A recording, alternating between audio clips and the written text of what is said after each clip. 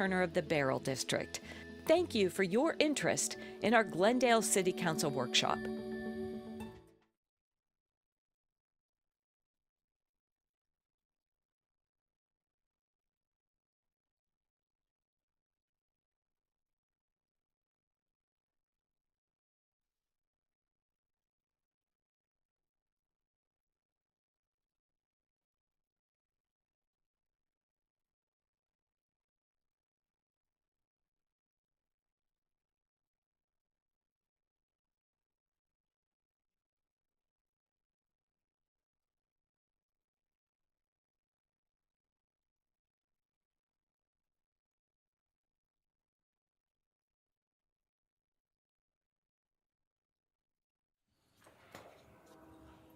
Okay, we'll go ahead and get started here. Good morning, everyone. Welcome to the Glendale City Council Budget Workshop session of April 7th, 2022. The meeting is called to order. I will call roll call. We have one member that's not here. I do expect him to be here. He's just not here now. So to do it properly, we'll go ahead and call roll call. Councilmember Clark. Here. Councilmember Hugh. Here. Councilmember Milner. Councilmember Tomachov. Councilmember Tomachov. Here. Councilmember Turner. Here. Vice Mayor? Present. I'm present, so we have Mr. Milner. When he comes in, if you just take note of that on the roll, please. So moving right along, Ms. Bauer, would you go ahead and introduce us to item number 1, and we'll get things moving. Fiscal year 2022-23 budget workshop. Well, good morning, Mayor, members of the council. It seems like it was just a couple days ago that we saw you. In fact, it was. So again, we appreciate your time here today, another workshop, and we're ready to take you through the last part of our budget presentation. And so with that, I'll turn over to our Budget and Finance Director, Lisette Camacho. Good morning, Mayor, members of the council. Today is our 5th budget workshop and also our 2nd operating budget presentations. The first part of the presentation will cover follow-up items from the April 5th workshop. The first slide that you're seeing in here is the number of employees by department with direct contact with the public and employees with no contact with the public. I'm not going to go through all the information in this slide, but the first column would be the department name. The second column is the number of employees with direct contact with the public. The third column, no contact with the public, and the last column is the total number of employees by department. Did we get a copy? Mayor, can we get a printed copy of that? Mayor, members of the council, will get some printed. Thank you.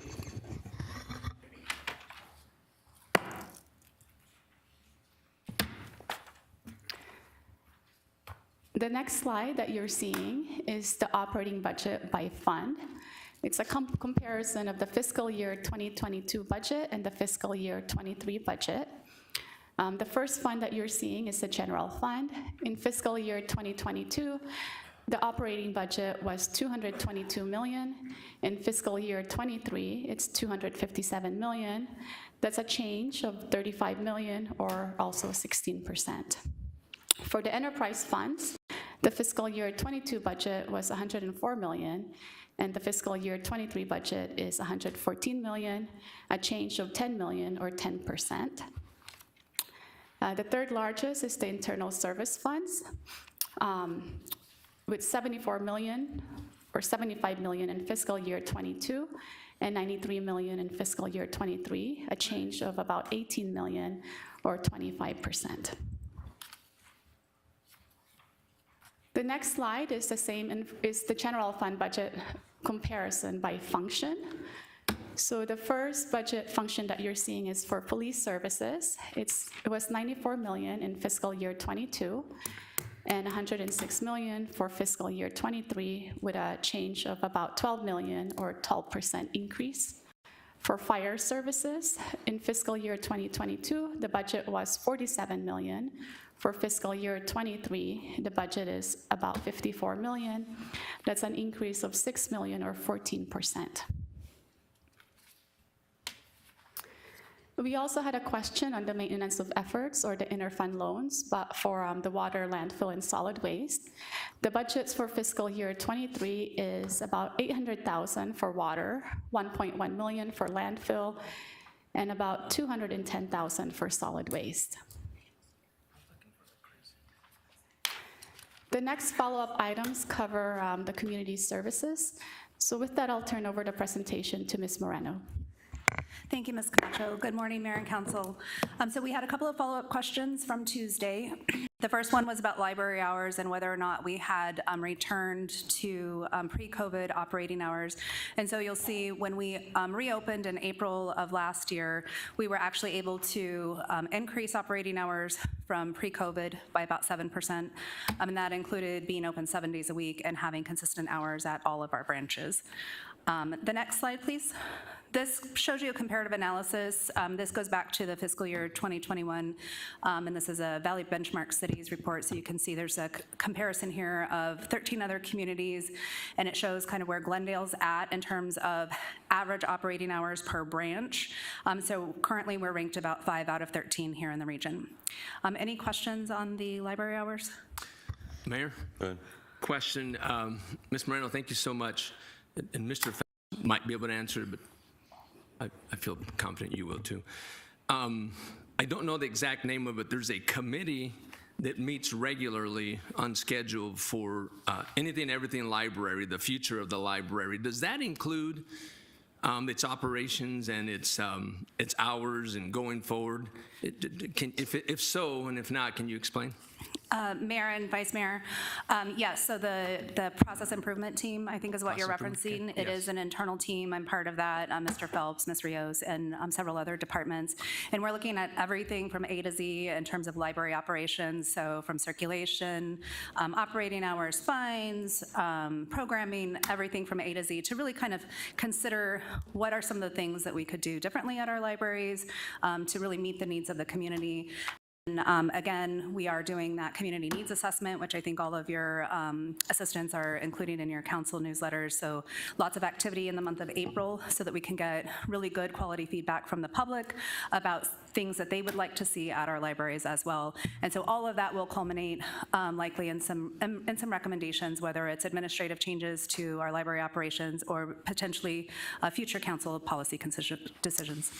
Thank you for that, and Councilmember Clark is absolutely right in her comments on asking if we're at our fullest potential of hours. I know a few years back we increased those hours from the reduction. I didn't see your presentation too well because it was really quick. Is it our plan as part of that group to make Glendale libraries, when we talk about our peer cities, #1 library that works to its full potential, has more hours or equal hours? Is that part of our process, our objective? Mayor and Vice Mayor.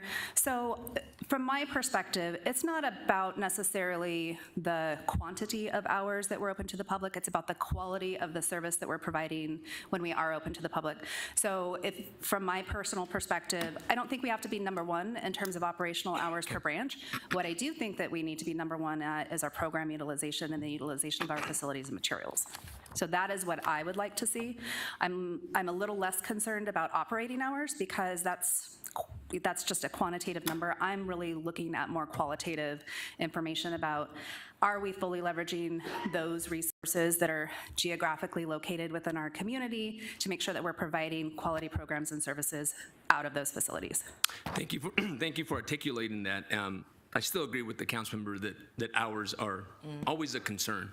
I did meet with some library folks that operate elementary and high school libraries, and I asked them, how can you do so well with the little bit of hours that you're open? And they said exactly what you just said.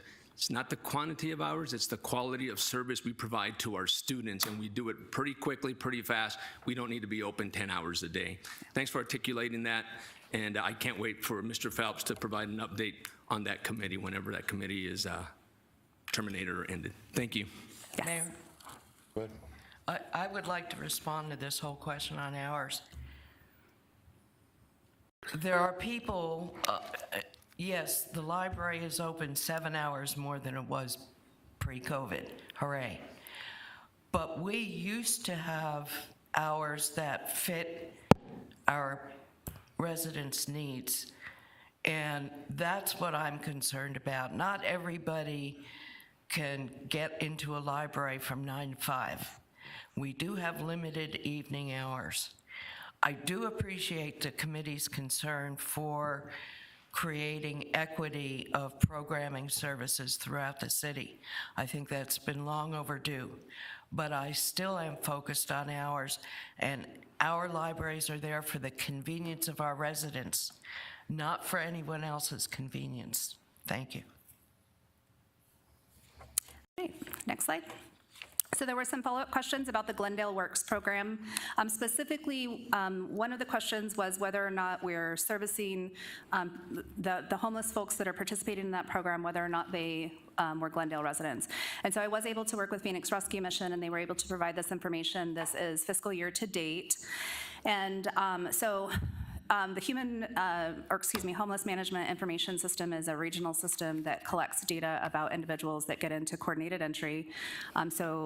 During this period, there were 343 unduplicated participants in the program, and you can see here, 143 of them reported their location of prior residence as the city of Glendale, which is 41%. There were a large amount where the client refused to provide that information, but you can see clearly based on the numbers that Glendale residents are the ones receiving a majority of those services. The next slide shows program outcomes. I know that was another question. So this gives some information collectively over the history of the program. So that number of unduplicated actively engaged participants means that those are individuals that participated in Glendale Works program, but they're working the program. And what that means is that when they're doing a shift and earning that wage, they're also participating in the case management services and any of the other services that are being provided as part of that program. And they're actively engaged in that program for a period of 90 days. So you can see the number there is pretty high. It's 270. That means that we're having multiple engagements with individuals to help them address their barriers and challenges and hopefully getting them into permanent housing. They have had temporary housing placements of about 22 this year. You can see that's pretty consistent. We still have a few months left in the calendar year, and then permanent housing placements is up from last year. Any questions about the Glendale Works? Mayor? Go ahead. Not a question about any of the numbers, but we're getting a lot of new information today and via slides. And I think it's appropriate that this new information that's being presented to us be printed out and delivered to all the council members. Mayor, members of the council, it's on its way. Thank you. It's being printed. Mayor, thank you. I don't really care about the paper, but can you upload it or add it to the PowerPoint or as a separate attachment? I don't all the paper. I just rely on our digital records, but it's not included in today's PowerPoint. So Certainly, we can do that. No. Thank you. Mayor. Go ahead. Thank you. Ms. Moreno, on this Glendale Works program, the top line participants turned away for a shift. There may be various reasons the participants turned away. Does this include all reasons, or is this strictly demand exceeding supply of hours available, or what? Mayor and Councilmember Turner, this is demand exceeding our ability, our capacity. A lot of that is due to COVID. So during COVID, they had to reduce the number of people they could accommodate in each of the vans. They had to reduce capacity by about half. I'll be interested to see how this number looks over the next, throughout the rest of this fiscal year and then into the next fiscal year to see if we are continuing to have to turn away people who are interested in the program, because that would obviously mean that we have excess need. And again, that goes back to sort of the next phase, which is engaging the private sector to help support and grow the program. And if I may, Mayor, one of the really heartwarming successes that was mentioned one of the previous times we talked about this program was participants who were, through some day labor with us, able to raise enough money perhaps to get home, wherever their home may be. And I don't know if we can track that or anything, but For those who don't continue in the system, is it because they've in essence graduated out, they've been able to move on with their lives in a way that's appropriate for them? Mayor and Councilmember Turner, you're absolutely right. Each person's situation is different. There may be program participants that, work a few shifts and are able to get into a better situation on their own without having to receive permanent housing placement through the program. And we wouldn't have access to that kind of information. But you can see that we are clearly getting folks into temporary housing, permanent housing, getting them into substance abuse programs. So the program is working. And it is changing lives, and this combined with the Master Services Agreement truly is making a difference. Thank you. Thank you, Mayor. All right. Thank you. The next follow-up items cover the questions for transportation. As far as the enhanced detection, Mayor, members of the council, I'll turn it over to Mr. Abbas. Thank you, Listen. Thank you, Mayor and Council. My name is Shahid Abbas, Director of Transportation. There was a question about the enhanced detection at the intersection. As I said, we have 209 traffic signals in the city. As of today, we have been able to convert 92 of those to enhanced detection system, and we have the fundings available in the federal grant monies to convert another 53 in the next 2 to 3 years. So we are processing the agreement with the ADAR to convert another 53 to enhanced detection system, and that will bring us to 151, and then we'll use our operating funds, which we requested the council on Tuesday, and we'll convert another 5.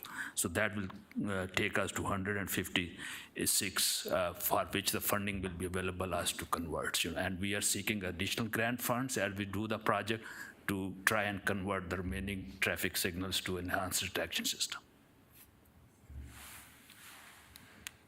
Thank you. Thank you.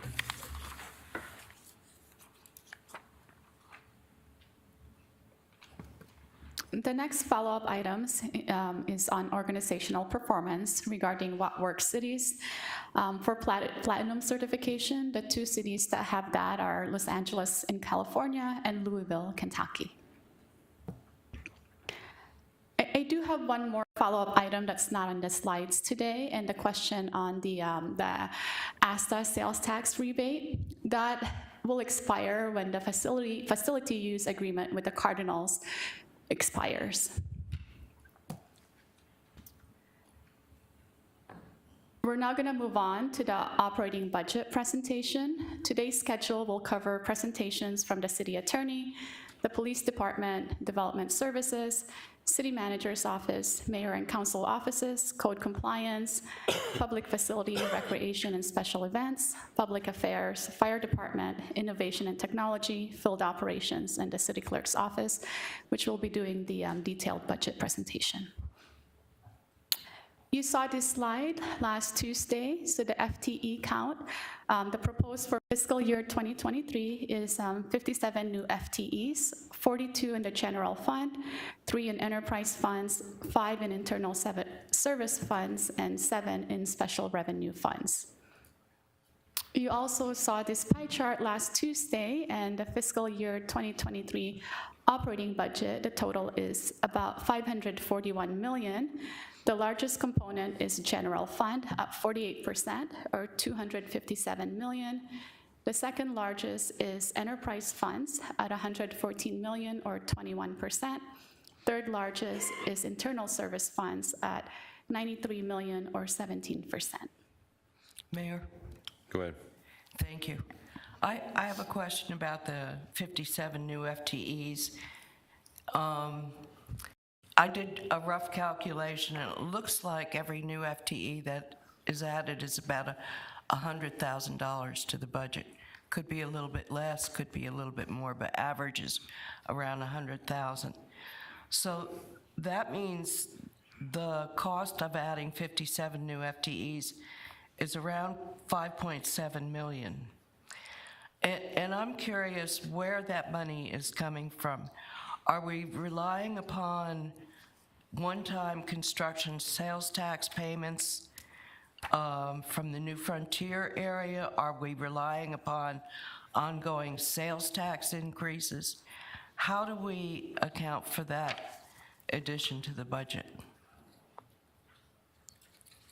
Mayor, members of the council, we are not relying upon one-time revenue. Okay. There has been continued strong revenue in other than one-time categories within the, particularly in city-collected sales tax, as well as state-shared revenue in almost every category. So in particular, the retail sector is very strong. We consider things like construction contracting and that type of revenue to be one-time. So no, we are not relying upon those.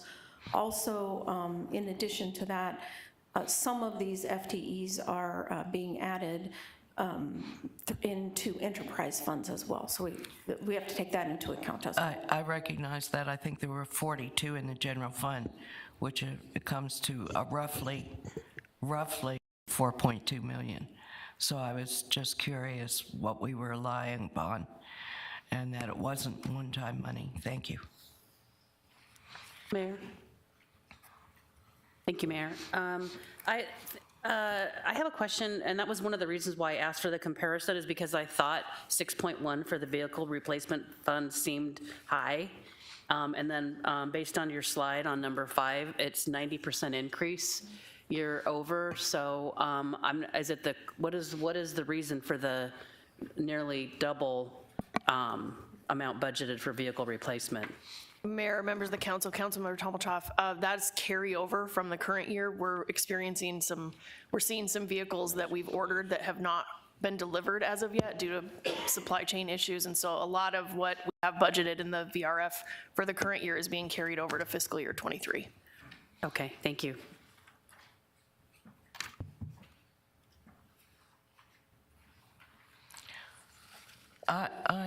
Mayor? Go ahead. I'm looking at slide 4, a number of employees with direct contact with the public, and I'll just use mayor and council office. No, I won't. I'll use the city manager's office. Sorry, city manager. Contact with the public, all 23 employees, but I would imagine I would like to know what criteria was used to determine that employee made contact with the public or didn't make contact with the public. What was the criteria that was established? Mayor, members of the council, we didn't set out criteria necessarily. We just asked the same question that you asked of each department head, and this is the information that each department head sent back to us. And so we felt that they're in the best position to know for their employees who has contact with the public and who does not. Okay, then I won't ask any specific questions at this point. Thank you.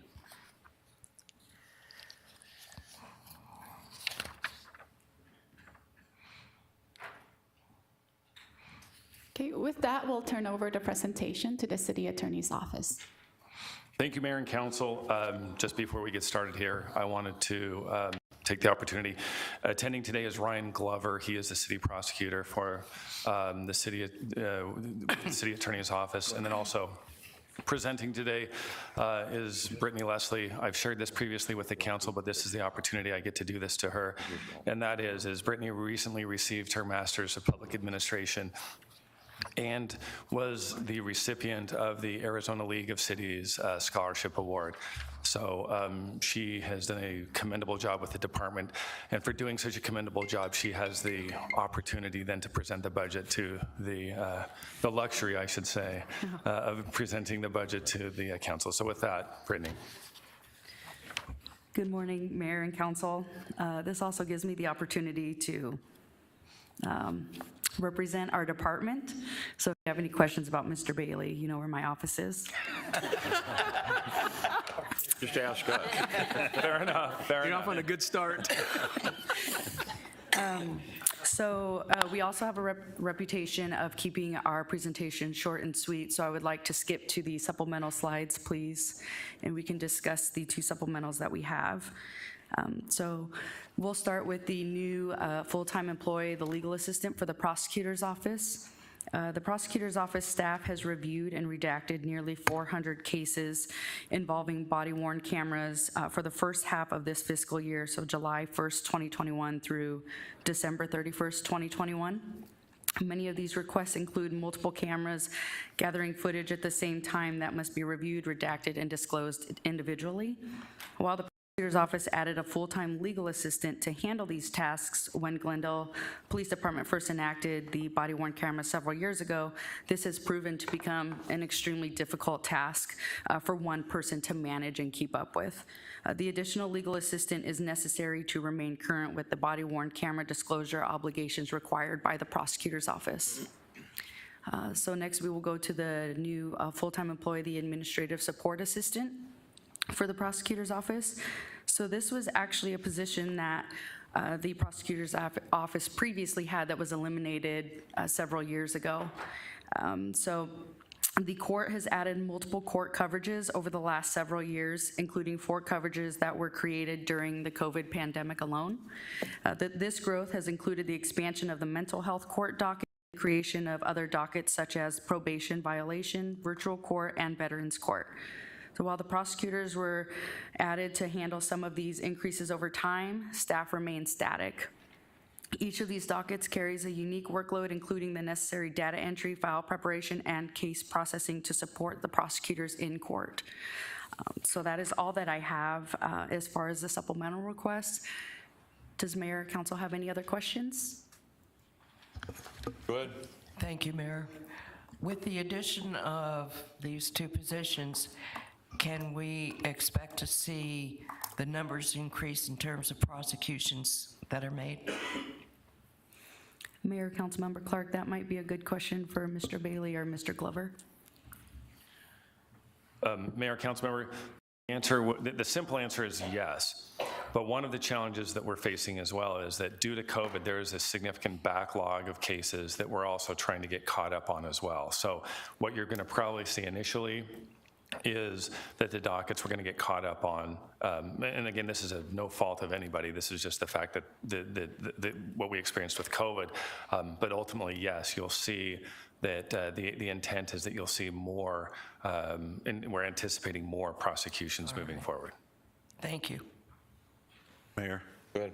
Thank you. I just want to take this opportunity to acknowledge the city attorney's office, the attorney, and all of our attorneys. They've done a tremendous job this year and last in settling cases, definitely in the city's favor, winning cases in the city's favor, which ultimately saves taxpayers tons of money, but also makes sure that the right thing gets done.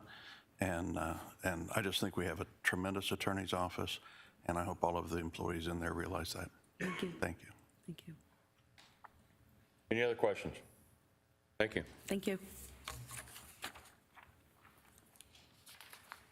Our next presentation is the Police Department, which will be presented by Mr. St. John.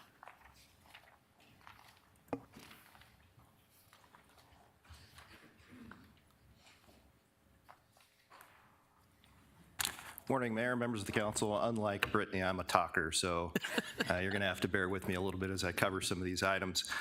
First up, the police department has a budget of about $111.5 million with 585 FTEs separated into 2 bureaus, each bureau having 3 divisions. Next slide. As you can see and probably see through most of the presentations, personnel costs are the majority of the overall budget at nearly 80%. Some statistics, pandemic, and now hopefully exiting the pandemic, you can see that violent crime continues to increase. Property crimes during the pandemic, we saw a pretty decent decrease in those crimes, but we're seeing it come back again on the rise. Part 1, crimes cleared. We saw a little bit of a drop last calendar year. No real explanation. The number of cases that are cleared are small, so the percentage decreases are relative, if you know what I mean. And then crimes cleared by arrest, we actually saw an increase in that, and you're going to see a budget supplemental later asking for an increase in our expense to the county to house and intake those people that we arrest. Calls for service stay at about 180,000, increasing just slightly from year to year. What is good, our response times to priority one calls for service at 82.6%. Our benchmark is 90%, but 82.6 is a good number for us. And 46.6 of our part two crimes, our priority two calls rather, we like to see that increase. It's been a struggle for many years, and we have several initiatives within the police department to try to increase that. Traffic accidents, fatalities are up, as you know, but overall accidents with injuries are down just a little bit, and our DUI arrests are up, which is good. And then we're seeing proactivity from our police department drop a little bit, and that's because of the numbers in the patrol division, quite frankly. We've had a number of vacancies that have caused officers to work more overtime and be more responsive to calls in the field with less time to be proactive. And then some of our proactive units have run with less numbers because we had to put more people back in the patrol division. And so we are responding to calls for service. Our response times are good. But our proactivity is suffering a little bit as we continue to struggle to recruit. And then communications, 89.7% of calls answered within 15 seconds. And I would submit that the reason why we're not higher than that is because the communication center gets flooded with 911 calls anytime there's a major car accident or a house fire or something significant that many people call on. Otherwise, I think that number would be higher. Next slide. We can skip this slide. It's just all the training and everything the police department is doing to maintain standards. We're hitting all those benchmarks. So as I stated, the patrol division responded to nearly 182,000 calls for service last year and re-engaged the community in face-to-face conversations with Coffee with a Cop, HOA, neighborhood watch meetings, presentations, GAIN, site security assessments, all the things that we want our police department doing in the field that helps reduce the crime numbers and just educates our community on what they can do. One of the big things that was created this last year was the West Valley Incident Response Team. So essentially what that is all the West Valley agencies got together and they decided that it's best and more transparent for another agency to investigate officer-involved shootings from one agency. So if one of our officers gets in a shooting, traditionally we would handle the criminal and the internal investigation, assuming the shooting occurred in our jurisdiction. So if we engaged in a shooting with a suspect in another jurisdiction, that jurisdiction would handle the criminal and we would do the internal. We are still doing our internal investigations, but the criminal investigations are now being handled regardless of where they occur by the West Valley Investigative Response Team. And so if one of our officers gets in a shooting in our jurisdiction or any other jurisdiction, this West Valley Investigative Response Team sends the team members out, and one of our detectives acts as a liaison with the lead detective in the case to investigate that shooting. And that is just a trend that we're seeing nationwide, where the community has a higher expectation of transparency and believes that occurs when an outside agency does the investigation. And I don't disagree. I think it's a great idea. So that was initiated last year, and to date, they've been activated 11 times. And then a final bullet point here, which is significant, the police department was awarded nearly $1.7 million in grant funding to support the initiatives of the police department last year. The Real-Time Crime Center, that's really the jewel of the police department. They are doing some tremendous work. I'm working with the city manager and the police chief on how we can get some of that information into the public. Number one, we believe it'll help to deter crime. If people know what we can do, maybe they'll choose another location and they'll stay out of Glendale. And that'll be a benefit to our community for sure. And then second, we want to showcase what technology has done for the police department and how we investigate crime and how the Real-Time Crime Center really acts as, they're more than just support. They are the eyes and ears of officers responding to these calls and directing these officers to where suspects are leaving to. A lot of times we see Crimes occur, we get the call for service, and by the time we get there, the suspects are gone. And that's still the case today. But now we're able to track them when they leave the business or the residence or a street location where something occurred. We can now track them, and the Real-Time Crime Center can direct officers to where they are currently as opposed to where they were when the crime occurred. And we've seen some huge benefit from that. We're making arrests today on cases. Within 24 hours, we're making an arrest on cases that in my history, we probably would have never solved, because the information provided by the people on scene isn't significant enough to lead to the person who committed the crime. But because we're able to see portions of the crime that occurred and then people leaving, and we're getting license plates and we're getting information about where they're going, we are able to solve crimes today that in years past, we would have never known who did it. Significant crimes, homicides, robberies. You may have heard a couple of weeks ago, there was a robbery at a jewelry store up north on Bell Road.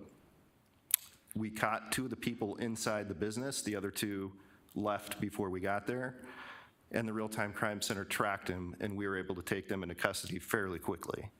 In years past, again, those other 2 people, we may have never known who they are, depending on whether the 2 we caught actually talked or not. But the Real-Time Crime Center has just been a huge addition to the police department, and we're looking forward to what they can do in the future.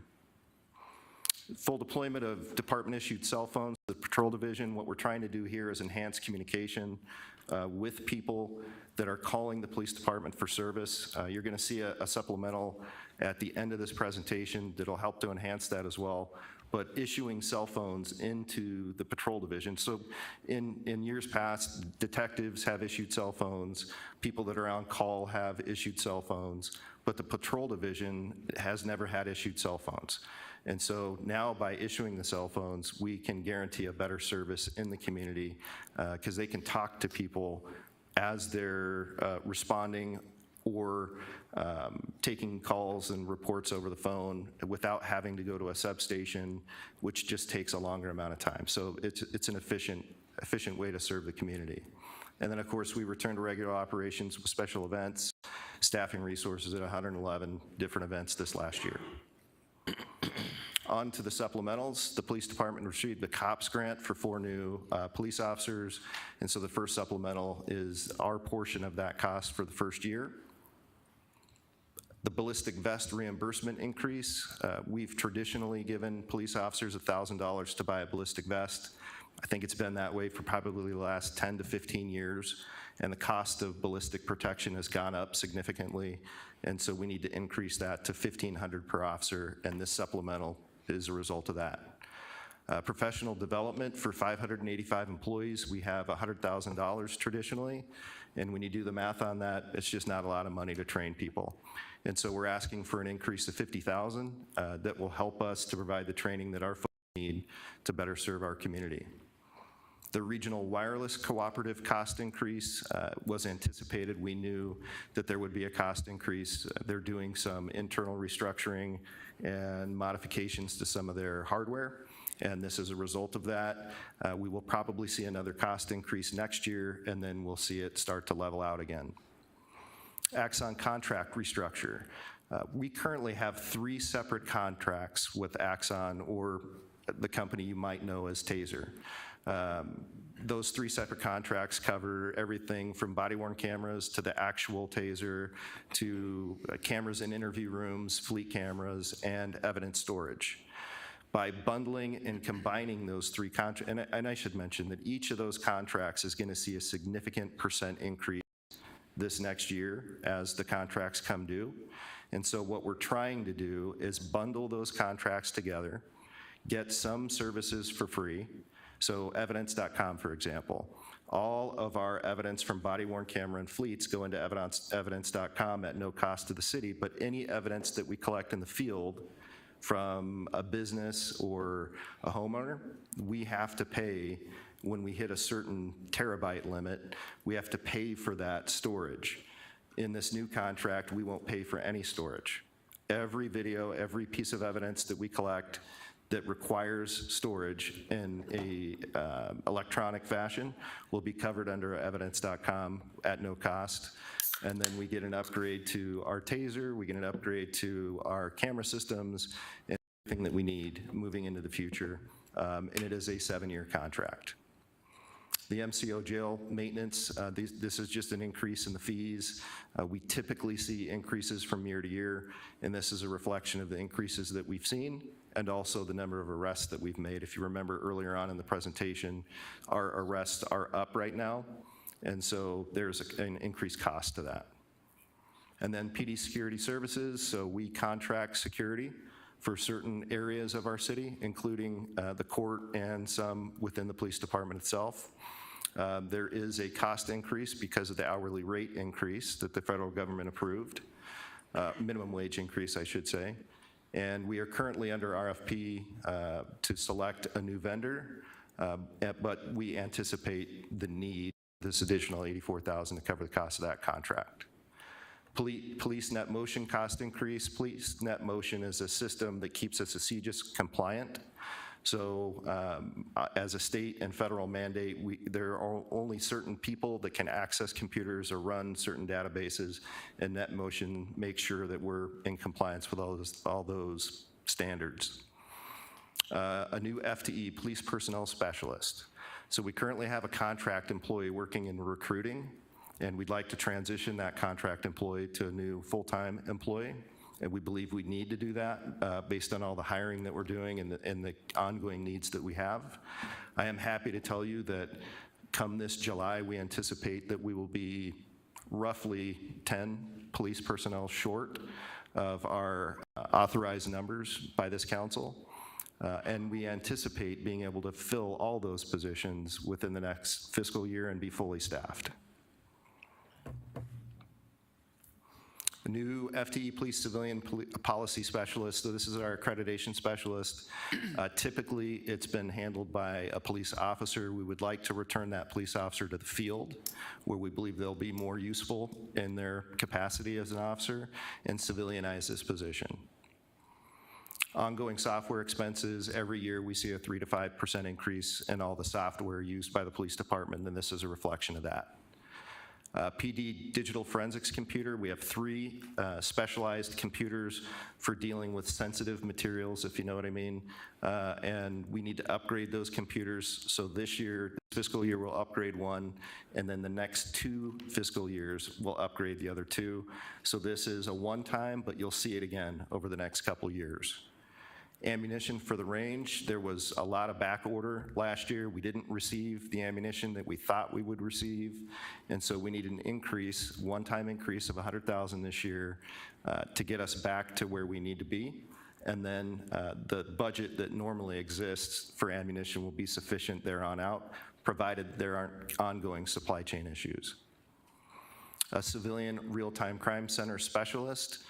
We would like to civilianize at least a portion of the real-time crime center. We do believe there's a benefit to having some sworn personnel in there, but having civilians in there that understand computer technologies and dealing with camera systems and all those things that not a lot of officers are too familiar with, we believe that's a good direction to go. And so we'd like to civilianize 1 position this next fiscal year and evaluate that and hopefully come back over the next couple of fiscal years with some additional positions. And then we have 2 records techs.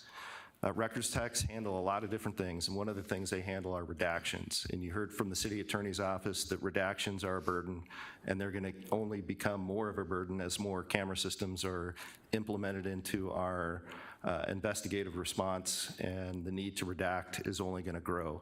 And so we're asking for these 2 positions that will essentially be redaction specialists. And then finally, we have 2 IT projects. The first is technology-enabled training rooms. This will be at Fire Station 151 and also at Gateway Police and Fire Station 158. So they share a training room out of that location. Upgrading the technology in these training rooms creates an efficiency, particularly in the fire department, because the fire personnel don't have to travel to the training they can stay where they're at and view the training online. And so we believe this will create a pretty significant efficiency, at least in the fire department, and it's something good for the police department as well. And then the customer service communication platform. This is a company called SpiderTech. They came into the industry probably 4 or 5 years ago is when I saw the first presentation in Arizona. A couple of Valley agencies adopted it. Essentially what they do is they, what's the word I'm looking for? They merge the CAD system. So as people enter calls for service, SpiderTech will communicate with those people about when an officer is expected, when an officer is en route. So a lot of times people call the police and it takes 20, 30 minutes for someone to arrive and they wonder, do I need to call back? What's going on? So SpiderTech technologies through the CAD system will inform them of what's going on with their call and when they can expect to see a police officer. In the investigations module, it updates victims and people associated with an investigation on case status changes. So if there's an arrest made or if there's a court date set or anything like that, then it communicates automatically with those victims and witnesses on where they need to be and what's going on with the case. And then there's the last module that we're purchasing is a survey module. So after you've had an interaction with the police department, whether in the patrol division or through investigations, it provides a survey and solicits feedback from those people, and it helps the police department to understand where we can improve our services. And with that, I'm happy to answer any questions. Of course, Chief Briggs is here if there are specific questions that I can't answer. Mayor. Go ahead. Thank you, Mayor. I have a couple questions, and thank you, Rick, and thank you, Chief Briggs. I'm extremely proud of our police department. This customer service communication platform, is it basically does it tell people where the officer is? Or like, I'm wondering if it's like, you know, if you've ever had the misfortune to have AAA dispatch a tow truck to you, it basically lets you know, or like a Lyft or Uber or anything like that, you can see where the driver is. Is that what this does? Mayor, Councilmember Tommelchoff, I believe what the technology does is it tells you where you're at in the queue as far as response, when you can expect a response. So it's a little bit more like going to a restaurant and asking how long's the wait for a table. Okay. And then is it text messages? Mayor, Councilmember Tommelchoff, yes. Okay. All right. I think that's pretty cool. My other question is, and maybe the Mayor, if I could continue, the name of the position has changed. But do we still have CSOs? Mayor, Councilmember Tommelchoff, we do. Are they called? I couldn't find them in the FTE schedule. They called something. How many do we have? Mayor, Councilmember Tommelchoff, I believe we have 6 CSOs and a supervisor, but Chief Briggs. Traffic Services Specialist, TSS. Okay. Chief Briggs is telling me they're now called Traffic Service Specialist, or TSS. That's why I couldn't find them. And have you found that to be effective and to let the patrol officers get back on patrol and they stay and fill out it seems like there's a lot more traffic accidents, so I mean, hopefully, you know, that's helping keep our officers on the road, you know, on patrol and not standing there filling out a bunch of paperwork for a traffic accident. Mayor, Councilmember Tommelchoff, we do find it extremely effective, yes. Okay, thank you. I just wanted to make sure because I figured the name had to change. I didn't see him in there. Thank you. Thank you, Mayor. First, let me preface all my questions with, I am the mom of a retired law enforcement officer, so do not be upset by any questions that I ask. I want to go back to slide 17 under your goals and objectives. It's performance measures for UCR Part 1, Part 2 crimes. And I was concerned percent of UCR Part 1 crimes cleared, and the number between 2020 and 2021 actually goes down. Was 15.2%, 2021 it's 14.6%. And the same for the other statistics related to that particular area. Can you tell me why those numbers decline? I'll allow Mayor, Councilmember Clark, I'll allow Chief Briggs to respond to that. Mayor, Councilmember Clark, there's a lot of reasons why our clearance rates can go down. There's staffing issues that many times our officers go out, they take a report, and then they can do their own follow-up. When our staffing is down, they take a report, then they're going to the next call, the next call, the next call, so they're not clearing it in patrol, and then it goes into our investigations unit. So that builds up their queue. Some of our crimes are whodunits, and it takes longer to clear those crimes than it would when we have a suspect's name or a license plate or something like that. Then let me follow up. I was curious by the phrase, crime cleared by arrest or by exceptional means. What do you mean when you use the term exceptional means? The biggest one is death of offender. Say that again? Death of offender. Oh. The suspect's no longer with us. I didn't realize it happened that frequently. Okay. My next question has to do with the ballistic vests and the request for 1,500. And I never asked, but I'm going to ask now. What is the process? Does the officer buy the vest and ask for reimbursement? Or do you just allocate that 1,500 and you don't know whether the officer used it to buy a vest or not? Mayor, Councilmember Clark, the officer goes and purchases their vest from a vendor. It has to be a type of vest that we allow. They then bring back the sheet from the vendor saying that they did buy it with the receipt that they paid for, and they get reimbursed for the amount they paid, not exceeding what we allow. Very good. My next question is, officers do we have as of today? Or whenever you remember the latest figure. So last year we bid, I think it was 186. So we anticipated 186 slots in patrol. So 186 slots out of 584 are strictly for patrol. How many beat areas does the city currently have? I believe there's 24. Okay. How many, we have 3 shifts, how many patrol is typically in a beat area per shift? 2, 3? Mayor, Councilmember Clark, each beat normally has 1 officer. 1 officer. That's correct. Okay. So for example, if you have a domestic violence call, policy requires for an officer and a backup. Does that still hold, that policy? Mayor, Councilmember Clark, yes, in most circumstances. Okay. So if, it's going to be hypothetical, if an officer responds to a DV call in his beat area, that means the 1 officer in the other beat area adjacent, or whoever is nearest, has to come and back him up. Now we have 2 beat areas where the officers are busy. How are those 2 beat areas covered? So say another call comes in, a priority 1, and these 2 officers are handling a DV call. How do you handle that priority 1 in either of those 2 beats that are now uncovered? Mayor, Councilmember Clark, then officers from an adjacent beat would move into that beat for the priority 1. So it's like a domino effect. That's correct. Okay. Do you ever envision, at some point in your lifetime or mine, increasing the number of patrol officers per beat area?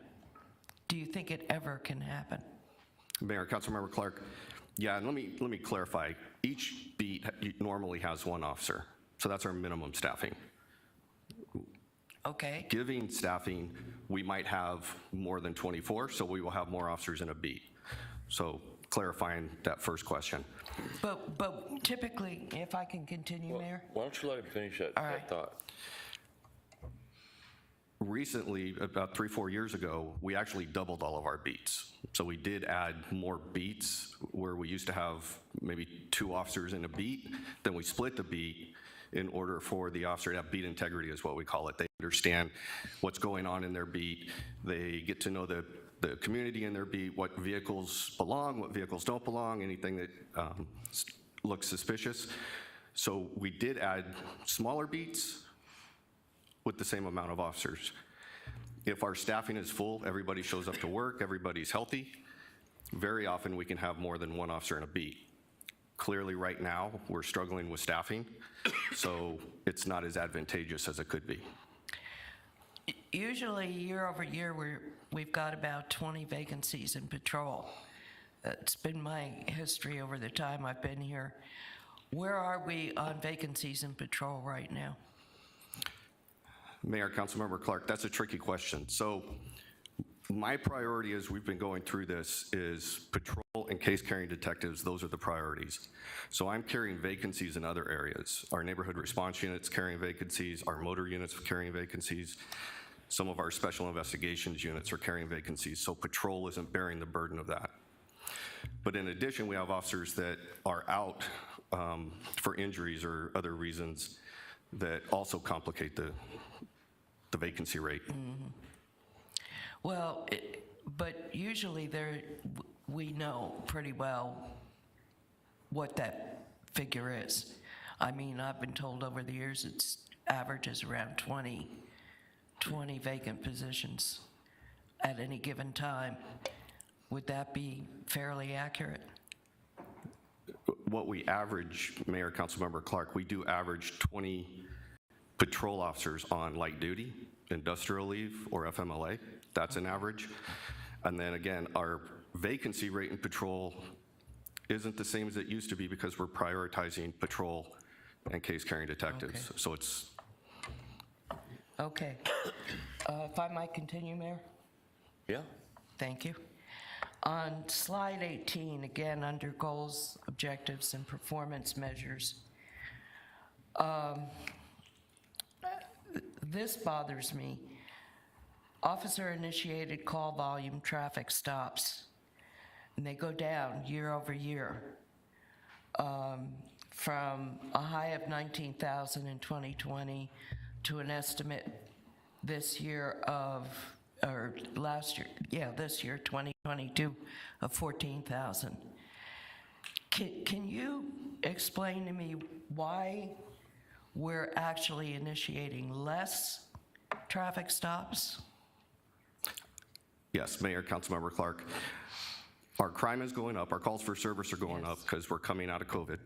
So therefore, self-initiated activity is going to decrease because we're going to more calls than we are self-initiated activity, which includes traffic stops. I spoke about carrying vacancies in other divisions. My motor unit is supposed to have 14. I have, I think, 4 or 5 vacancies. But in addition to that, with injuries, I think I'm down to 7 riding motors right now. Yeah, that's 50%. That's not good.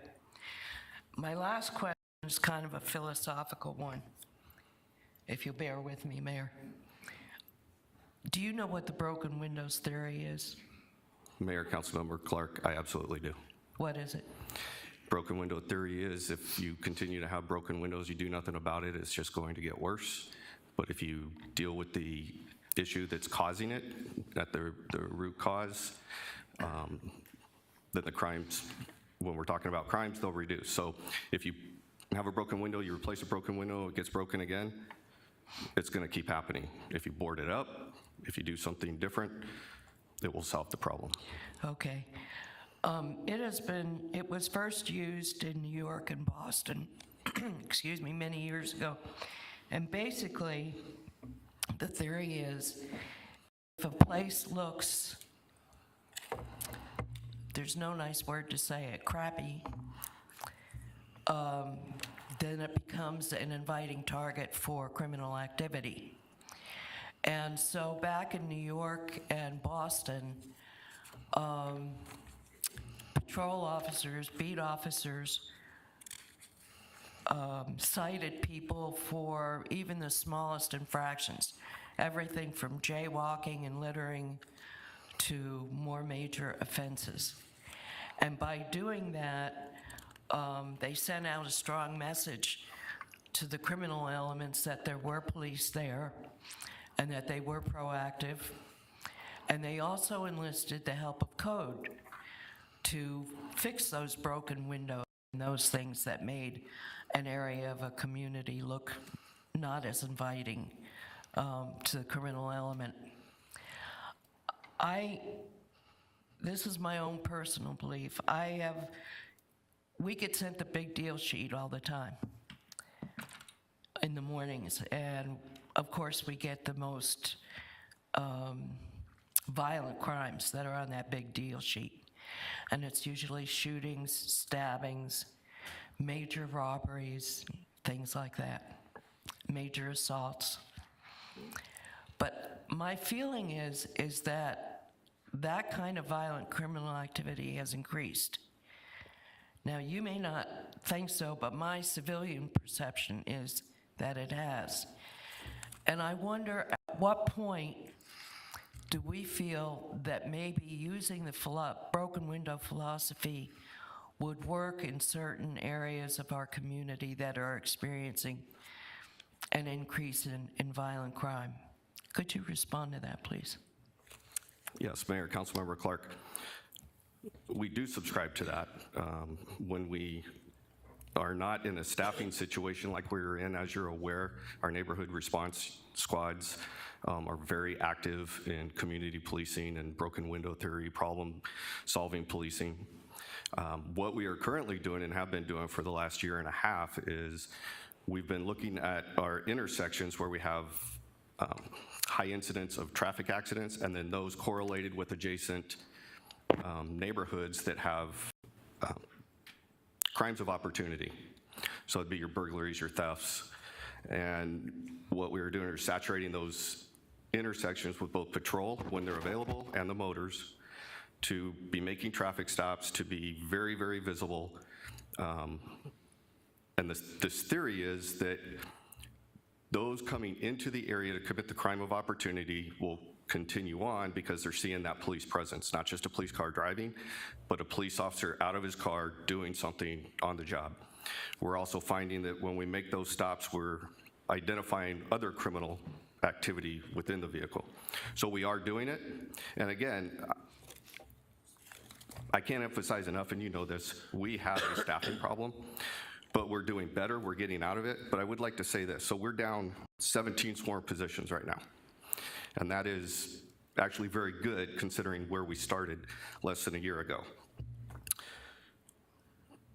But in there, I've got 8 of those, of the new officers in FTO. So they're not on their own, they're not doing the job. I currently have 17 in the academy, so they're not on the job. I have 3 in pre-academy, so they're getting ready to go to the academy. So I might be down 17, but I still have over 20 that aren't actually doing the job, but they're hired. And there's a light at the end of the tunnel, and there's a lot of good things that we're gonna do in the future. I just have to get us out of this slump. And sometimes I'm chasing the bouncing ball because I have people retiring. I have people quitting. So I hire 2, I lose 3. So we're working on that. There's some legislation that might help us. So. Okay, thank you for your answers to my questions. I just am concerned about and worried about some of the areas of our city that are experiencing a lot of violent crime. And if there's anything new out there or anything old that can be reused to try to get a handle on that. So thank you for your responses. Thank you, Mayor. Turner. Thank you, Mayor. Chief, to follow up, you just were discussing that you were down 17, but you had, I think you estimated about 20, what I would call in the pipeline, either in the academy or pre-academy. When those, are those included in your down 17 number, or when those come through, will you be closer to full capacity? Mayor, Councilmember Turner, I am down 17. So there's 30, roughly 30, that are in some form of training. That is not included in that number. So I have roughly 30 that are hired, not doing the job yet, but will be very soon. and then I have 17 more to hire. So I'm looking at in May with some laterals. I'm knocking on wood. My recruitment team tells me we should be getting about 10 more. Okay, thank you, Mayor. So, Chief, if I'm understanding, down 17 plus another 30 that are not on the streets. Mayor, Councilmember Turner, that's correct. So absent on the streets at this point in time are around 47. Mayor, Councilmember Turner, that's correct. And then I have people on light duty, FMLA, so I have roughly another 20 that I average monthly. Okay. And again, don't get me wrong, fully appreciate and support our police department. That's what I want to try to do here today. And I realize this isn't a Glendale-specific challenge, that, you know, and in fact that we are probably in a better situation than many police departments our size across the country, because we do have a great community and a great force with plenty of political support. Is there more that we can be doing to assist you in getting us back up to full strength for the safety of our community and for the safety of your officers as well? Mayor, Councilmember Turner, and to the whole council, I appreciate the question. I think what you guys have done with your voice, with what you do in the budget process, assisting me with that video that we did, you are doing it. And there's been a negative narrative around the country related to law enforcement. The one thing that our officers have going for them is they have a chief and executive staff that support them to no end, that grew up in the department, knows what they're going through, and are here with them. But we also have a council and a city manager, a city management office that support them and are willing to stand up and support them. Monday and Tuesday, we had a virtual site assessment for our reaccreditation. And in the exit interview, they were actually impressed with the number of vacancies that we have for an agency our size and with everything that's going on in law enforcement. Additionally, they were impressed with how we haven't lowered our standards in hiring people, but are able to be doing the hiring that we're doing. So our incentives are working, our recruiting strategies are working, we're really leveraging social media and geofencing it. So we're seeing a lot of success there. Great, thank you. And Mayor, if I continue, if there's more, please don't hesitate to reach out to us. And I know my office, if there's a graphic that I could incorporate in my weekly newsletter that would talk about, you know, any incentives that we have for hiring and what a great department ours is to work with, or that I can use when I'm out in the public, that would be some, you know, it's not everything, but anything that we can do, I think all of us are willing to do for you. And this may not be for Chief, it may be for Deputy or City Manager. So some of our budget costs in police and certainly in fire are driven by the MOUs. And I believe that process has been completed. I haven't received a copy of the MOUs or any breakdown on any budget impact that the MOUs have, and I would like to have that. Mayor, Councilmember Turner, I believe we will be coming to council with some information regarding the negotiations we just went through with both police and fire. We do have a finished product in the police department. The fire department is not quite finished. We're hoping to get that done within the next week or two, at which time I'm sure the city manager will engage council to talk about what is new in the contracts, or agreements, I should say. Okay. Thank you, Deputy City Manager. I just finished by saying that I think we have a terrific police department that does excellent work in some very challenging times and with a very challenging portion of our population. So much appreciated. Thank you. Vice Mayor. Thank you, Mayor. I haven't been so anxious to speak in a long time. My hands are sweating and trying to dry them off. First of all, Mr. St. John, you eloquently articulated the quality of police that we have in the city of Glendale. So thank you so much for doing that. You also articulated the quality of chief we have, who's standing right behind you. Chief, you are absolutely the best chief, sorry, Rick, because you were chief before, that we have. I'll tell you what, I am so proud of you and the work you do. If there's anybody that's watching this show today, this meeting today, that thinks because of what the chief just said about having lack of staff that you think you're going to be a potential criminal here, you got it wrong. Absolutely wrong. because this man behind you has a plan, a strategic plan, and he and I have spoken many, many times, and he speaks highly about his staff, and he never speaks about how low he is on staff, and he just says, we're going to go out and get it done. We're going to make Glendale the safest city in the state of Arizona. So if anyone's watching and our citizens are watching, know that we have a chief and a commanding staff, police officers, and civilian employees who make this city the best city in the entire state of Arizona, and we are the safest. With that said, I had the absolute honor and pride to speak on behalf of Chief and the Glendale Police Department to the accreditation organization on Monday. And it was an absolute honor, Chief, to speak on your behalf and your leadership team and how well of a job you do to keep this city safe. You guys are phenomenal. You guys are my pride and joy, and I appreciate everything you do. With that said, Mr. St. John, I have a question for you because it's important for our citizens to know. And if the answer is yes, we're slightly under, then I'd like to know why so the citizens know why. You talked about response time. Are we at the national average, above it, below it, or right there on it, on response time? Mayor, Vice Mayor, the target of 90% for Part 1 and Part 2 is a national standard that is set at a mark that the people that set the standard don't expect anybody to hit it. Okay. They want to set it that high to incentivize police departments to always be striving to do better. So I know, so we're at 82.6% on Part 1. That's extremely high. Across the nation, I would put that number up against any other police agency. The Part 2, a lot of the Part 2 crimes are categorized differently by different agencies to try to increase that number, in my opinion, wrongfully. So we don't want to take certain crimes that should be categorized as Part 2. And let me explain for a second the difference between a Priority 2 or a Priority 3 call. A Priority 2 call is dispatched, voice dispatched, and officers engage the communication specialist and respond immediately. Priority 3s are entered into the computer and they're pulled as an officer becomes available and can take calls off the computer.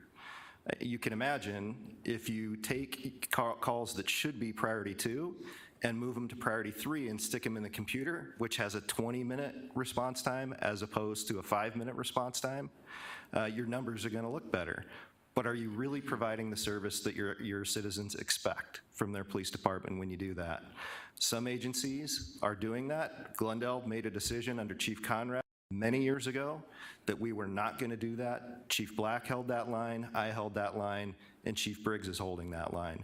Because we believe that having that response, that level of response, is more important than looking good on paper. And so while we would agree 46.6% is well below where we would like to be, we believe that that is an accurate depiction of the way police departments should work, and we're striving to get that number where we believe it should be, and that's closer to that 80–90%. Thank you, Mr. St. John. Mayor, if I may continue. It sounds like the national standard is almost an unattainable goal, but for a reason. It allows you to continue to improve and strive to be better. If you meet the standard and you stay there, then you're not improving. So you continue to try to reach that goal. And so it's important that you articulated that so our citizens know that, yeah, we're there. We are where we're supposed to be. It's a goal that's much greater than many police departments can get to, but that's because there's room to grow. Again, I just want to thank the both of you, and Chief, thank you so much for always answering my questions when I have them and picking up the phone for me. And it was a pleasure and honor to speak to the accreditation organization on the Glendale PD's progress and success. But I hope I'm not out of line here, and I know I'm not. But this council supports the heck out of police. I think this is one of the few cities that has 110% your back and the rest of your team. So thank you so much. Thank you, Mr. St. John. City Manager. Thank you, Mayor, members of the council. If you will indulge me, I'd like to make a couple quick comments on this. First, with regards to the recruitment, What I will say is this has the full attention of our department. Chief Briggs, his leadership team, and the people in the organization have really focused on this. First of all, thank you to the council for really allowing us to have one of the highest, if not the highest, bonus incentive to attract people here. But I hope you, and you saw in our budget, we're going to a full-time position on our recruitment strategist. I hope you heard in the presentation this notion of that we're geofencing to help us within our recruitment. You know, the old days of how you recruit for a police officer had been the model for years and years and years. This has their attention, and they're using technology, they're using a lot of strategies at which to do that. And so I also hope then you heard him say that we believe that there's a good likelihood that we can get close to full staffing in the next budget year. I encourage you to call up fellow colleagues in other cities and see how close their goal will be next year to getting fully staffed. And I think you'll be very proud to, you know, with the response that we heard from here. But my other comments really were, first of all, I think a couple thanks are deserved. I want to start, and I know Vice Mayor mentioned this, a couple others have. It starts with the City Council's support for this police department. We received numerous calls I did from other city managers. I know we did within the internal to the department when you did your video that we sent out to our police department giving your support. This you would think would be common, but unfortunately in this day and age it's actually uncommon. And I had several city managers say that they could never get their council to weigh in publicly and support their police department. So it started with your support. Second, Chief Briggs, you called it out. He is a fantastic chief. His leadership team he's put together is fantastic. He wears this department on his sleeve 24/7, and it kind of ripples really throughout the entire organization. And I just, again, want to compliment Chief Briggs. They do a phenomenal job.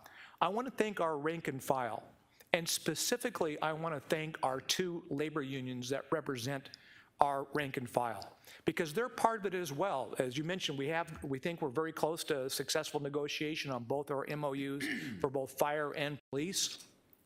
They are very much part of what's going on. And I think we're very fortunate that we have a relationship with both of our organizations within our police department that formed the GPOC coalition. They've been very much in the forefront of how we recruit and how we do things. And I just want to take a brief moment. One of the longtime negotiators on behalf of one of our unions, Julie Pendergrass, is retiring, I believe after 20 years, Chief? After 30 years. Just want to publicly acknowledge her, and also to thank Justin Harris, who represents the other department, because they're very much a part, I believe, of the success that we're having here. And so again, I just think I want to start with support, thanking the council for their support for our police department. It's a tough job. Now, with regards to the beats, clearly we're focused on trying to take our higher activity beats and either add more staffing or to reconfigure our beats. We think it's going to be a combination of getting back to full staffing and using technology. And so that's why you saw a lot of the focus by Deputy City Manager St. John on the real-time crime center, because really it's going to be a multi-prong attack. But thank you for your support for this department, Chief. I just wanted to publicly acknowledge the work you guys do and to make sure that your men and women know about that in your department. Thank you. Thank you.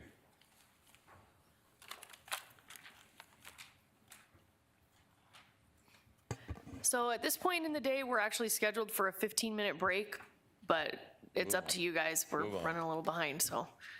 Our next presentation is Development Services, and we'll turn it over to Mr. Mehta. We don't need no. Good morning, Mayor, Council members, Mr. Phelps. I am joined today by Tabitha Perry and George Pavlovich, two incredible employees spearheading one of our very busy and one of the more productive working groups in the city.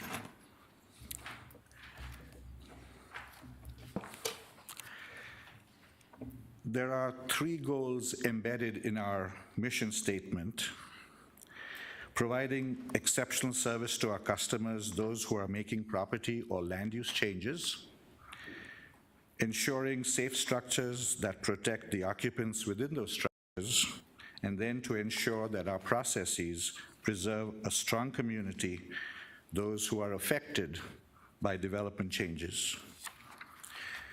We have 45 full-time equivalent staff in the Development Services Division. Our request today is going to be to add 6 additional FTEs and 4 contract employees. Our budget is people-centric, with most of it dedicated to staffing needs, as you can see, and it's reflected in the pie chart. Going to this slide, which relates to performance of the Planning Division, this is the first stop in a series of contacts that the public has with the city if there's any physical alteration of a site or proposed change of use on a property. The year hasn't ended, and we are already heading into another year of a high caseload. We're now in the second year of electronic plan submittal and plan reviews.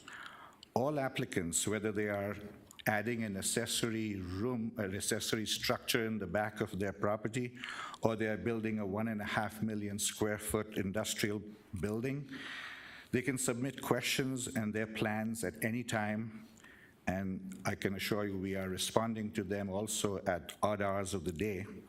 The direct consequence of us adapting this electronic communication and a 24/7 submittal process is enhanced customer service.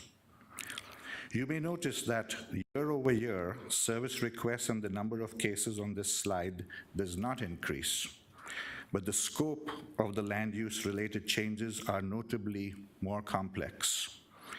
In the Loop 303 area, cases are larger in size, very complicated, and have interests from multiple surrounding jurisdictions. In the older and the more built-up part of the area of the town, we are seeing infill projects that have its own set of challenges. In addition to these 300 or 375 targeted cases that we are referring to, there are several more hundred, closer to 1,000 additional activities that planners are involved in, not truly reflected in the number of cases that are filed. So not on the slide, but worth mentioning, by the end of this year, Development Services Center will have received 10,000, in excess of 10,000 calls or visits, which include planning and building matters. Additionally, staff deals with approximately 200 business sign applications, that's signage on buildings, and approximately 1,200 business license reviews that are done annually. Not all service requests lead to a judicial or a quasi-judicial entitlement, either through council or planning commission or board of adjustments. In the fiscal years 2020 and 2021, incidentally, there were exactly 137 cases that were agendized on these 3 committees. We have already exceeded that number, and there's still 3 to 4 more months left in this fiscal year. So a lot of work in the pipeline. To the slide before you, this slide represents performance of the Building Safety Division, the division that is most affected by the surge in construction activity. Their work generally picks up after the planners have completed their design review, and the division's primary mission is to ensure safety of the structures and its occupants. Every work area within the Building Safety Division is experiencing unprecedented workload. This includes coordinators or customer service representatives who interact with the applicants, the plan reviewers who include architects, structural engineers, and then the inspectors who are out in the field. There are 2 types of challenges associated with new development. One is quantity, the other is scope of work. The quantity of work is illustrated in this slide before you.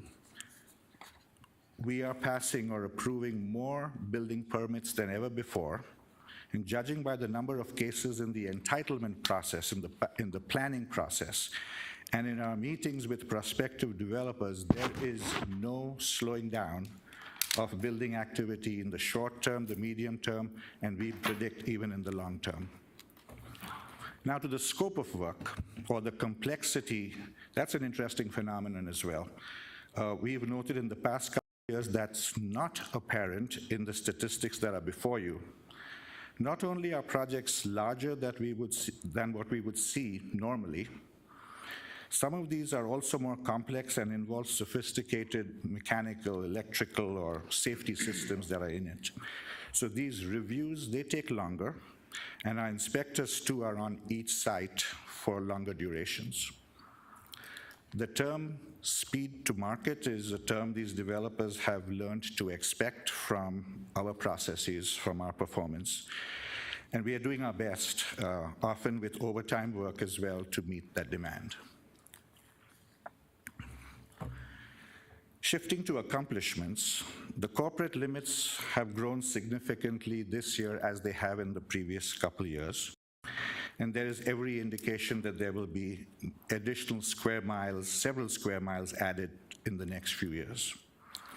On the development side, we could fill up many slides to list new businesses and major reuse projects that were approved by council for new entitlement.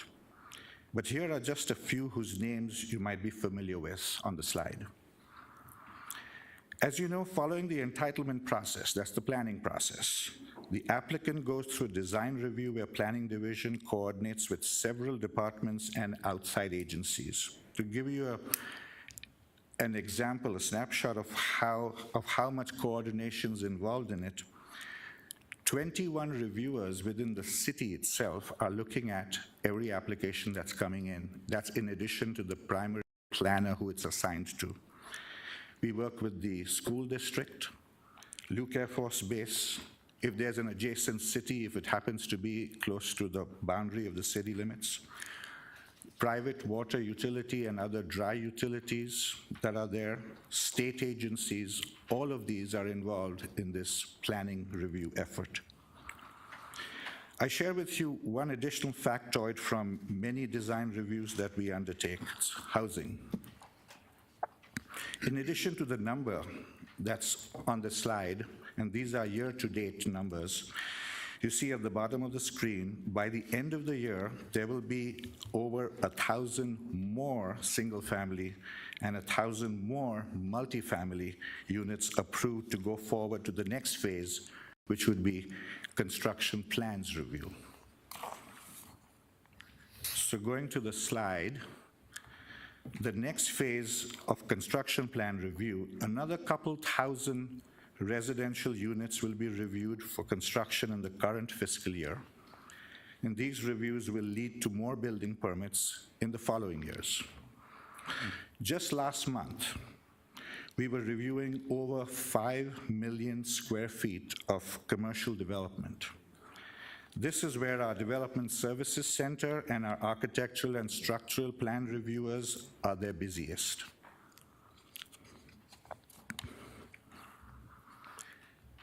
After all the plans are reviewed and they're done, here's what's permitted and under construction as we speak right now. This is where our building inspectors are the busiest. The slide not only reflects a lot of numbers, but also shows the diversity of development within Glendale.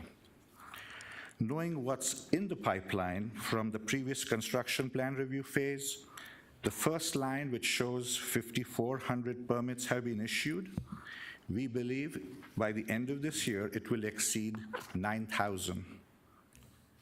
Last year, we ended at 8,800. So we'll be exceeding last year's, and last year's was a very busy year. You see 16.5 million square feet of industrial development in Loop 303 corridor.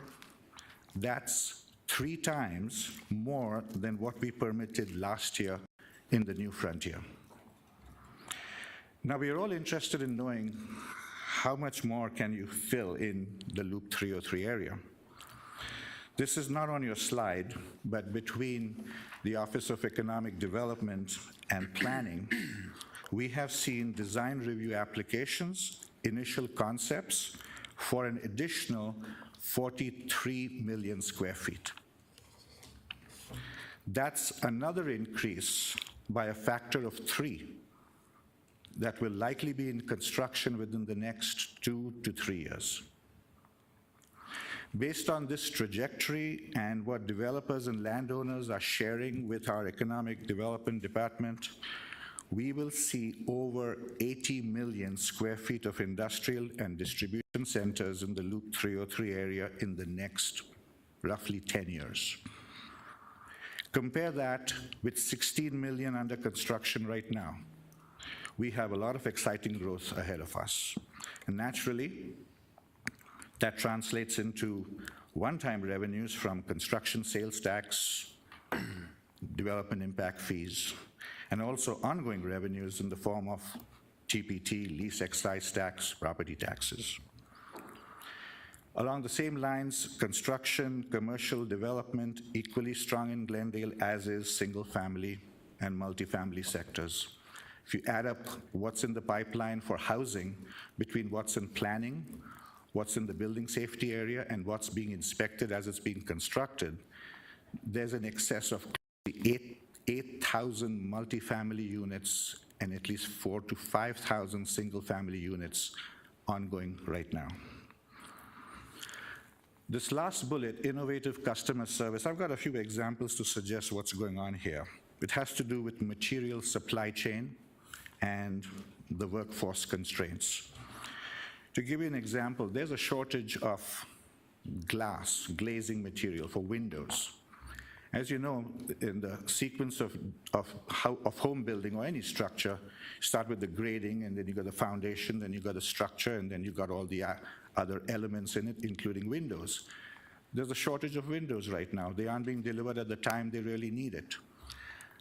Our building safety staff is helping the contractor accommodate and change the sequence of inspections. Of course, it's a burden on us because now we have to go back and make sure that there'll be adequate exposure so that we can then see what we are inspecting when the windows do arrive and then they get installed. But these are the changes that we have made in the field on the fly to accommodate a situation that's not in our hands. Take another example. This one you might be familiar with the brand name Brooklyn Bedding. They've located from Phoenix, and now their structure is up. They are waiting for equipment to come from overseas. Some of it has arrived, some of the machinery has yet to arrive. They needed to start their business. Usually we would wait for the full package to be there and then give them a certificate of occupancy. Instead, we worked with them and had them install machinery where it could be located and provide them with a temporary CFO. Now they are in production partly and waiting for the next batch of shipment to arrive until we can clear them for a complete CFO. Then there are other projects, fast-track projects. The project, the Resort Lagoon project in the western area, south of the stadium. Things are happening at such a fast pace that the design team from the consultant, the contractor, and our staff from building safety are literally planning, approving plans on the fly in the field so that we can meet their expectations, whatever their timelines are. We do earn accolades for this level of service. We hear testimony from owners who have completed their projects. And this is a quote I got from one of them, and there are several. If they have another project, they would like it to be in Glendale.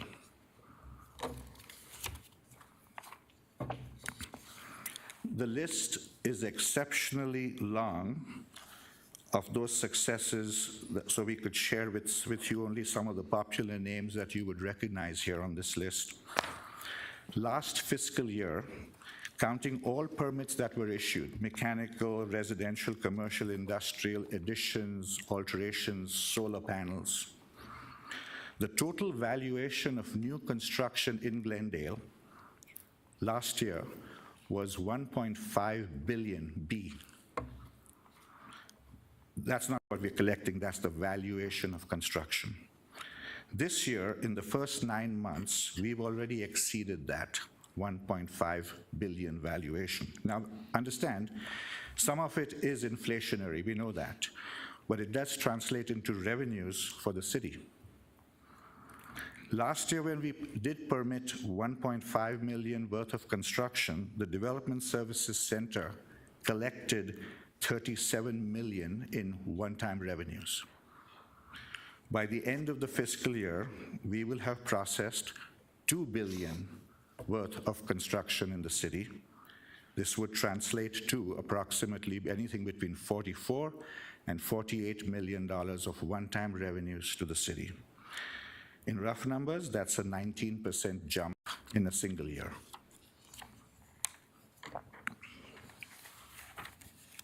GIS data. I bring this slide before you because one of our supplemental requests happens to be a GIS specialist, and something that is done sort of behind the scenes. We rarely ever get a chance to understand and appreciate what goes into mapping and all the elements that go with it. Here's a snapshot. It's only representing the work done in the last 3 quarters of this year. It does not include many other internal customer services that are provided by this group of 3 in the GIS section within planning. They also include adding meters, water meters, service lines. If you can imagine how much work goes into GIS, just to give you an example here. If we take a square mile of the city, between 59th and 67th, Peoria and Cactus, 1 square mile, almost fully developed. How much goes into it? There are over 4 million editable attributes in 1 square mile. It includes layers, whether it's things that are in the ground, on the surface, above the ground, easements, water lines, hydrants, every element. So every time there's a change, whether it's a plat, a new zoning, those changes have to be reflected. There's a lot of work that has to be done. And within that work, we've also got so much that's still on paper that has to be digitized. And that's my pitch for the GIS position exclusively. So finally, I have these 2 slides that represent all the supplementals that we have. They're all from the general fund. On this slide, all requests are one-time only, except the last line, which is ongoing for professional development. From the top, we've been using on-call engineering services each year to assist with high volume of work as needed. And with on-call services, we also tap into the expertise of the private sector. Sometimes we end up with something that's sophisticated, very novel, very different, some construction techniques that we aren't so familiar with. The on-call service provider can assist, and we keep the project moving. Given the surge in new developments coming into Glendale, we are requesting contractual employment for DSC reps, also known as permit techs, inspectors, and plans examiners. As you know, we have some very fast-paced construction and inspection projects, whether it's the resort, the Lagoons Resort, or it's even preparing for Super Bowl, where in a very short time, we will have a lot of our inspectors in the field, literally 24/7, for a couple of months as they prepare for large events like that. We intend to use contract employees to handle some of the more routine projects, single-family residential subdivisions. You've seen one, you've seen them all. And we take our experienced employees, staff, the permanent staff, and direct them to those high-profile projects where they can provide their professional expertise, provide the high level of customer service that's needed. The zoning rewrite process is nearing completion this year. We are seeking additional funds in the event that there are changes requested by council as we go through the final review and adoption process. And that's worth $30,000. That's for just in case, but I'm pretty sure we might be using their services as we come forward to you, and you'll have comments to suggest changes. And the final slide. There are 6 full-time employees being requested here, the first 3 from Building Safety Division, the last 3 in the Planning Division. In Building Safety, the demand is extensive in all areas. We are seeking additional development services representative, a residential building inspector, and a specialist inspector who will deal with electrical and other heavy and complex mechanical installations. In the planning area, we need a GIS specialist to help clear the backlog to assist in infill and long-range planning. A couple years ago, there was an internal study done, an internal assessment of GIS citywide. It was quite obvious over there. It was noted that within development services, there should be at least 2 additional GIS specialists to help make up for the backlog and also continue at the pace at which we are going. This is the first of one of those requests. With the sheer volume of work, we feel the need for an entry-level associate planner to help with minor projects and to provide exceptional customer service to small businesses and to individual residential property owners. And finally, the last line, senior project manager.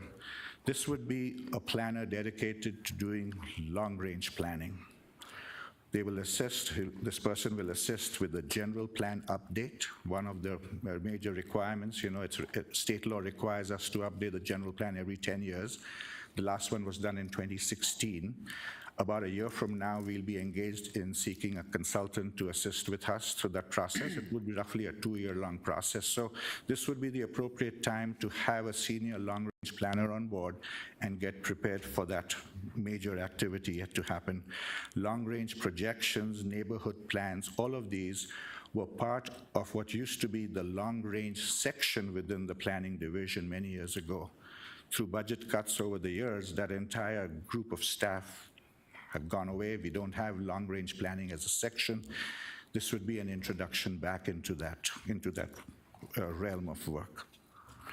So with that, Mayor and Council, I'll be glad to answer your questions. Thank you, Mayor. I really don't have any questions for you, rather just a comment.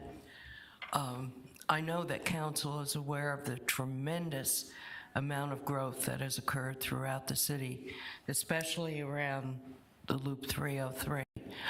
I am impressed with the fact that I know you have been understaffed through this whole process. So I am delighted that many of the supplementals that you requested are being recommended. I just want to thank you for the work that your division does. It's tremendous, but what a lot of people don't understand is when these plans are approved and they are finally under construction, you are actually earning money for the city through those one-time construction fees. So the more that you can approve and get into the pipeline, the better off the city is revenue-wise. So I want to thank you and your division for the work that you've done. And I'm sure it's been very trying, and we appreciate it. Thank you. Mayor and council members, the credit goes to these 2 individuals who lead a terrific group of professional staff. They are here, some of them on weekends, and a few of them I know because I read their emails in the morning, and they happen to be shooting out CFOs to prospective, to developers in the middle of the night. So a lot of activity. Thank you. Mr. Melner. Thank you, Mayor. I too would like to congratulate the department. The saying that the Economic Development Department says is speed to market, and planning has a lot to do with that, to making sure that our large customers are getting their projects evaluated and put into a manner that they can then speed towards construction. And so I appreciate all you're doing, and I fully support the additional manning that you're requiring. I believe it's needed in our departments right now, and I think it's going to be, it's going to help the department become better. One area that I would like to address in our business committee that we recently disbanded that was held for 3 years, one of the topics that came up on a regular basis was the speed to market for small, very small business. And I want to kind of know what you're doing to improve the efficiency and service, because you talked about your goals of providing better service, and I know we're doing that, and we see that, and it's mostly the larger corporations larger projects, and I think they're all very satisfied with the process that your departments are doing. But my question is, what are we doing for the small, and I'm talking the mom and pop operations that put their life savings into their project and end up having to add a lot more money perhaps because of delays or other things that happen at the small business level. What are you doing to help improve that at this very small business level? Mayor, Councilmember Malnar, one of the supplementals, as you see, was the associate planner, a position that we identified, and this is really after we heard you loud and clear as part of the Business Council Committee's input. What are we doing about the folks who haven't really understood or haven't had the opportunity to be involved previously with the development process? The larger projects are usually handled by professional firms. They have consultants, they have lawyers to assist them. The mom and pops do not. There are a lot of folks who already come up to our front counter. Not all of them are doing it electronically. We do help them, we walk them through the process. But having an additional planner like the associate planner specifically identified for those kinds of cases, walk them through it. It's not like their cases are any more complicated. They just need to be given more time and attention so that they don't end up repeating the same mistake with a second and a third submittal, but guide them through the process. So that's the effort we are trying to improve by having this dedicated staff person. Thank you, Mayor, if I may. I applaud you for that, because I think that's a part of the big problem is the communication, perhaps misunderstanding, and having that additional person there to help assist those small businesses through the process. Most importantly, I think for small business is to avoid the need to ever resubmit other than one time. Obviously, when they come in with their first plan, you're going to have some issues. But what I have heard from various community members is the resubmittal process on very small project that percentage-wise costs them lots and lots of their dollars, of their project dollars. And that's what I would like to see eliminated. And I hope that this new position will take that into account, that that's really the goal, is to make it so that we're not having to resubmit on small projects because they didn't understand or we didn't explain it exactly how they understood it. And I can understand the communication may be part of that, but I think we just need to step up and take responsibility for that and make it happen. We hear you, Mayor, Council Member, both on the planning side as well as on the building safety side. Additional staffing will help provide them with additional time that they would need to understand the process. Thanks very much. Councilmember Tomchak. Thank you, Mayor. Thank you, Jamshed. I believe you got all of your supplementals approved, if I'm not mistaken. I didn't see anything in here that was requested and not approved, so congratulations on that.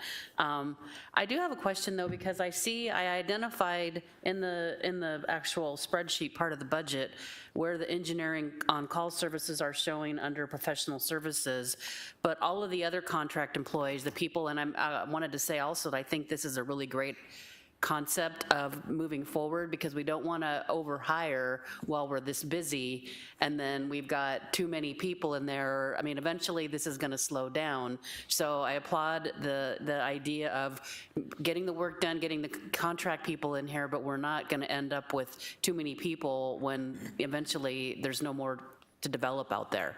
So that's great. But is that just basically all in with the salaries for all the contract positions? I just wanted to see where that is in here.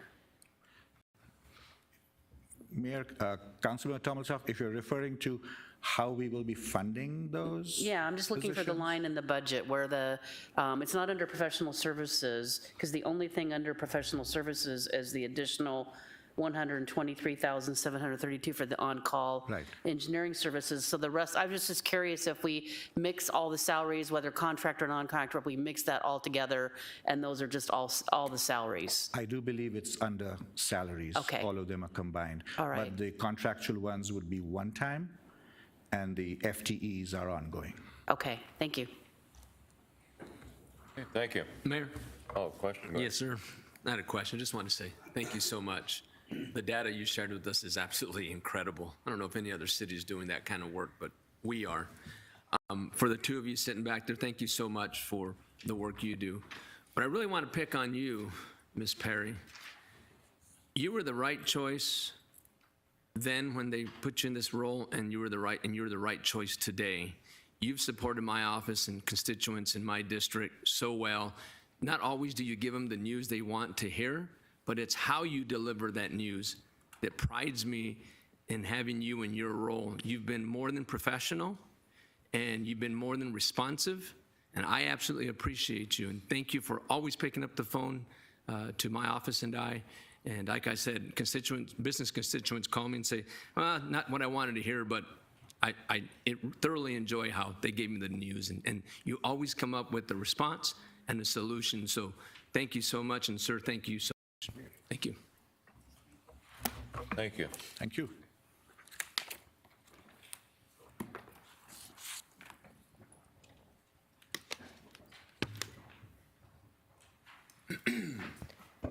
Our next presentation is the City Manager's Office, and we'll turn it over to Ms. Hanlong. Good morning, Mayor and Council. Today, Deputy City Manager Rick St. John and I will be presenting the City Manager's Office budget of approximately $4.3 million with 26 FTEs. This does include the City Manager's Office and our Code Compliance Division. Our performance measures were previously reported on through presentations from the Department of Organizational Performance and Economic Development, but I will have Mr. St. John report on Code's performance measures. Good morning, Mayor and Council. As you can see, if we can skip to the next couple of slides, I think for Code is the next one, I believe. Yeah, right here. The number of cases opened and resolved in FY21, you can see a pretty significant decrease in those numbers. Reasons why we had those decreases, COVID, the primary reason. We had a lot of staff out for a lot of time related to exposures or, I don't want to violate HIPAA, but having COVID. And then there were some administrative struggles through that time period that Mr. Bowling, our code official, and I are working to resolve, and we're working with IT to resolve some administrative issues that will free up time of our inspectors to go out and perform more inspections, open more proactive cases, and be a little more responsive. Next slide. Proactive cases for FY21, you can see that's where the decrease was at 5%, but we are estimating that for FY22 we'll be back to our normal 60%. And I'll turn it back over to Ms. Hanlong for goals and accomplishments. So two of the accomplishments I would like to highlight is our employee appreciation event. This year we were able to expand it to be a month-long event where we could just show gratitude to our employees. So we sent out videos, we hosted contests, we also had an opportunity for employees to show gratitude and appreciation to their fellow colleagues.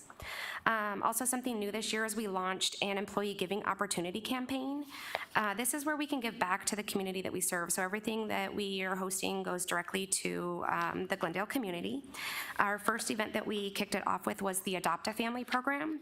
Through that program, we were able to adopt 80 families valued at over $48,000, and we had over 400 employees participate. Next, we held a pillow donation, and this was in support of community services bed build that they did with Sleep in Heavenly Peace. And we had 30 employees participate with 138 pillows donated. So we will have 3 additional campaigns to close out this year. It's just a really great opportunity for employees to kind of just give back to the community that we serve. And we will look forward to continuing this next year as well. Accomplishments in the Code Compliance Division. As you know, there was some significant rewriting of the code this last year. This council sat through many conversations, engaged in many conversations, I should say, about several aspects of the code, Chapter 24 and traffic and parking and all those things, but also everything from grass and weeds to bees and a whole host of other things that were accomplished this last year to help us better serve the community. We received, as you know, the American Association of Code Enforcement Award as the Code Department of the Year. Very proud of that and appreciate the council's support and recognition of that earlier this year. And we performed 38 lot cleanings through our Clean and Lean program. Moving on to supplementals, we are asking for 2 new code inspectors this year. We currently have 7 grid inspectors. We would like to increase that to 9. We believe that creating smaller grids, to a point made by Councilmember Clark earlier with the police department budget, is the right direction to go. This will accomplish that. And then we'd like to add an FTE administrative support person.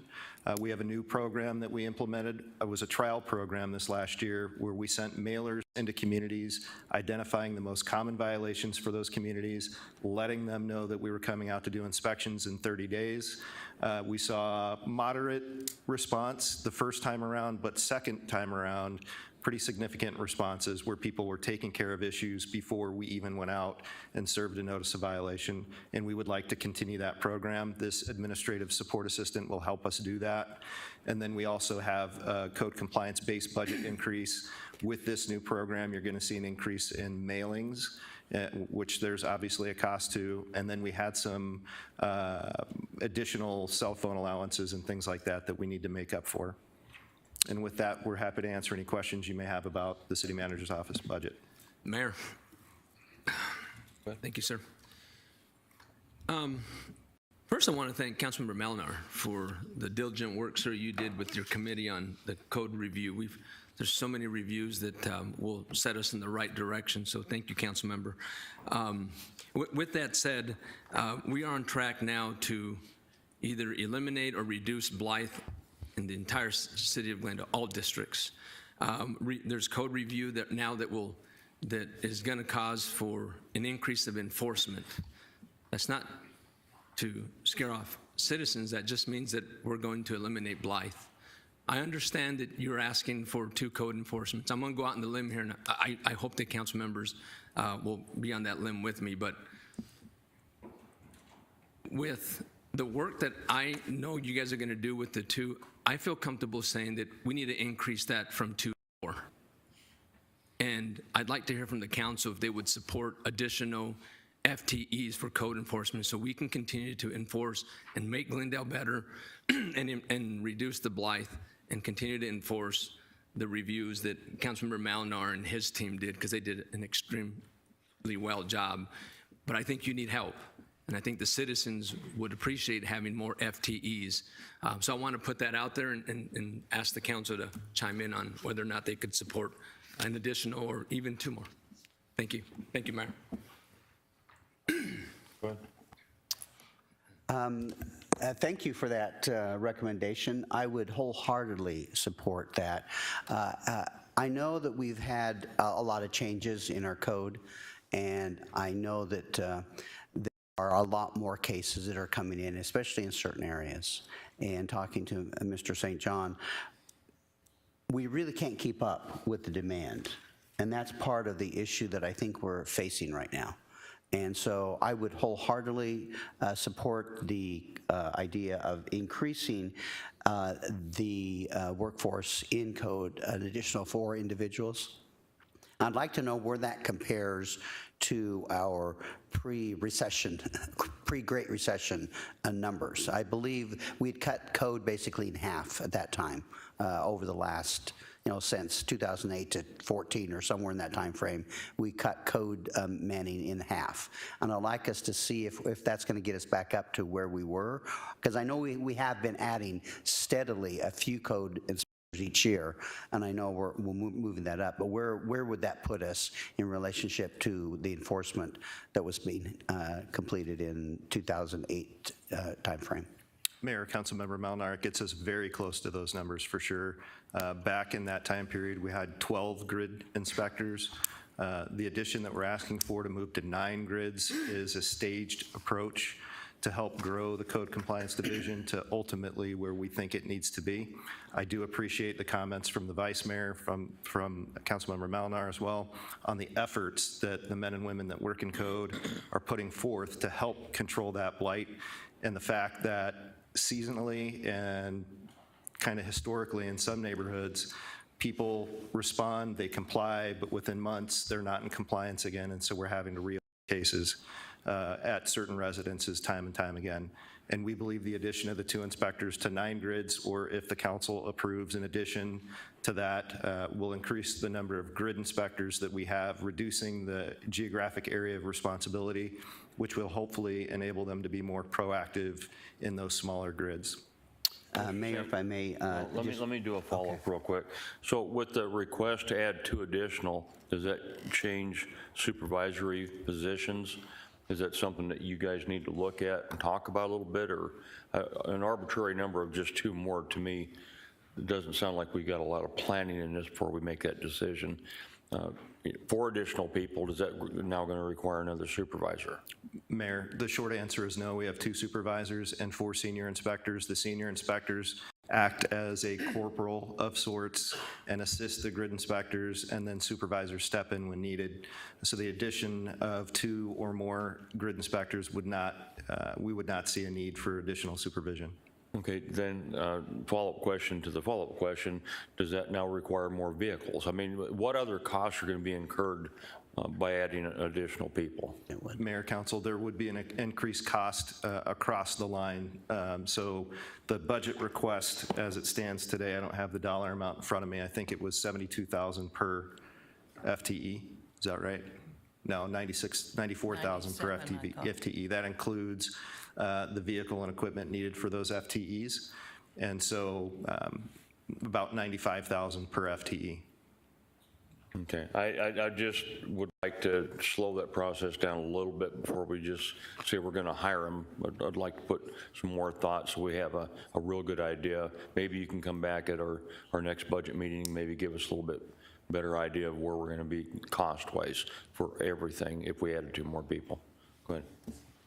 Yeah, just along the lines of what you were speaking, adding the additional code inspectors, what I really am looking for is that additional proactive approach. As we had, Pastor Allen here a few weeks ago who spoke to, we dedicated, I know we took a code inspector and basically took him away from his other job, the rest of the city, and dedicated him in Granada Estates. And he worked very diligently. The citizens were extremely responsive. He was very good at what he did and how we did it. And it turned the community around in a year.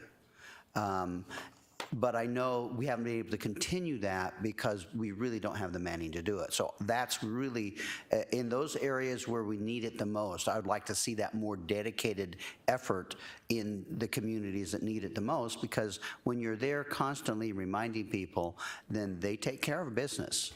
But when you go away, and we've seen it happen in Granada, then it starts to slack. Just because the code inspector isn't there. And so that's why I really do support this process. I don't think we're out there to beat people up.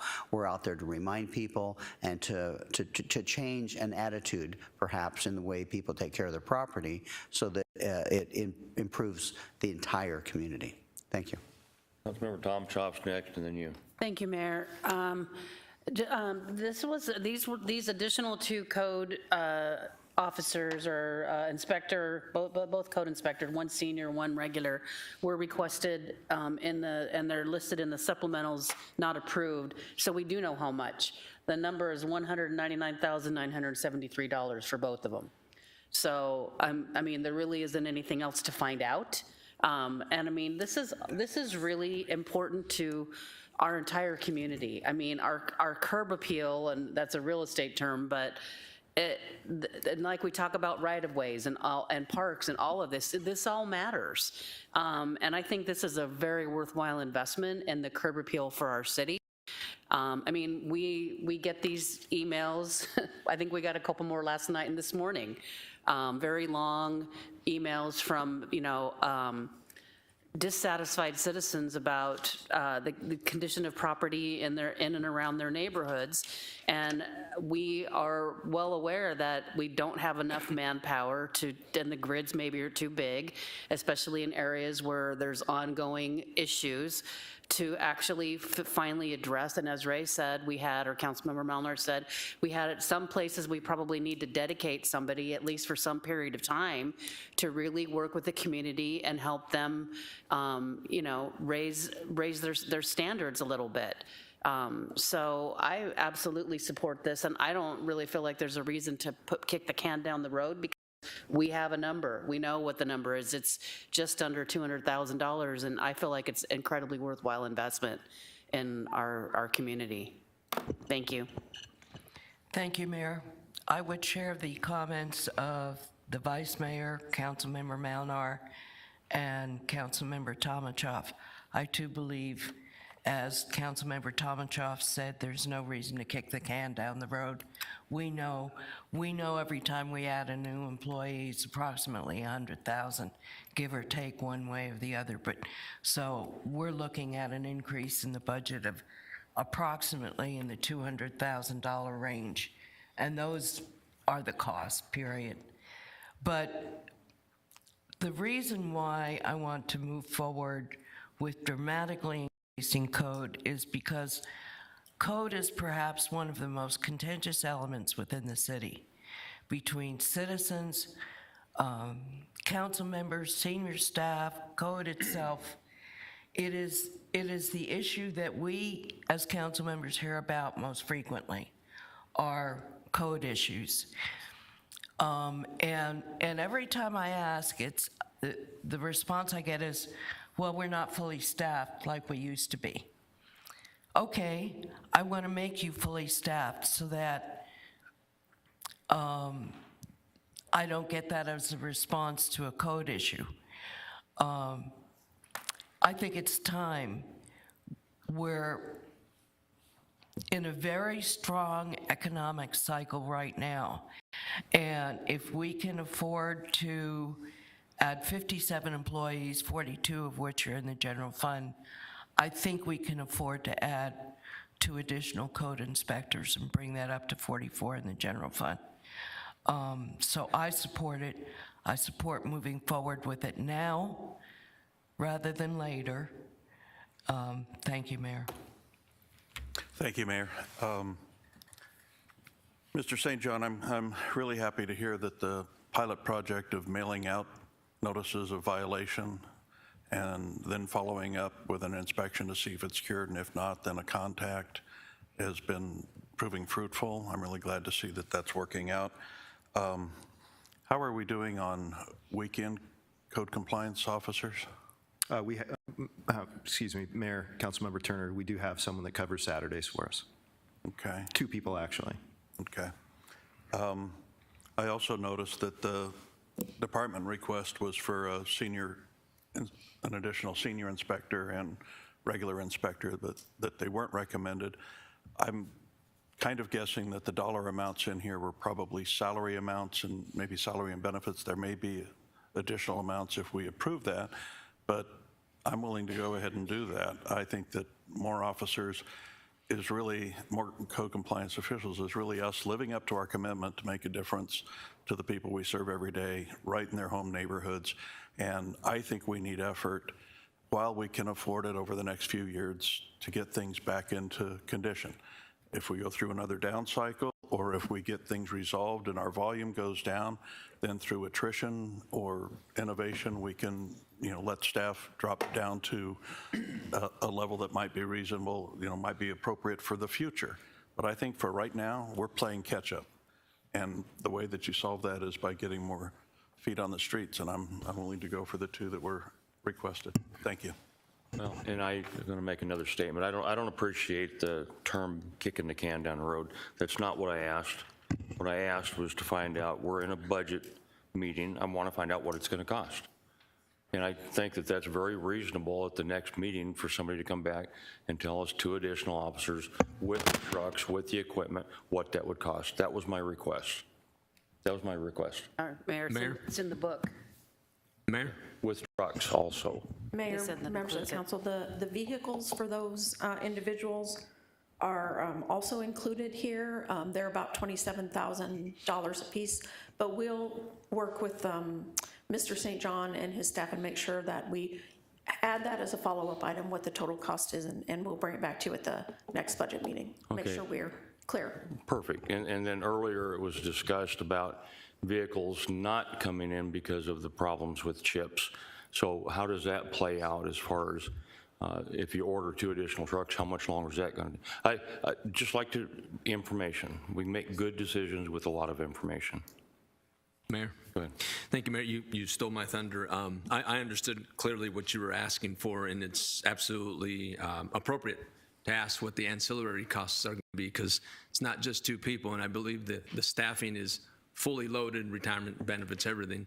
But there's fuel costs, there's repair costs, there's a vehicle cost, there's vacation, there's everything. So you clarified yourself, but I was going to do that with you. But at the end of the day, I still feel what those costs are when they come back, and Councilman Tomachov is correct, there's some in here now, not all of them. There's still value and benefit to the citizens and to the city, and like I said, we're on track because of some of the work that Councilman Malinar and his team did, and this council too, and your team, that we're gonna improve even more the lives of the people we serve. And we're gonna have and get to where we are a world-class city, and that we're gonna do it by more code enforcement and working with staff and not staff, with our citizens, and bringing awareness to them and communicate with them. But yeah, I think it's absolutely appropriate to bring back anything and everything that goes into that cost. But I want to continue to voice that I still support two additional full-time employees. Thank you. Thank you, Mayor. Go ahead. Thank you, Mayor. When we approve other employees in other departments, we don't grill staff about, well, how much is for the salary? How much is for the benefit? How much is for the vehicle?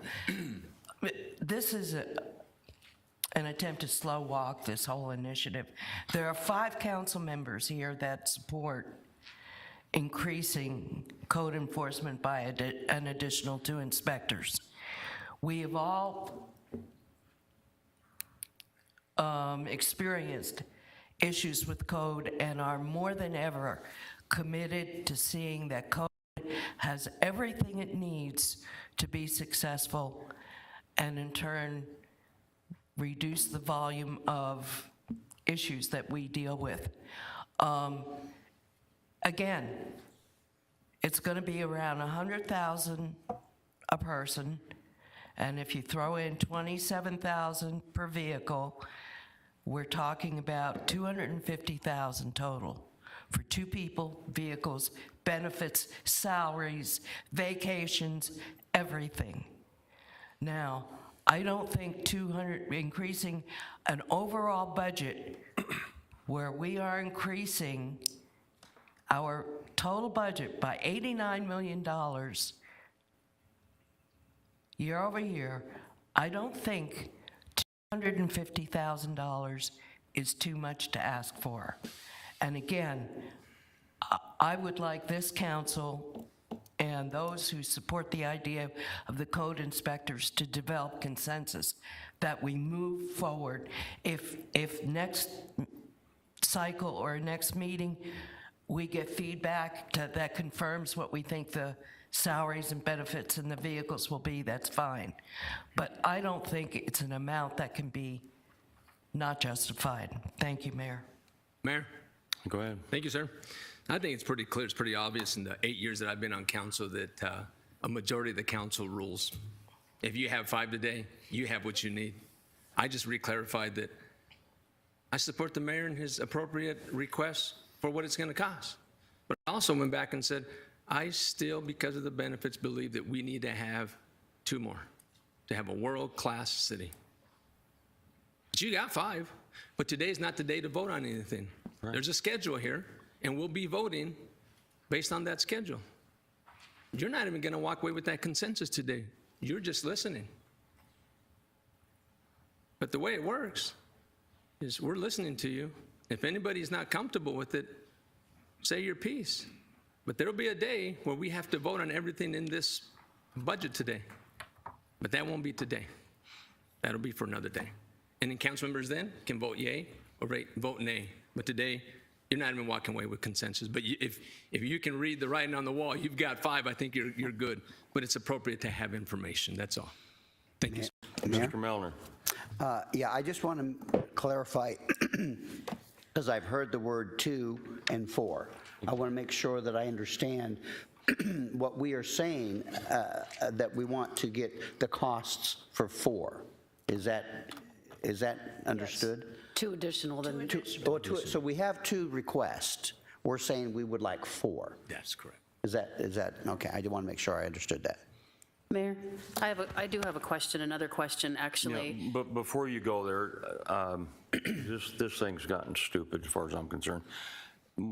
All I was trying to point out was the fact that Vice Mayor wanted an additional 2 that wasn't in our books, it wasn't discussed about with anybody. I just wanted clarification, what's the additional cost? Nothing more than that. Not a big deal. And I think it's very appropriate that when we come back at our next meeting, you just tell us. Yeah. Simple as that.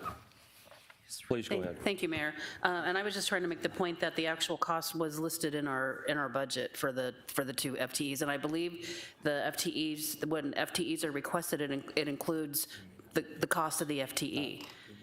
Maybe possibly the vehicle difference, but that was my understanding, is that when we see an FTE, and I want to make sure that I understand that going forward, that if the FTE doesn't include all the costs for the FTEs, then we should probably be aware of that. But that was my understanding up to this point, is that it includes IT stuff that they need, cell phones, it includes the cost of the FTE. So I just want to understand, when we're looking at an FTE, are there other costs that we're not seeing?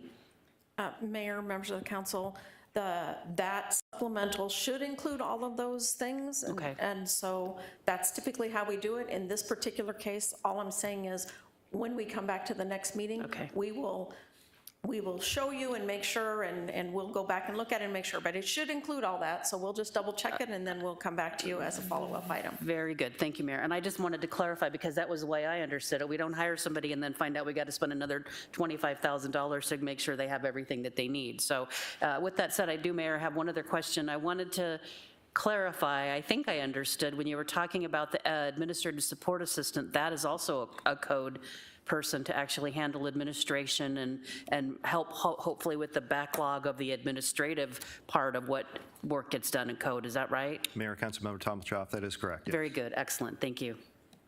Mayor, thank you. When I look at the FTE schedule in the tabs, the second page where the city manager's office is, I see that we have a manager, we have 2 assistant city managers, but I'm only seeing 1 deputy city manager listed. Is that an error? Is that a title change? Is it something we can provide clarity to so that council and the public can see exactly how that office is staffed? Thank you. Mayor, members of the council, the second deputy city manager is actually budgeted in public affairs. Public affairs? No, public affairs. That's Mr. Stoddard. His budget is sitting in public affairs. It's never been transferred to the city manager's office. Mayor, I would suggest that might be something we'd want to do so that we can see more clearly.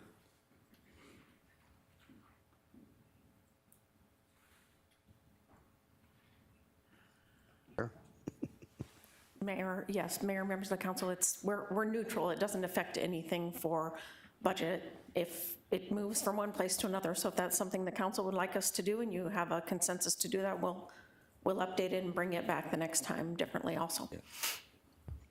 Sure. I tend to get criticized anytime I use the word transparency, but I think it would be more transparent to show it over in the manager's office, because I think my impression also is that Mr. Stoddard is a utility player. He's covering more than just public affairs. So, thank you. I don't know if this is the appropriate place to bring up the topic. I know we're talking about code, and we've talked about a program that I'd like to discuss. Is this the appropriate time to now talk about the feral cat program? And I know I have some slides out there. Are they ready? Mayor, members of the council, if you'll give us a couple of minutes, we'll bring them up, and we need a little help doing that. So okay, just give us a few minutes. Okay. Well, what I'll do is talk just briefly about, as many of you are aware, at the end of the last fiscal year, several council members came forward and gave part of their council their improvement council improvement funds to a program called the Feral Cat Program. There's an organization called the Animal Defense League of Arizona, and several of us donated several $1,000s in total to this organization. And the reason we did it is there's been, and I think most council members have received concerns and complaints about feral cats in their neighborhoods. And so what we did is we looked at a program that could help us in that arena, because the city has no program for controlling feral cats. There's nothing that is being done directly by the city. And I don't think that the city should get involved in that. I think it's better done by an outside organization who have the professionals to take care of that kind of thing. And so let me know as soon as that is ready. Is it ready? Okay. Go ahead and put up the slide presentation. Okay, so an unspayed feral female and her mate and all her offspring producing about 2 litters per year with 2.8 surviving kittens per litter will produce about 2,107 offspring within 4 years. And as you can see down at the bottom, that number just grows exponentially, again, assuming all those cats live and they all multiply. And so feral cats can become a nuisance in a community if they are not controlled in some manner. And so now let's look at what our rules are. Next slide, please. There are no regulations or lease laws that apply to cats. They're free roaming animals. It's not legal to harm a cat or abandon or dump a cat in someone else's neighborhood, public property, or the desert. And it's a violation of statute, animal cruelty, to intentionally harm any animal. So within these confines, I want to kind of talk about how Stanford University took care of a feral cat problem that they had. They had a large feral cat population, over 1,500 cats, which was quickly getting out of control and causing public nuisances and concerns throughout the campus. Utilizing a very animal-friendly program called Trap, Neuter, and Return. Next slide, please. The cat population over a period of years was reduced to a very manageable 200 cats. Now, TNR, or Trap, Neuter, and Return, the goal of the program is to maintain a colony within the confines of no harm to animals. Last year, the City Council donated approximately $7,000 to the organization. And what I want to do is show you what that money did for us in the City of Glendale. Next slide, please. Oh, that's not the right one. That one. And I'm sorry, you can't read these numbers very well, so I'm going to just give them to you.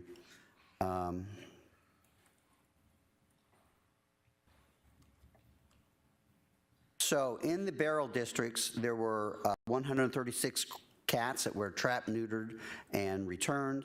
In the Cholla district, there were 16. In the Cactus district, there were 169. In the Saguaro district, there were 98. In the Ocotillo district, there were 124. In the Yucca district, there were 128, for a total of 671 cats that were trapped, neutered, and returned to their colonies. Now, the reason that they do that is, again, to avoid some of the problems that the feral cats can cause. If you'd back up one slide, I think that went over some of those issues. So the spade return program is intended to prevent many of the problems that neighborhoods see. For example, one, it's a humane way of reducing the nuisance of fighting, spraying, destructive behavior, and predatory behavior. Cats are humanly trapped. They're spayed and neutered and ear clipped and returned to their environment. Now, part of the process, and this is something that the community does not always understand, is there has to be a feeding program. Because if you don't have a feeding program in the community for that community of cats, then they simply will start scrounging on their own. They will start becoming a nuisance. And this is what many citizens of the city don't understand, is without a feeding program, you have nuisance feral cats. With a feeding program, you have an individual who goes out and feeds them daily. They monitor the community. When there is a new cat that shows up, they go out and trap and neuter that cat and put it back in the community. So the cat population remains the same. They do the things that cats do, chase off rats and other things, which we want them to be doing, but they're not creating a nuisance for the neighborhood. Now, cats aren't perfect. And when you have feral cats in a neighborhood, you're going to see some evidences that there are feral cats. But in most cases, they're very calm. In the city of Glendale, we have these cats that I gave you statistics on, 138 communities of cats that these cats were trapped from. And there's many more. These are just the ones that were trapped in this cycle. And this cycle is from June and through February. And those are the numbers. And the cost is quite high. I mean, it costs $25 to $50 for each cat to go in and have them neutered, and then also to have their shots or take care of their other issues. Now, a big benefit of the literally scores of individuals who donate their time and money in this community, skip a slide and go to the next one, are that many times you have a cat that comes in like this, that it's a baby cat that is in the wild and it's got problems. And what these volunteers do as part of this program is they take care of that cat, they nurse it back to health, and next slide please, and they turn it into the two brother cats, which this is those two cats. This is the brother. You can see the one cat doesn't have an eye. They had to have its eye removed. And I want to recognize Midwestern University. They supply many of the services for these programs, and they do charge occasionally for certain services, but they have been a great partner for the Animal Defense League in providing services to take care of these cats. So with that, what I'm asking council to do is consider making a budget request to put into the code, and again, the best place we felt would be for code enforcement to have a contract with Animal Defense League, or if there's another organization that fits better, to provide some money that would then be used for those services. And that we let our citizens know that those services are out there, and we let our citizens know that when there's a feral cat issue in their neighborhood, that somebody from the volunteer group can come out and they can help them, or if they want to get involved. I'm going to recognize Councilmember Hugh here. He went out and he trapped a cat in his neighborhoods. So, I wish I had a video. Oh, I hear about everything. I wish I had a video of that. And so anybody can do it. You know, if Councilmember Hugh can do it, anybody can do it. Okay. So it's a great program. I'd like to see some funding put into that. Now, the $7,000 that we put in as a council from our district funds was really a small portion of what the need is out there. That covers a little bit of the actual cost for taking them to the vet, but there's a lot of overhead costs which weren't covered at all.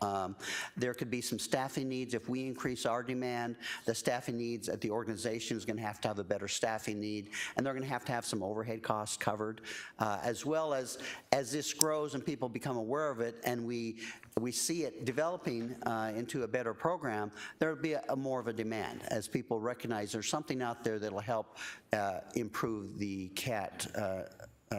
feral cat situation in Glendale. So with that, what I am recommending is that the council provide $20,000 as a budget item, and then this to be an ongoing budget item that we would either approve or disapprove each year based on the success of the program. Statistically, I've looked at the numbers. It's been very successful. The money that we spent, the little money we put in, was very successful. We're talking 670 cats. Remember that pyramid, what 670 cats would turn into in our city? It's a great program. And I'd like to thank publicly the hundreds, possibly, of volunteers who regularly go out and do this kind of work and help, and they're animal lovers, obviously, but they help maintain the populations in our city and take care of the cats that need assistance, and make sure that they get also, they have a program where they can adopt out tame kittens that they are able to capture. So with that, I'll open it up to council and see if we can get some consensus to add this into the budget. You're looking for a 5-year contract? No, we have to go less than 5 years because I want Councilmember Clark's. Meow. Go ahead. I did not know that this item would be presented or it was coming forward, but I would support the request for $20,000 for an initial program such as this. I think it's an invaluable one.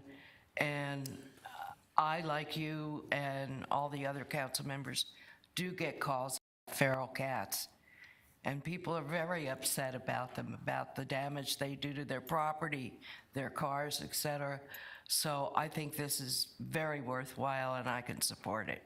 Thank you. If I may, Mayor, I'd like to also recognize Councilmember Turner for his efforts in this area. He jumped on board. I was doing some research and it kind of got dropped, and he's been on this as we chatted about it for many years, way before we discussed it here on council. And so I appreciate all the efforts he's put into and moved this program forward. With that, anybody else have any comments? Mayor, I'm supportive of that. I think it's a good investment in the community. Feral cats are a problem. I think it's, even though, I mean, the way you propose doing it is for the city basically to not get involved, than just to provide some funding resources for some volunteers and this other organization to take care of it. So I do want to say, though, that I think one of the reasons there's so few feral cats in the Cholla district is because we have a lot of coyotes in our neighborhoods. So, but I am supportive. Thank you, Mayor. Yeah, next year there'll be a feral coyote proposal. There you go. But I'm in support of this, and I think it's also important to note that these feral cat colonies are not just in our residential neighborhoods. They're also in our city parks and in our city properties, city facilities. So it's our problem too. And so I'm supportive that we go ahead with this. And I also want to thank Councilmember Malner for his effort and his getting this ball hopefully across the goal line, but also the volunteers that are out there, including from Glendale Community College and from Arcatillo District and from other places that have been diligently working on this without our support for many years. So I'm glad to see us help come and shore up their efforts. Thank you. Next. Mayor. Good. Yeah, I'll just share my support. Councilmember Malner, thank you so much for the informative presentation, and I think there's value to it, and thank you for bringing that up, and I do support it.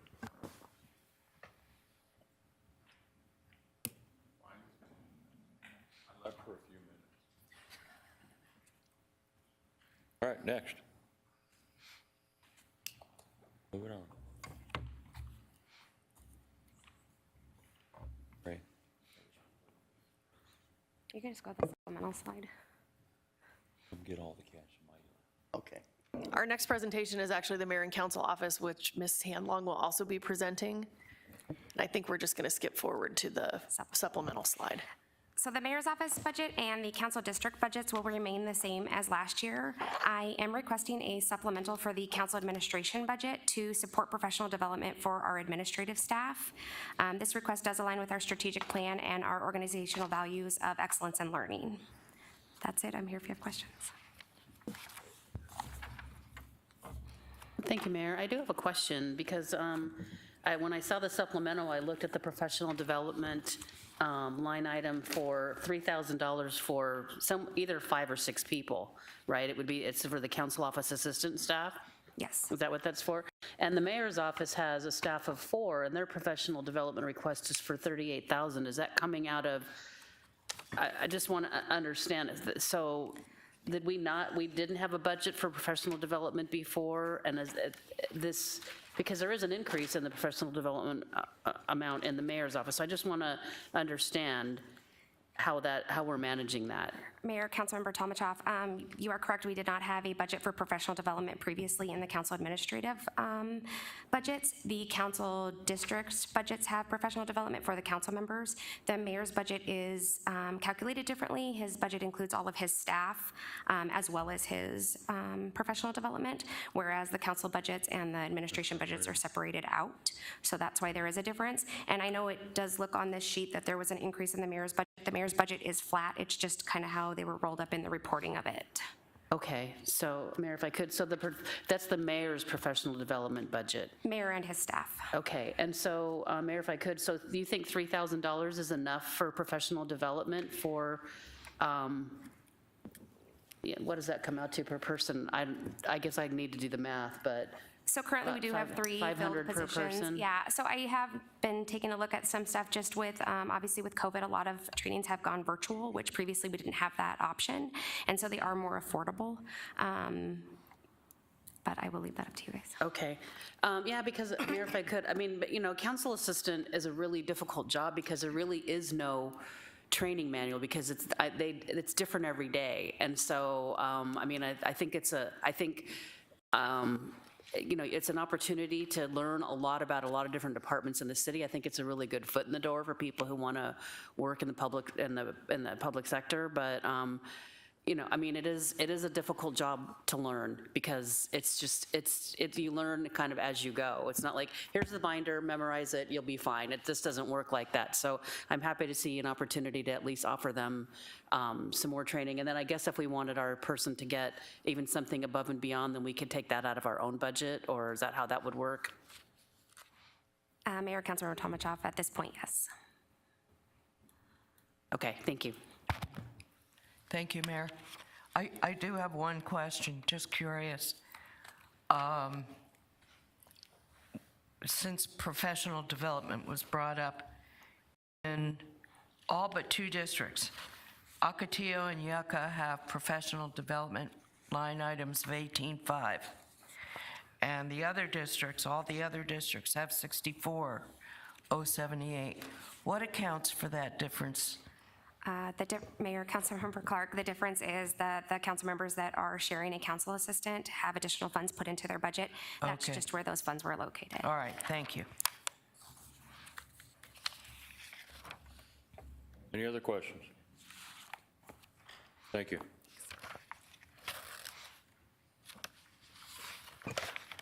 Our next presentation is Public Facilities, Recreation, and Special Events, and our presenter will be Mr. Burke.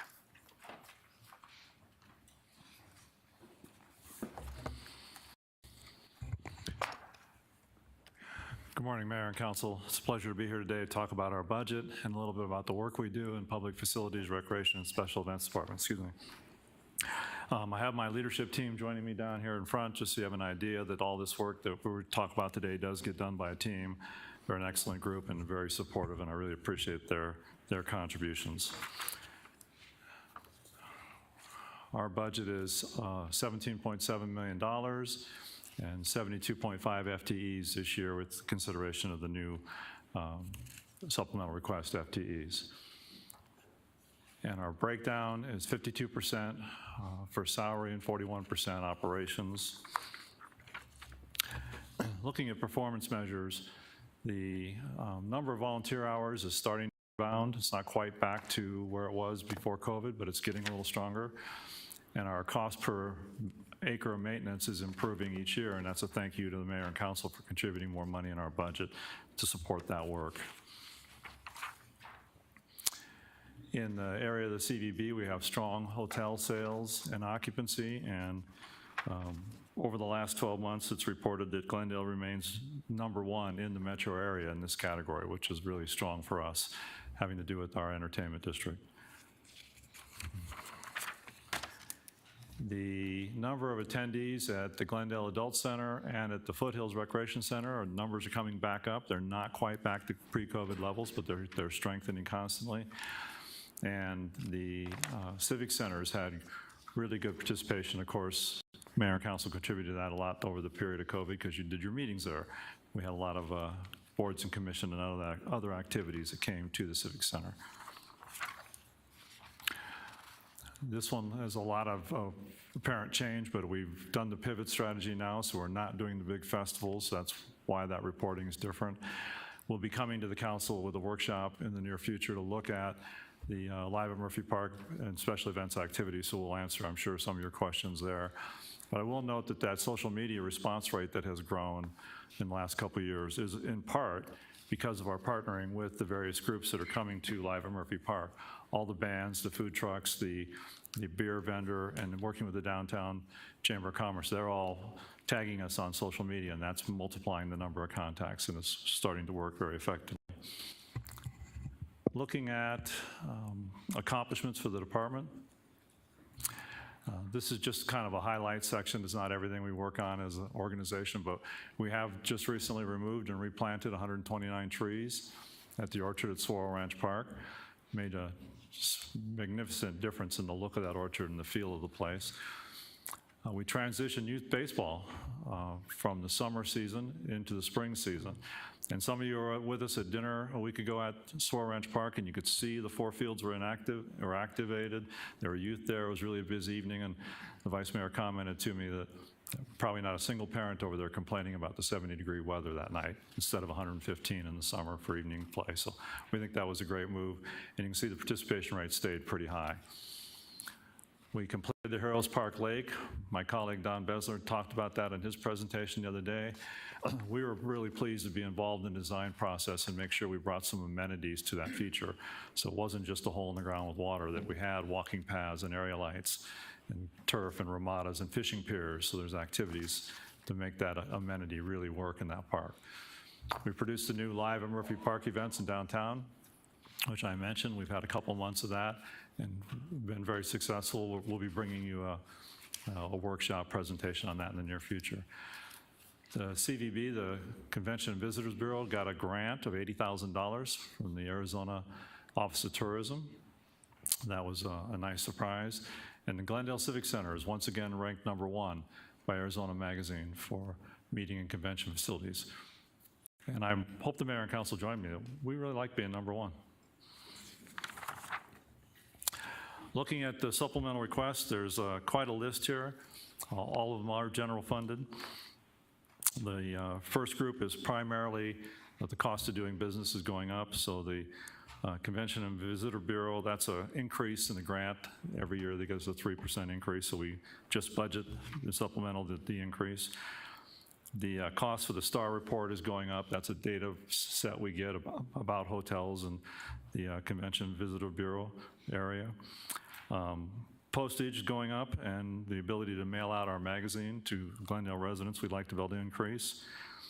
Civic Center has a Cox communication cable increase.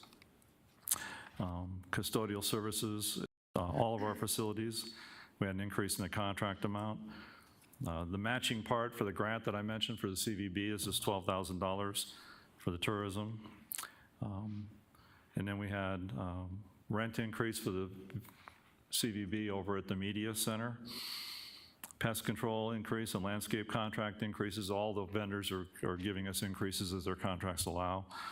And in the case of the contract maintenance, it also was a slight scope increase to add 2 peripheral washes up off Skunk Creek. Next. The flood control costs for our parks is going up, as well as the water utility. This is a big increase, big single item. This is making up for the cost of water for the last few years, the 6.5% increase in rate. We missed getting the opportunity to put that in as an ongoing supplemental. We did it 1 year as one time only, so we're catching up for a few years here, and that's why that big number. Part-time audiovisual staff to support all the work we're now doing, supporting meetings like this, like we just had this morning, is in my area.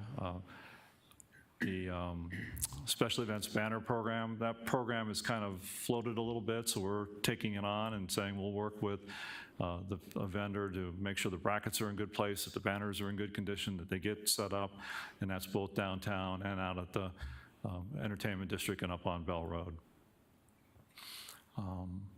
Special event part-time permitting staff is to help us with the number of permit requests that are coming in and how we manage special event permitting. The annual fishing event, this is a program that the city used to do. It was cut from the budget. The vice mayor was gracious enough to step in with private sector support and kept it alive for the last few years. I don't actually know how many, but I know it's been quite a few. This will bring it back in, and we'll operate it, and we'll also do 2 programs, one at Bonsall and one at the new lake at Heroes Park with this funding. So we'll have 2 events for fishing in the city. Heroes Lake water utilities and the 2 splash pads, these are utility, bring up the cost for water and the cost for maintenance for those 3 new facilities, $82,000, $44,000 each for the splash pads. Mayor? Go ahead.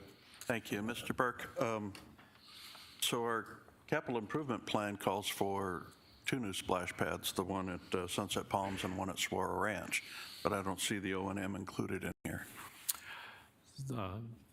Mayor, members of council, yes, they'll be under construction this next year, and then we'll apply for that for the following year. So I don't have a schedule right now when we'll be able to actually implement those, the design and the construction implementation. Not exactly sure I understand that. Are both of the new splash pads going to be under construction next year? That's our intent, in '23, yes. Okay. Is one of those Sunset Palms? No, the 2 you mentioned, sir, the Saguaro Ranch and Sierra Verde Park. Okay. Did I miss your question? I'm sorry. I'm confused, and I knew we were adding 2, and I thought one was Sunset Palms, which I believe is It's coming online this year, yes. Okay, and then, but I thought Saguaro Ranch Park was on the same, that we were adding 2, and it was that one and Saguaro Ranch Park. We just completed the O'Neill one this last year. We did not ask for supplemental money to operate it. We've stretched it with our existing budget, so this request is to cover that. The Sunset Palms we're going to be building this year, probably be completed into the new fiscal year. And then there are 2 new ones that are planned as part of the new federal package that we just presented in the CIP, Saguaro Ranch Park and Sierra Verde Park. Okay. And those are, we haven't requested the funding, operating funding for those yet, because they'll be in the next fiscal year. Okay. If I, again, I'd ask you guys through the chair, please. Sorry, certainly. And so, Mayor, my impression was that the Sunset Palms and the Saguaro Ranch Park splash pads were double tracking together, that was the 2 that we were talking about. But you're telling me that there's a 3rd one, and Saguaro Ranch is in between those 2? There's, the Sunset Palms is in the current CIP and in this current year.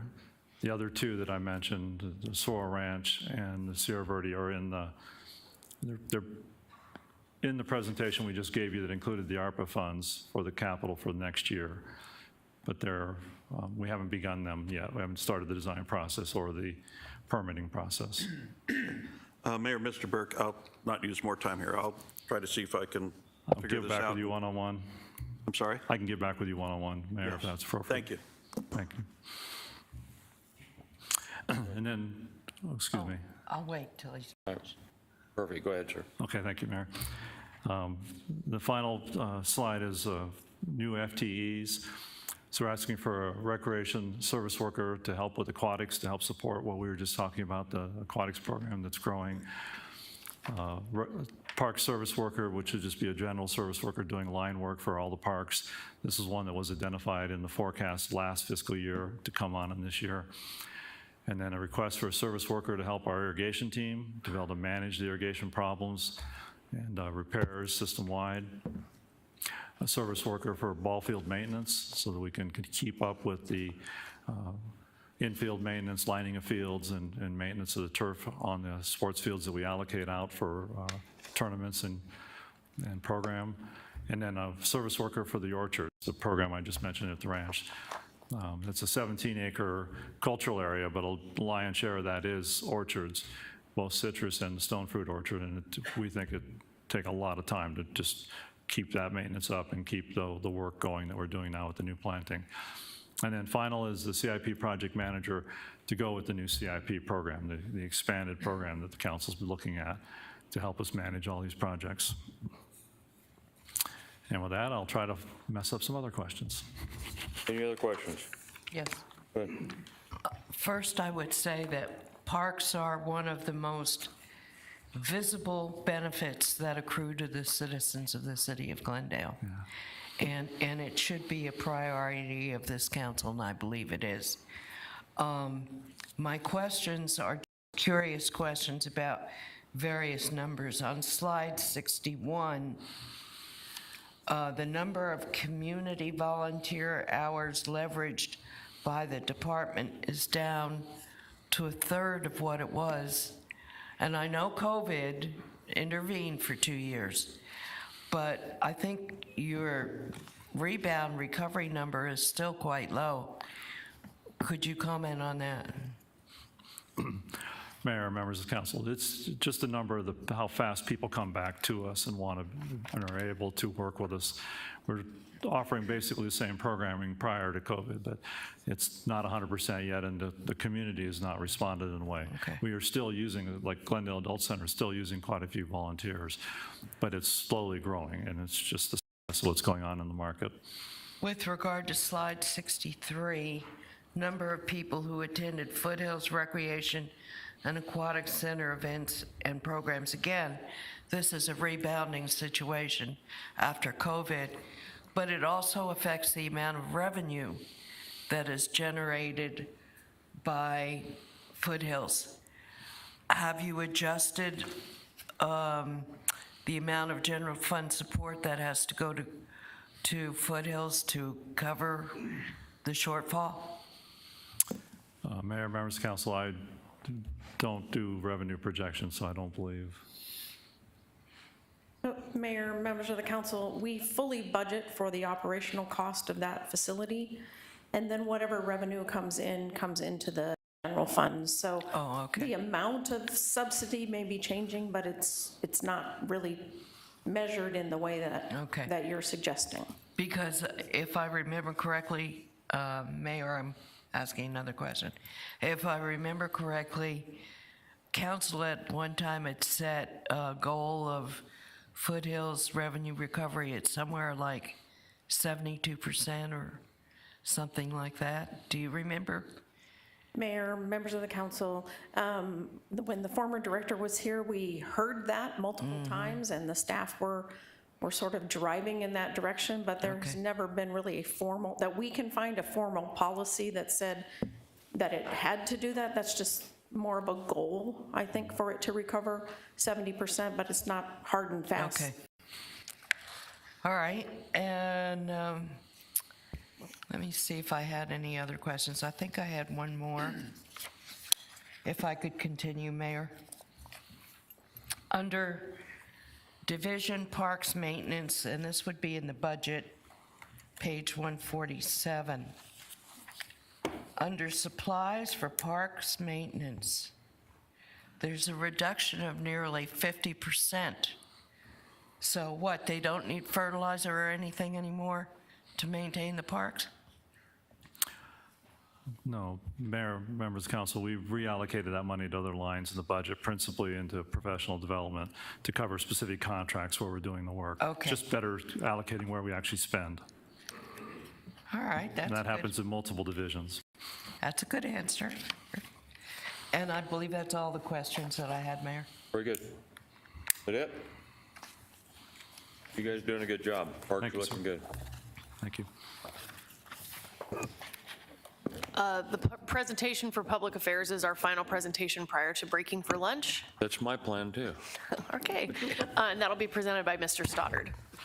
Great. Thank you, Mayor and Council. The Public Affairs Department is responsible for planning and implementing the strategies and the programs to accurately communicate the priorities of the city of Glendale to our various targeted audiences.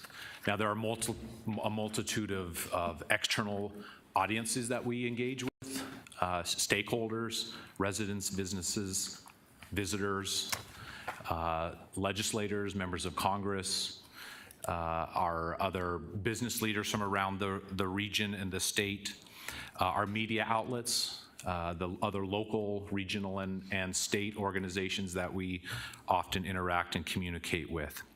That work is in addition to the extensive communication that occurs with the Glendale employees and the work that's done working with every department and every division of the city.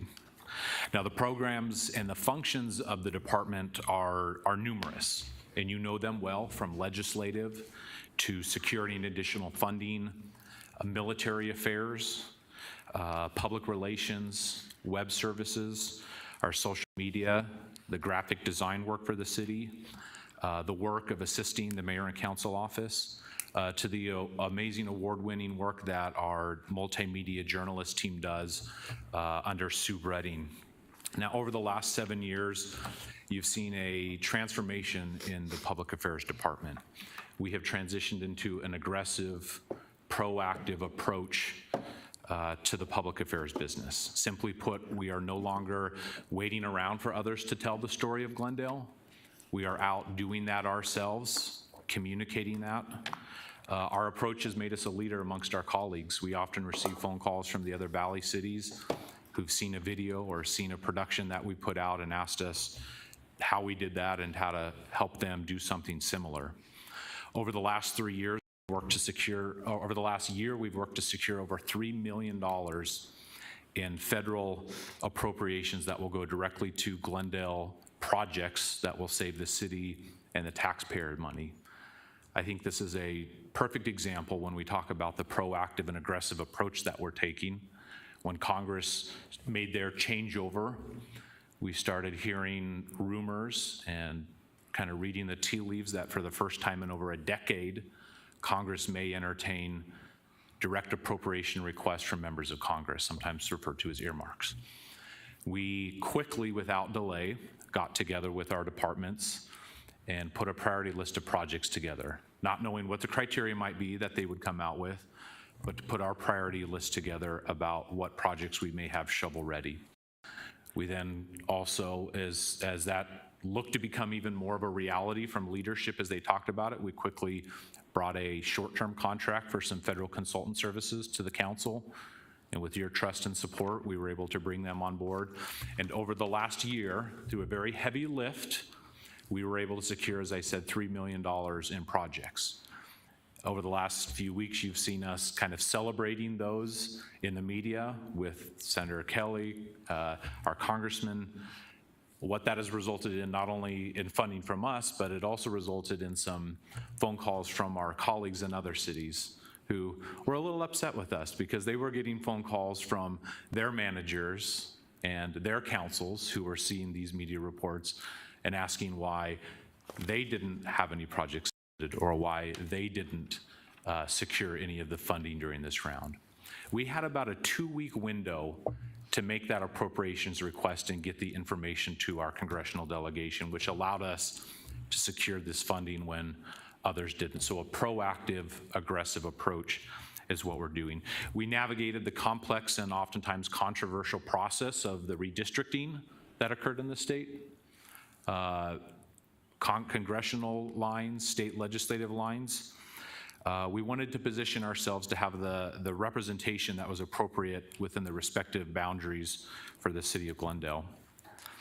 We helped advocate and fight, and honestly, it was a fight at times to make sure that the proposed 25-year transportation regional sales tax extension included a large amount of funding for the city of Glendale.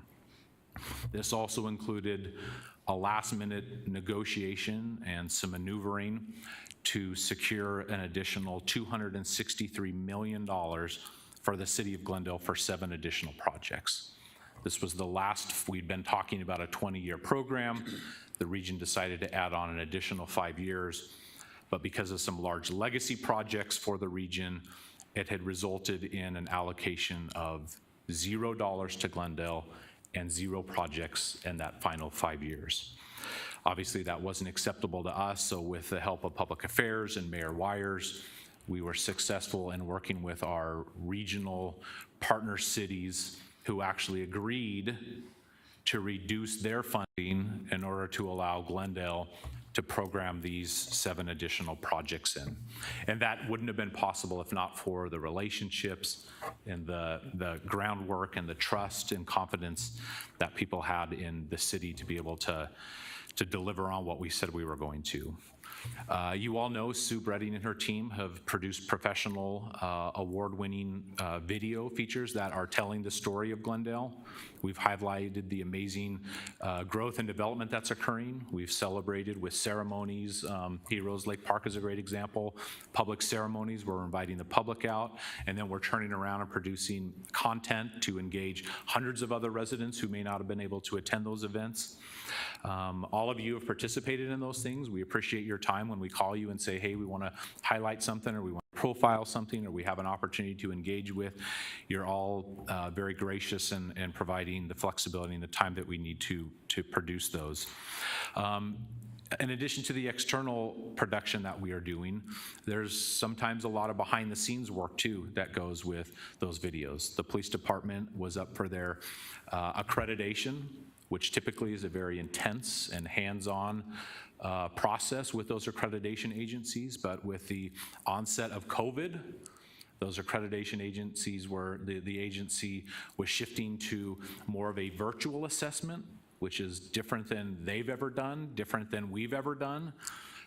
So we set to work to produce with our police department and our multimedia journalist team a video, a lengthy 30, usually you know our videos are short. Because of the nature of this video, it was a 30-minute video that went in depth into the work, the processes, procedures, statistics with our police department. And the feedback that we got just yesterday from that accreditation agency is that in all of their years, they hadn't seen something as well professionally produced by a city that was as extensive, and it made their job a lot easier for the work and the assessment that they had to do. So kind of an example of something that happens maybe not externally. Now that we've gotten that video to the accreditation department, Deputy City Manager Rick St. John and I have been talking. We will provide that, and I'll link to that video for the council so that you can review it too. I think you'll find it interesting and engaging. Our social media presence since CC Romero joined us has skyrocketed.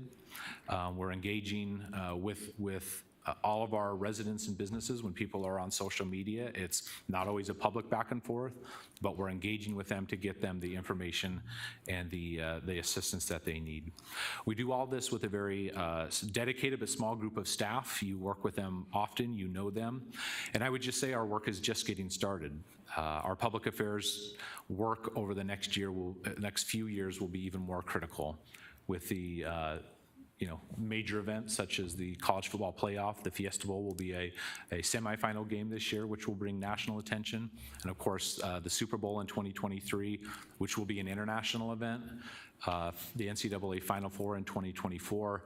And that's in addition to all of the other exciting development that will be coming out that we'll be celebrating and profiling and highlighting, including Crystal Lagoons, the addition to parks, and the other amenities that are coming into the city.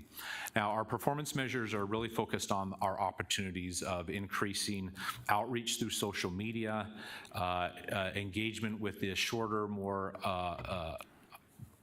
engaging videos that we're producing. Also, to make sure that we are informing our community about the legislative actions that are happening at the state through the Legislative Link program. And then, of course, ensuring that our council has the opportunity to provide leadership on the different policy committees that are available to you. You're busy, folks. You've got a job as a council member, and oftentimes I don't think the public appreciates when we say you serve on a committee, what exactly that means and the influence that you have. But we've really been able to be a leader in regional, state, and national policy discussions because of the work that you do. I think that, for instance, Mayor Wire serving as the chair of the MAG Regional Executive Committee during the period of time when we were negotiating that 25-year sales tax extension paid tremendous dividends to the city. Councilman Malnar, who serves on the MAG Economic Development Committee, we talk a lot about infrastructure. He sits on that committee with business leaders from across the region as they're discussing and talking about projects and implementation that will allow us to leverage the funds and the relationships that we have. Councilmember Clark, you serve on policy committees at the League of Arizona Cities and Towns, where that's really the level where we're trying to prioritize the legislative agenda, and that can grow out of control at times with 91 different cities and towns. And so we have the ability to not only help formulate that stuff, but make sure that the Glendale priorities are also a part of that. And we've seen some of that from our fireworks bills and others that have gone through that process. Water, you know, how much time have we spent talking about water as a policy in this state over the last year? Councilmember Bart Turner, who serves as the chair of that organization, creating and reviewing and developing policies that are going to have impacts for decades to go. Vice Mayor Aldama serves on the National Public Safety and Crime Prevention. We spent a lot of time this day talking about public safety and crime. At the end of the day, while it's a local issue, a tremendous amount of funding, regulation, and support is coming down from the national level, not a surprise. And through opportunities like that, we have the ability to make sure that the unique needs and requirements of not only just Glendale, but I would say Arizona, the Southwest United States, which are different than the East Coast cities, which are different than the Northwest cities and stuff. But we have an opportunity through all of these type of, and there's many more committees and things that you serve on, but I think it's important for the public to know that we have those opportunities to impact and direct public policy in a positive way for Glendale because of that time that you take to do that. And of course, as we continue to move towards our strategic planning, developing our Tier 2 balanced scorecard approach for the Public Affairs Department, we will make sure that our performance measures are fully aligned with objectives such as stakeholder engagement and superior customer service delivery. For this year, we have 3 supplementals. First is $10,000 for Social Archive. This is the software that we use to be fully compliant with the federal and state regulations regarding retention policies of social media. This is everything from the granular metadata that has occurred. We are responsible for doing all of that because of our increase in social media activity. There's an increase in some of those costs. Storyblocks is a software that our video team uses when they're producing the videos for the graphics, the names, the transitions, all of that. We had been operating under a kind of one user account that we'd been sharing amongst the 4 or 5 people who are doing the video editing. Storyblocks contacted us and said, hey, it's more appropriate that you guys are an enterprise account. And they were right. We looked into it, and we want to make sure that we're being fair to their proprietary product that they provide that we utilize. And so the $15,000 allows us to have the multiple licenses to be operating under that software appropriately. And then lastly, $20,000 for the media center utilities. We pay for the utility bills for the expo hall and the 4 stories within the media center with the increased additional staff that are in there, and then as the expo hall is becoming utilized more coming out of COVID, and then of course with the high increases in utility and electrical payments, this increase is needed to be able to make those adjustments. So in closing, I just want to thank the great team that we have in public affairs, thank the council for their support and their participation. This is public affairs work is a team work. It's something that nobody can do on their own. It takes everyone's efforts. And so we appreciate all of that. And with that, I'd be happy to answer any questions. Thank you, Mayor. First, I want to thank your media team. I had the idea for the how to build a lake and how to build a road, but it was really their expertise that fleshed out something that I am very proud of, and I'm sure they are as well. I do have a question with regard to slide 75 on goals and objectives. Can you explain the average positive sentiment, even though it's increasing, is still very low? Can you explain what that positive sentiment signifies and how you intend to raise that number? Yeah, so Mayor, Councilmember Clark, it's a good question. I'm not a social media expert myself, so I asked a very similar question when I get these reports and the metrics. Most of the engagement with the city a vast majority is what in that world in the science of social media they call a neutral engagement, meaning someone's not upset or negative. They may just say, hey, where do I go to report a pothole on the road? And so we still capture that. I mean, that's some type of media engagement, but it's neither a positive nor it's negative, so the vast majority is neutral. What we try to focus on with the positive is when we are actually putting out something about the city, and then there's either people see it and go, oh, good for you. The positive engagement is when someone would either respond themselves personally or share, so then that tree kind of grows in the social media world, the distribution, with saying something positive. Of this is, Crystal Lagoons, this is really exciting, I can't wait to go. That would be a positive engagement, as opposed to someone just sharing it without saying anything, which would be a neutral type of engagement. So we want to increase that positive, we want people to share, we want people to make a positive comment when they're doing that. So do you have strategies in place to do that? Yeah. So again, not being the social media expert, but as we build the followers, as we use the science to kind of determine what people are reacting to, there's some things that we can push out that there really is no engagement at all. There are some that we put out, like the Heroes Lake Park, where all of a sudden people are engaging. So we then try to coordinate our social media playbook to find those areas where we're having positive engagement and create more of that type of content. So it's not necessarily how do we get someone to engage with a specific post, it's recognizing what are the type of posts that they're engaging positively, and then producing more of that. Okay, thank you. Very good answer. Thank you. Thank you, Mayor. And it's so often the case, Councilmember Clark and I are thinking with the same mind. I had that same question at hand that I wanted to ask. So I want to go just calm down. I want to go just a touch deeper. Do we track our negative engagement? Yeah, so we, and if you want, Mayor and Council, we just did an end of the year report, CC produces. We've got software, this is all data driven, the science of social media. We got an annual report that CC just presented to the executive management team, and we'd be happy to share that with you, and you can kind of see some of those, the really granular, detailed metrics of our engagements. And Mayor, if I may continue, and I realize that now I'm the guy standing between us and lunch. When there is negative engagement, do we maybe push that out to the department that's over that area so that they can follow up if appropriate, or correct an issue or that sort of thing?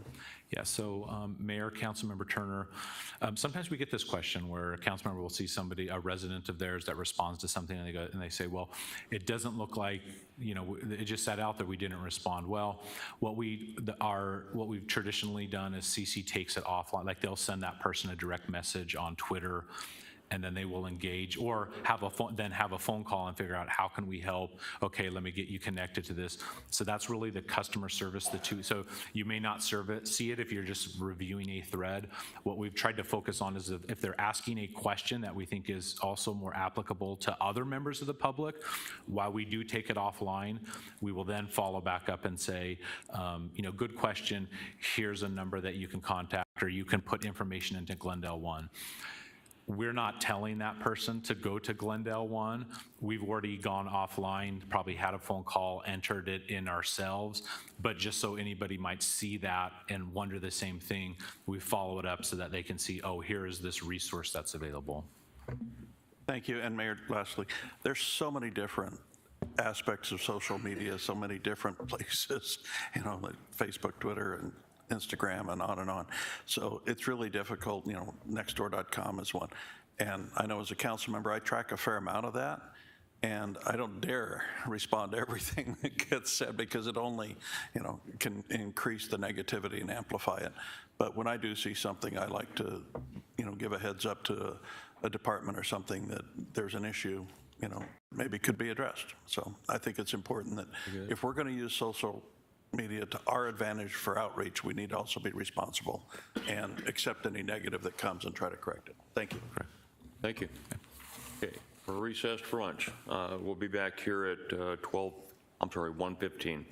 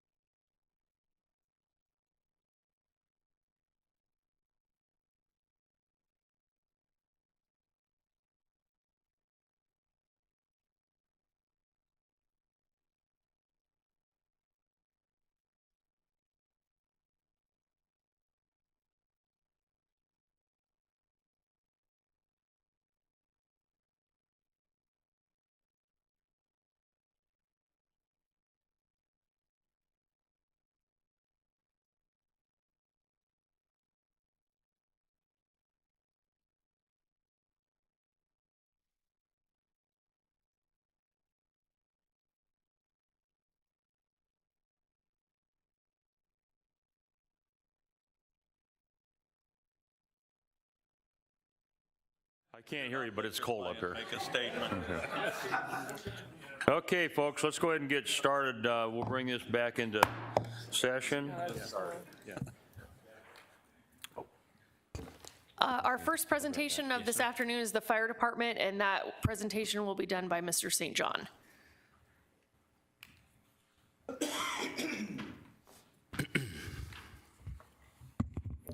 Good afternoon, Mayor, or Vice Mayor and Council. It's me again. Last presentation for me of the day. Fire Services, $60 million budget, 297 FTEs, broken into several different divisions. Union, like all other departments, personnel make up the majority of the budget at about 80%. Response times at the 90th percentile. What that means is 90% of the time we get there in this time. Our goal is 7 minutes and 20 seconds, and we are meeting that goal. The Valley average is probably just under that, around 7 minutes, with some agencies being well over 7:20 and some agencies being under that 7-minute mark for an average of about 7. The national average for response times is 6:20-ish, 6.5 minutes.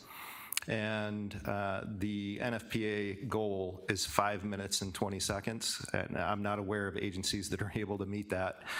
So we are working to improve that 7-minute and 20-second response time, but that's where we're at today. And then you can see fire suppression, ALS, BLS calls, all other calls received. And then, of course, we have the automatic aid received and given numbers up there as well. And our ISO rating remains at a 1, which is the best you can get. These are the training hours, and all I really want to do is point out that 78 hours of actual training in 2021 is much lower than what we would normally expect to see. That is because of the pandemic. We did all the training online that we could, and we deferred in-person training. And so we've resumed the in-person training. Example would be for our engineers, there are certain things they have to do that you can do online, but then eventually they have to get in the truck and demonstrate the proficiency. And so that face-to-face proficiency demonstration is what we're doing now.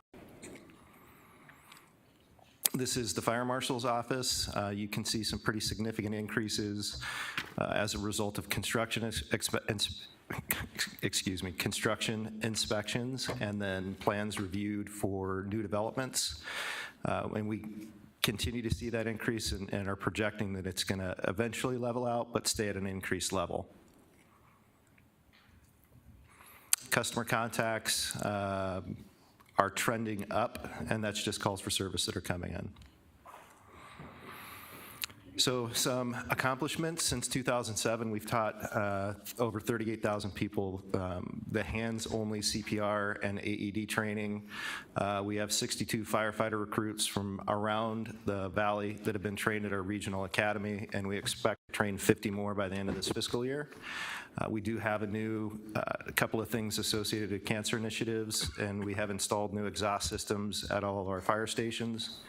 And as you know, Medical Response Unit 153 went into service in July 21. We're seeing good results from that MR being in service. And MR 158, which was approved by council here recently, will go into service when our recruits graduate the academy. We have several new paramedics that are graduating, and the good news is we did a lateral recruitment, a heavy push on lateral recruitment this past fiscal year, and we're able to hire 4 lateral firefighter paramedics. So they're coming to us already trained to be paramedics, so we won't have to incur that cost. And then the other cancer initiative, we have a grant to help start early cancer screenings, and we have our firefighters, engineers, captains, battalion chiefs, everybody going through this, and we're seeing good results from that as well. And then finally, we have 2 of our members on a crisis response team that received Crisis Interventionist of the Year awards, and that's Sarah Steffen and Sarah Amherst, and we're very proud of the work that they've done. They have, crisis response does a lot with interns and volunteers. So this last year we had 20,000 hours with an estimated value of about $540,000 in volunteer time. And they were dispatched to over 2,400 events, 46 bachelor and master level interns from various universities across the country were supervised by our staff as part of their intern program. And complex case management, essentially what that is when we have people that use the 911 system as their primary care, essentially, we put them into complex case management and we try to resolve their issues and get them steered in a different direction. So we assisted 98 customers last year and closed 89 of those referred cases, which relieved a pretty significant burden on the 911 system. So here are our supplementals. The CAD dispatch fees for ambulance services, this is a projected increase. It increases every year, and so this is just noting that percent increase that we often see. Electronic patient care reporting, we moved to electronic patient care reporting several years ago. This is a software ongoing maintenance upgrade. Cell phone and data plan increase. We have new tablets that our fire marshals use in the field, and there's an associated cost for the air cards that they need. We have standby for our public information officer and car 1559, which is essentially a medical response, a medical aid response on scenes that are very intricate and involve interaction between our fire personnel and hospital staff. We are due for our SCBA hydrostatic testing. We've begun that process this fiscal year, but we need additional funding to continue it next fiscal year. Video laryngoscopes. This is a new piece of equipment that's used by paramedics in the field. So essentially, it allows the paramedic to see through video what is going on in the patient's throat to better place and intubate so that they can breathe. We have a couple of training supply needs. The first is Glendale Fire Department only. So the cost of wood and things that we use to train our firefighters has gone up dramatically. You used to be able to buy a piece of plywood for, relatively low cost, and it's, I think, 7 times what it used to be now. And so this cost is reflective of that. As I talked about in the fire marshal's office, we've seen a lot more work related to new construction and plans review.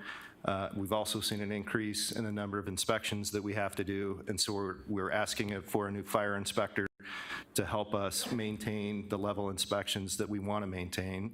And then we're also looking at vacant buildings and a plan to make sure that they're included in routine inspections at some level. And then we're asking for 3 new firefighters. Essentially, this is manpower backfill, and what we'd like to do is place 1 firefighter on each of the 3 shifts. As you know, in fire operations, through the constant staffing model, they have an A shift, a B shift, and a C shift that rotates. We'd like to place 1 firefighter on each shift to help reduce the overtime cost.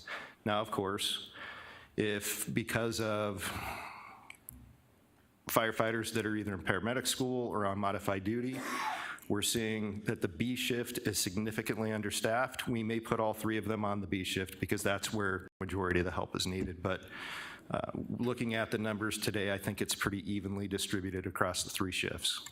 Mayor?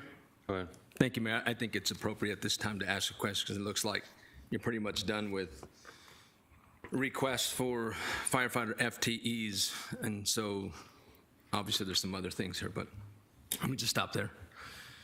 And if the chief is better appropriate to answer, then that's okay too. And before I start, I will congratulate Chief Barnes. Thank you for being here, and congratulations on being appointed the interim chief. And welcome to your first budget meeting that you will, to some extent, have to answer some questions, sir. But congratulations. Fine man, fine man. 3 firefighter FTEs requested for manpower backfill. I got a lot of questions. I'll just go through them and then you guys can answer them. Were there other requests for FTEs that weren't approved to be brought to the council outside of the 3? One question. If only 3 that you're asking for, the chief, I believe we're already over budget on overtime. Let me stop there and we'll get back to some other questions. I believe it to be nearly $1 million. Can you tell me what that overtime budget overage is right now?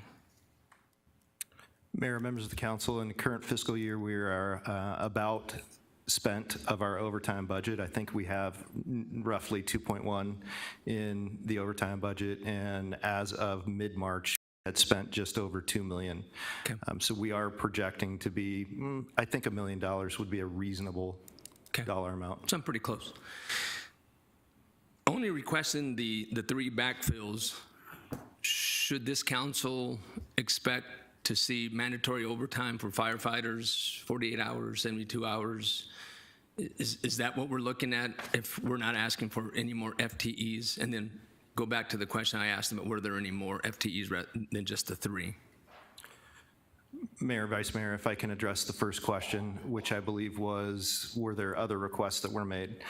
Chief Garrison, Chief Barnes, and his staff and I have been researching this for quite some time, working with the Labor Association, who have been very beneficial in helping us look into this. And we were on a track that we thought was a justified track. And then recently we came across different information that I've not yet shared with the Labor Association. So out of respect, I'd kind of like to have that conversation before I go into detail in a public meeting.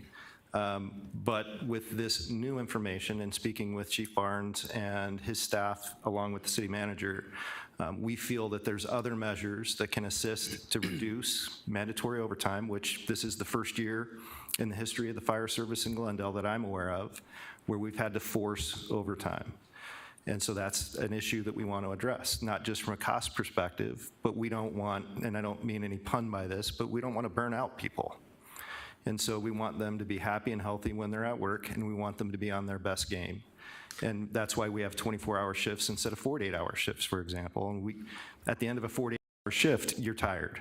You've run a lot of calls, and you're probably not at your best. And so we want them to work 24 and then go home. And that's not always what we're able to do today. And so looking at all the data that we've polled, we felt like adding 3 additional firefighters this fiscal year could give us the data to support the need for additional firefighters in the future, if that were the case, or if the other measures that we're going to implement or hopefully implementing soon bear out as we think they might. 3 may be the number that we need. So thank you for that. And let me just go back.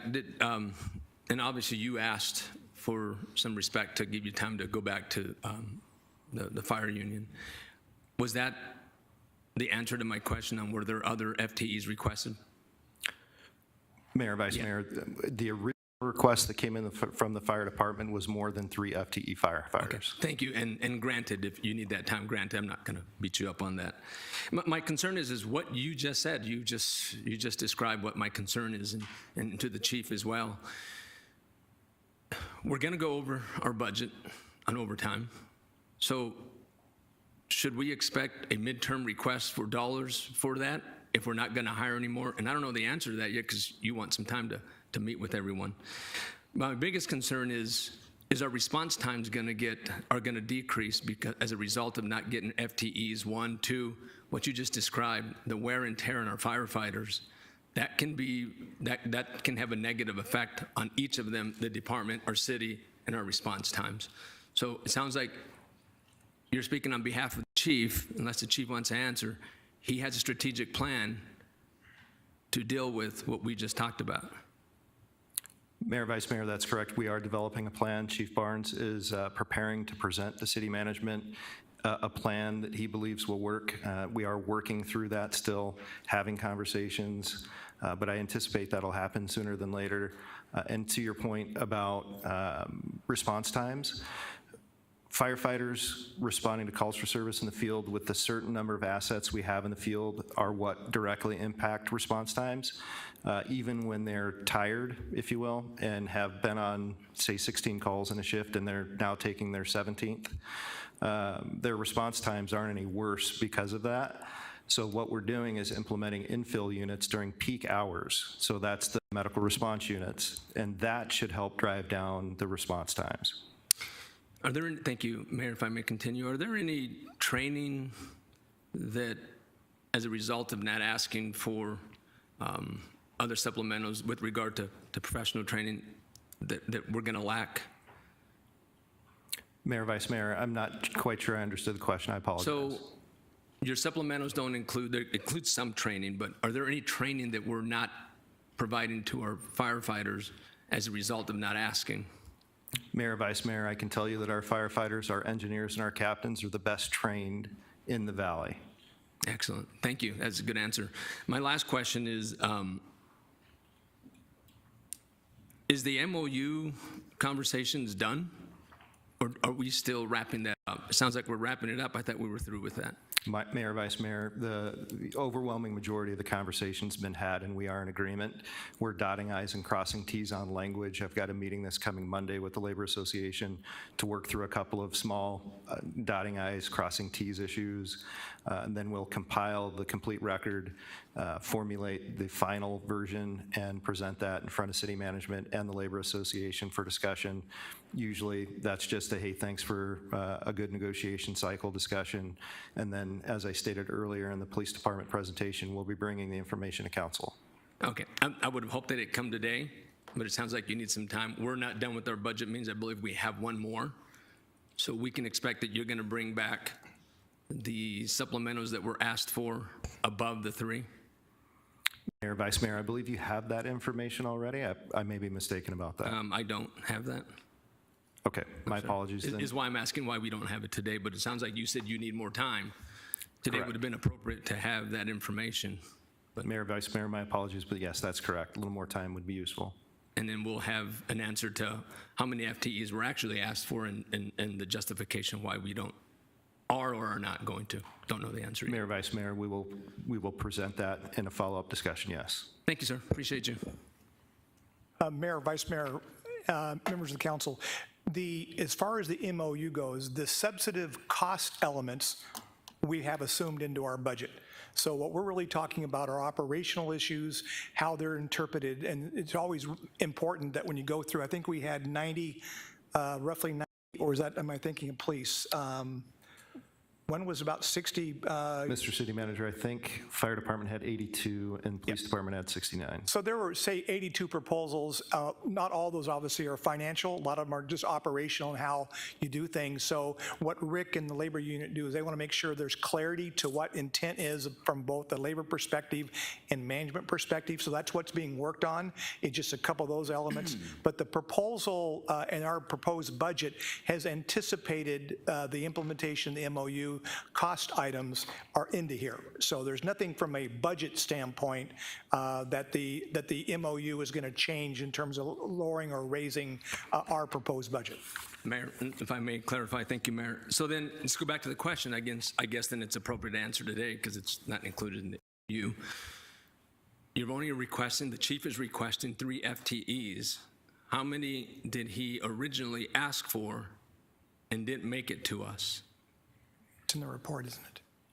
No. Mayor, Vice Mayor, I don't recall offhand. I believe the chief would know. Was it 15? Mayor, Vice Mayor, it was 15. 15 total. Yes, sir. Okay. So, thank you, Chief. Mayor, Council, Member Adama, 15 was the what we have here, but there was a total of 28. And that included other divisions, if that answers your question. It does, sir. Thank you so much. And so, not bringing to the table the total of 15 and just the 3, you 2 gentlemen are saying to this council that response times won't be affected, we won't have wear and tear, we're not going to ask for additional budget midterm, and everything's kosher. Mayor, Vice Mayor, we will not be coming back to the council mid-fiscal year for an additional overtime allotment. We are preliminary looking at numbers, and the numbers seem to indicate that adding more bodies would not have the effect that we're looking for. Now, when I say it won't have the effect we're looking for, obviously, if you add more bodies and have more available staffing for the constant staffing model, you're going to see a reduction in the overtime. But what we're trying to do is find efficiencies in that operations model and how firefighters are able to take time off, how we backfill when they're in paramedic school, how we backfill when they're in the training academy assisting as either a mentor or a training captain in the academy, and how we're managing, as Chief Briggs talked about earlier, the number of firefighters that are on modified duty. So looking at all of those different features and what causes overtime, Chief Barnes and I are developing a plan to address some of those items. And we believe that working with the Labor Association to address those items while adding 3 firefighters gives us the time we need to do an actual assessment of what the needs of the fire service is in the constant staffing model. Thank you, Mayor. It sounds like you have a strategic plan you're working on, is what I'm hearing, and you're not going to come back and ask for supplemental dollars to cover an overage on budget for OT. You realize that there could be some overtime, but you have a plan to address that. Okay, I'm all ears, and you're going to come back with that at our next budget meeting? Mayor, Vice Mayor, if we have it done by then, I certainly will, and that'll be my goal. Thank you, sir. Appreciate it. Thank you, Mayor. Mr. Phelps? Mayor, Vice Mayor, members of the council, so just a couple things to consider. Yes, we had, this year has been an extraordinarily high utilization of overtime. I want to remind that our department has been impacted, like many departments, because of COVID. And so we're starting, so we had a lot of outages based on COVID. So we don't want to go and because of something that happened in a specific period of time to change the entire staffing model, but we're going to monitor that as we go forward. The other thing is that overtime in of itself is not bad. Overtime, if it's the right amount of overtime, is a very efficient tool for management to manage the workload. It's really when you get into too much overtime is what you try to minimize against. So our goal would never be to minimize overtime, because that means you're likely overstaffed, but by having the right amount of overtime, it's a good tool for efficiency. And again, that's what our challenge has been to Interim Chief Barnes and to his team and to Rick, has been to really be efficient on how we utilize our resources, because we would rather get the overtime managed correctly. And then once that's there, if we're going to add additional resources, it's really adding other services that would help better protect our citizens by looking at our call volume, et cetera. So again, a reminder, we came out of COVID, that had a huge impact on our overtime. It drove it up higher. And again, Rick and when Chief Garrison was here, and now with Interim Chief Barnes, they're working really hard to kind of go through all the operational strategies. And we're very comfortable with our recommendation that we believe this number can achieve the goal that we're looking for. Thank you, Mayor, if I may continue. Thank you so much for that. And Mr. St. John, thank you for the relationship building you've created while you've been in this role with the fire union. I hear like you guys have been doing really, really well, and that speaks volumes of both the fire union and our administrative staff under your leadership with Mr. Phelps. So thank you, kudos to you on that. Just lastly, so the fire union have subject matter experts, is why they bring you these FTE requests of 15. All I'm saying is I hope that you as a subject matter expert and Chief Barnes and the fire union can really get down and think about only the citizens, and I know that's what you do, that you'll come back to us with the strategic plan that works, that our national standards won't decrease more than they are now, if anything, meet or exceed.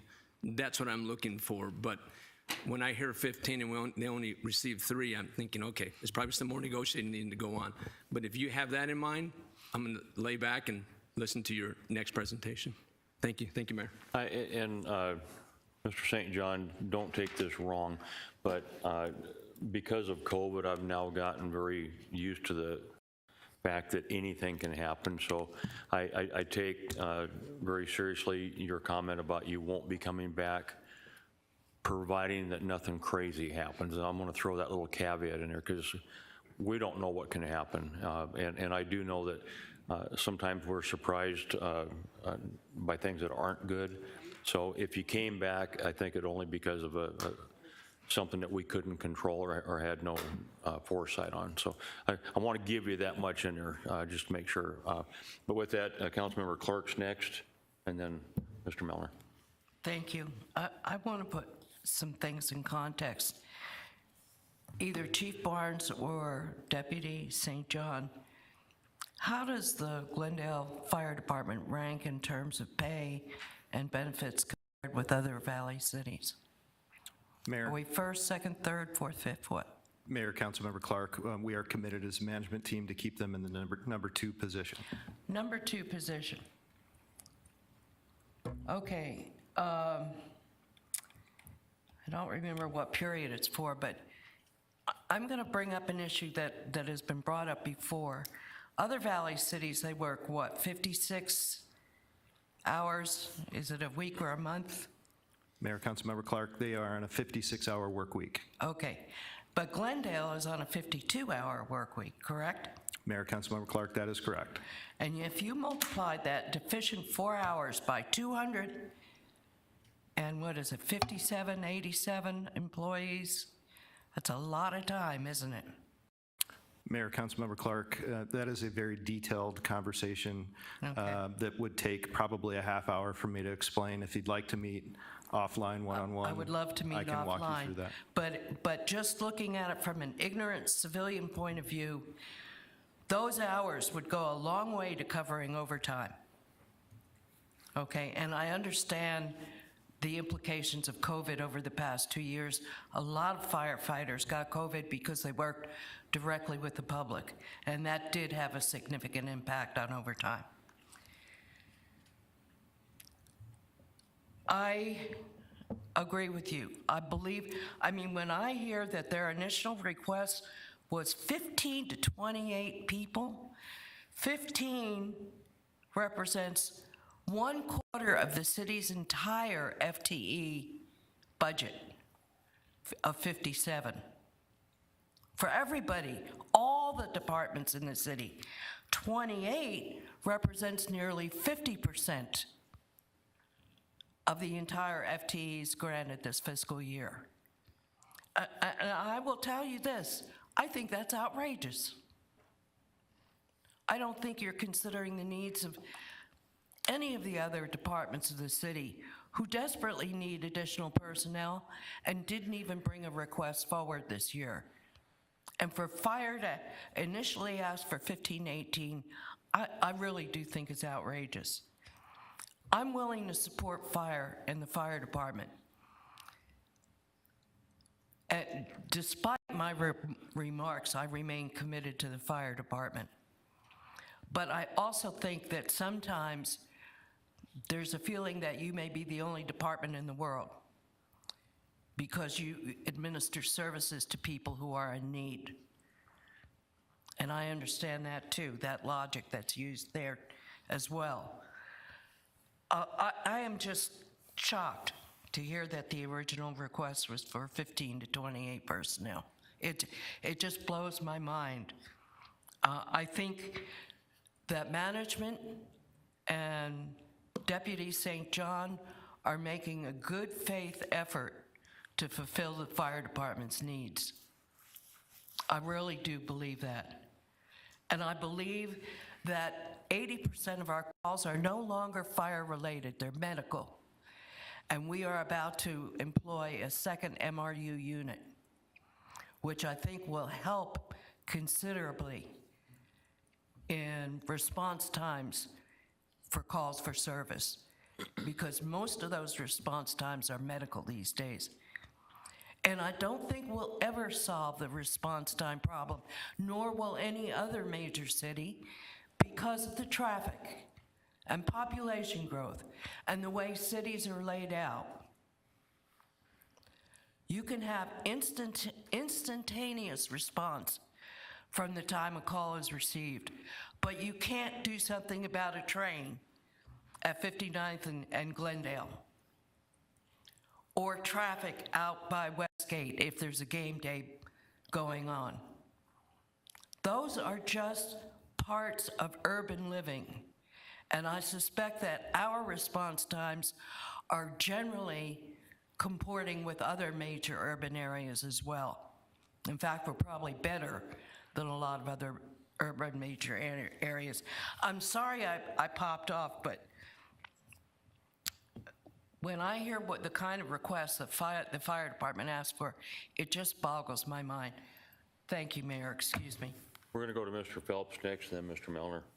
Yeah, Mayor, members of the council, Councilmember Clark, to defend the fire department, let me say this, is that when we begin our budget process, especially almost for all of our departments, we really let them have kind of an aspirational initial proposal. And then from there, we work a lot. So much of the work that's done by our budget team and by my leadership team is really as we kind of start at a high level, and then we really drill down into the detail level of it. So it always normally starts off somewhat aspirational, and then we work with the departments. And so in some cases, we've had examples where a department maybe was too light once we got into the detailed work, and we recommended them increasing the number of positions. But it's very often the case in this aspirational budget that we say, look, timing, we can't onboard, we don't have space, we don't, maybe all kinds of circumstances that would drive that. Or the budget team is great about showing them where other resources can be used to accomplish what that position may want to do. So I think, again, we weren't shocked by the number that originally proposed. What I will tell you is, as we then worked through this, and as Rick and the team had a lot more input on this time around than I did, is that we got to that number, kind of with our heads nodding and feeling like, with all the information that's been shared, that we think this is a defensible budget. So I would just say, I understand the frustration, but having done this many, many years, we want our departments to be aspirational, set the goal high in terms of what they need. I think it's important for management to see what's there. Many times it helps us down the road know where we may have to go with additional resources in future budget years, which then as we put our 5-year forecast together, we can start making some really good kind of long-range decisions on how we size our future budgets. But again, I don't want it to come across sounding like that they just threw a number there. We say be aspirational, and then let's work our way through there. And in this particular job, I think our chief and all of our assistant chiefs that worked on this, our labor units that we work with, I think we got to this recommendation. Not speaking on behalf of the labor unit, but I will say from a management perspective, we feel good about the recommendation. Mayor, if I might. I appreciate your remarks, and I understand the context in which they are made, and I do understand the aspirational aspect of this, but it still boggles my mind, and this is going to sound crude, that they had the chutzpah to put in for that many people, even on an aspirational level. Thank you. Okay, Mr. Mellner next, Mr. Turner, then Ms. Tomchop. Thank you, Mayor. There wasn't much discussion, or I didn't hear much about the MRU. I know we've talked about that in council several times, and we've been in, we've provided consensus to move that program forward, to expand it, but I didn't see any additional add-ons or requests for that. Can you kind of tell me where that program is and what the plan is for the future? Mayor, Councilmember Malnar, we have one medical response unit out of Station 53. It's probably our heaviest hit station right now, with the exception of Station 54.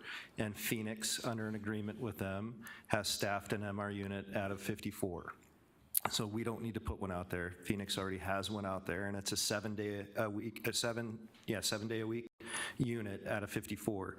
53 is a 40-hour unit, so they're only in service 4 days a week. 58 will be another 4-day unit, and we are in discussions on how we increase that to make both of those 7-day a week units, but we need to bring them in and get them staffed and get them up and running and measure the success. So we have done some measurement on MR53. They average probably 8 to 10 calls per shift, which takes a big burden off of the engine company that runs out of 53. And as was pointed out in the conversation about the police department and their beat deployment, when Engine 53 is on a call and another priority call comes out in their first due area, another engine company from a different area has to shift over. And so that's where you get the relief on the response times, because we're not having to shift, say, a ladder out of 57 or an engine company out of 57 over to 53 to cover because 53 is on a call. That's really maybe, it's an ALS call, but a lower level ALS call that could easily be handled by an MR. So we're still doing those assessments, but we're seeing a lot of positive outcome. So Mayor, if I may, so basically we're not ready to move forward with the next unit, is that what you're saying? Mayor, Councilmember Malnar, we will be implementing the next unit here within the next couple of months. Oh, okay. Okay. All right, thank you. Thank you, Mayor. Chief, Deputy. I'll tag team with So I also had questions on the MRU. I actually thought we had more MRUs stood up and operating. I thought we had 2 of our own plus the Phoenix, but were we on that schedule before COVID to have the second one up? And have we not purchased the equipment, or at least the council's authorized the equipment for the additional MRUs? I'm a little surprised that we don't have our own second one up. Mayor, Councilmember Turner, if I recall correctly, the original MR was initiated by Councilmember Hugh in a meeting back in October of 2019, I believe. And so we were able to stand that unit up. I don't think we got it up until FY21. I'm not sure how long they've been in service. And then in conversations with labor and fire management, within the last probably 4 or 5 months, management made the decision to stand up a second unit. I don't know if that answers the question. I know there was a council item of special interest at one point about the medical response unit, and I believe that was introduced by Councilmember Hugh. I could be wrong about that, but that's my recollection. And that was the implementation of the first unit. Okay. Mayor and Deputy CM, I'm just saying that was my recollection. It may not be accurate sometimes. You might appreciate that the information coming to us is like, water through a fire hose. And so I just thought that we were farther along on this program. Mayor, Councilmember Turner, I could kind of answer that question for you. We applied for a SAFER grant to put that unit in service, and we were denied. So in midterm of the year, that's when council and I believe city manager agreed to go ahead and put that in service. We were unable to get those 4 members into the academy until February. I think we started that academy. They're in there right now. Okay. So then they graduate at the end of the month. So does that answer your question?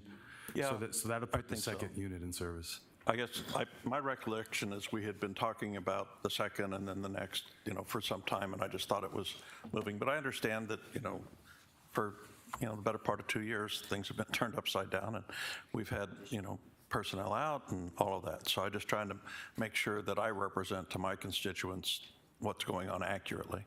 But, I'm all in favor of, getting the next, whether it's the second or the third or whatever, the next MRE up, I'm all in favor of it. I think that they've turned out to be a great tool and a great service that we provide to our residents. Are we still on track to bring Citygate or a comparable consultant in? I know the council had requested that. Mayor, Councilmember Turner, that is a council item of special interest from Councilmember Tomalchoff that I am working through, yes. Working through, okay. I really regret that we probably don't have the time today for you to explain Kelly Days to all of us. But maybe that's something that could be done in the future, because I know that's the core of the distinction between the 52 and 56 or 8 work week for us. And I will take a different point of view on the supplemental requests and the number of personnel that fire or any department just would ask for, or material, supplies, whatever. I want to hear all of it. Okay. One of the things I'm proud of as far as us in this budget process is over the 7 years I've been here, we have finally got to a point where we're seeing the supplementals not approved. I'm not confident we're seeing all of it. I'm not confident that management at the department level is fully comfortable in putting everything out that they would like to have, because there's plenty of departments that don't have a supplemental not approved, which means they got everything they asked for. And I'm just not sure that, that's not my experience. And not to pick on any, not just as an example, but not to pick on that department, because I think it's widespread, but there's no supplementals not approved in parks. And I just find that really hard to believe that our parks and our recreation and everything else is at 100%. Are we improving? Sure. But there's a lot more we could be doing, and a lot more just that we used to do in the past, as far as even having a historian on staff so that we can have, interpretive programs at Squirrel Ranch Park, for instance. So there's a lot. So yes, we're making progress in the supplementals not approved, but I think there's more out there. And let's face it, the 7 of us, all of you, we're all grown-ups. We understand nobody gets everything they want, right? But we also understand that the buck stops up here. And if we don't know what the needs are, then we can't make the best decisions. We don't have to have everything filtered through management. We're not going to give away the store. That's not that's not been our MO. But let us know from the heart, aspirationally, what is it each of these departments want? What do we know that we aren't yet able to provide for them? Because we can't make the best value judgments or cost-benefit analysis of it's better to do this than that if we don't really know what it is, then even get to the table that we're not considering. And if on occasion we override management's recommendation and we say we want to add a couple more code enforcement officers or do something else, that's okay, because we're the ones that are closest to the residents. We hear their input, we're acting on it, we're the ones that go knocking on doors, every few years, and we go to the neighborhood meetings and all of that. So we know better what the residents want and expect. So it's important that this supplemental's not approved list be more accurate, be more full. Let us know what we're not yet providing so that we can make the best judgments. We don't need to sit up here thinking, everything's under control when it's only under control. We need to be performing it better than just the under control level. So enough of my soapbox. Thank you. Okay. Thank you, Mayor. Fire budget, go ahead. Yes, no, I'm up to speed, thank you. I had to attend another budget meeting for Valley Metro, so sorry I missed the beginning of your presentation. I'm sure it was fabulous. I want to make sure I can wrap my mind around where we're at with the MRUs. So I know that we approved the first unit, and we approved, and I think we thought we had some equipment we could use, but we applied for a grant to get everything we needed, and we didn't get the grant, but we got the 4 FTEs, and that was fiscal year 2020, I believe, right? And they went to the academy, and they were ready to be deployed, and then COVID happened, and they were used to backfill overtime. Am I sort of right so far? Mayor, Councilmember Tom Chaff, I think you're tracking pretty well, yes. Okay. So now that unit so we didn't get the grant, but we still got the equipment, and we're ready to stand that first unit up now. Is that where we're at? Mayor, Councilmember Tom Chaff, no, that's not exactly accurate. We did fully fund out of the general fund the first medical response, that's 153. Okay. The second unit, we applied for the grant. We put the 4 positions in the budget for this current fiscal year, but we did not receive the grant. So we didn't receive the grant for the equipment, the truck, and we did not receive the grant for the personnel. There was a prior grant that we applied for MR 153 that would have covered the vehicle, and we didn't get that grant either, and so we had to pay for that vehicle out of the general fund, but we did that with council approval, and I believe that was in FY 21, so it would have occurred right before the pandemic. So we have the first stood up, and we're getting ready to stand up the second. And once we have the second up, we'll see what that does for our response and service delivery and determine where a third needs to go. And I am intentionally saying it that way because we do believe that this infill idea is the path forward for providing better service and reducing response times. Okay, and I agree. Dispatching a engine company of 4 people to Grandma Dizzy, as Dizzy calls, is, I think, an overuse of resources. So I think we all agree with that. Yeah, but before you go on, let me ask one follow-up question. Have we received that truck? Do we have that in possession, ready to roll? Because I don't think we do, but I'd like you to discuss it real quick. No, we do not have that truck in our possession yet, and I think you'd have to talk to transportation facilities on where that's at. I believe it's maybe July. We do have reserve apparatus that will put those members in for that truck. Okay, all right, go ahead. Thank you. So, I guess my question is, what I wanted to get to was I saw in the supplementals not recommended that there were 10 FTEs requested for MR units. And I'm not sure. So basically they're 40 hours, so the same 2, it's a paramedic and a captain, is that how they're staffed, or? Mayor, Councilmember Tom Chaff, it's a 4-person staffed unit. Okay, so but 2 at a time? No, there's 4 people on a single MR. Oh, okay, I did not realize that. So, Mayor, Council, if I can explain, low acuity units are staffed with 2 people, and they can respond to basic life support calls, which account for about 50% of our total medical calls. The other 50% are advanced life support calls, and they require 4 people. Now, you don't have to roll an engine company, an all hazards unit. What we found is for those medical calls, it's cheaper to run an ambulance looking vehicle. Well, actually, the low acuities are in ambulances. F-550 trucks. So an F-550 truck is what the MR would use, and they have fire suppression personal equipment with them. So they can support a fire suppression event if they're needed, and when they're not needed in fire suppression, they can handle any ALS call that comes out. So they're staffed with 2 paramedics, a captain and an engineer, and that could be a captain who's a paramedic and an engineer who's not, and then a firefighter, paramedic, and a firefighter who's not. But we ensure that there's at least 2 paramedics on every ALS responding unit, whether that's an all-hazards unit or a medical response unit.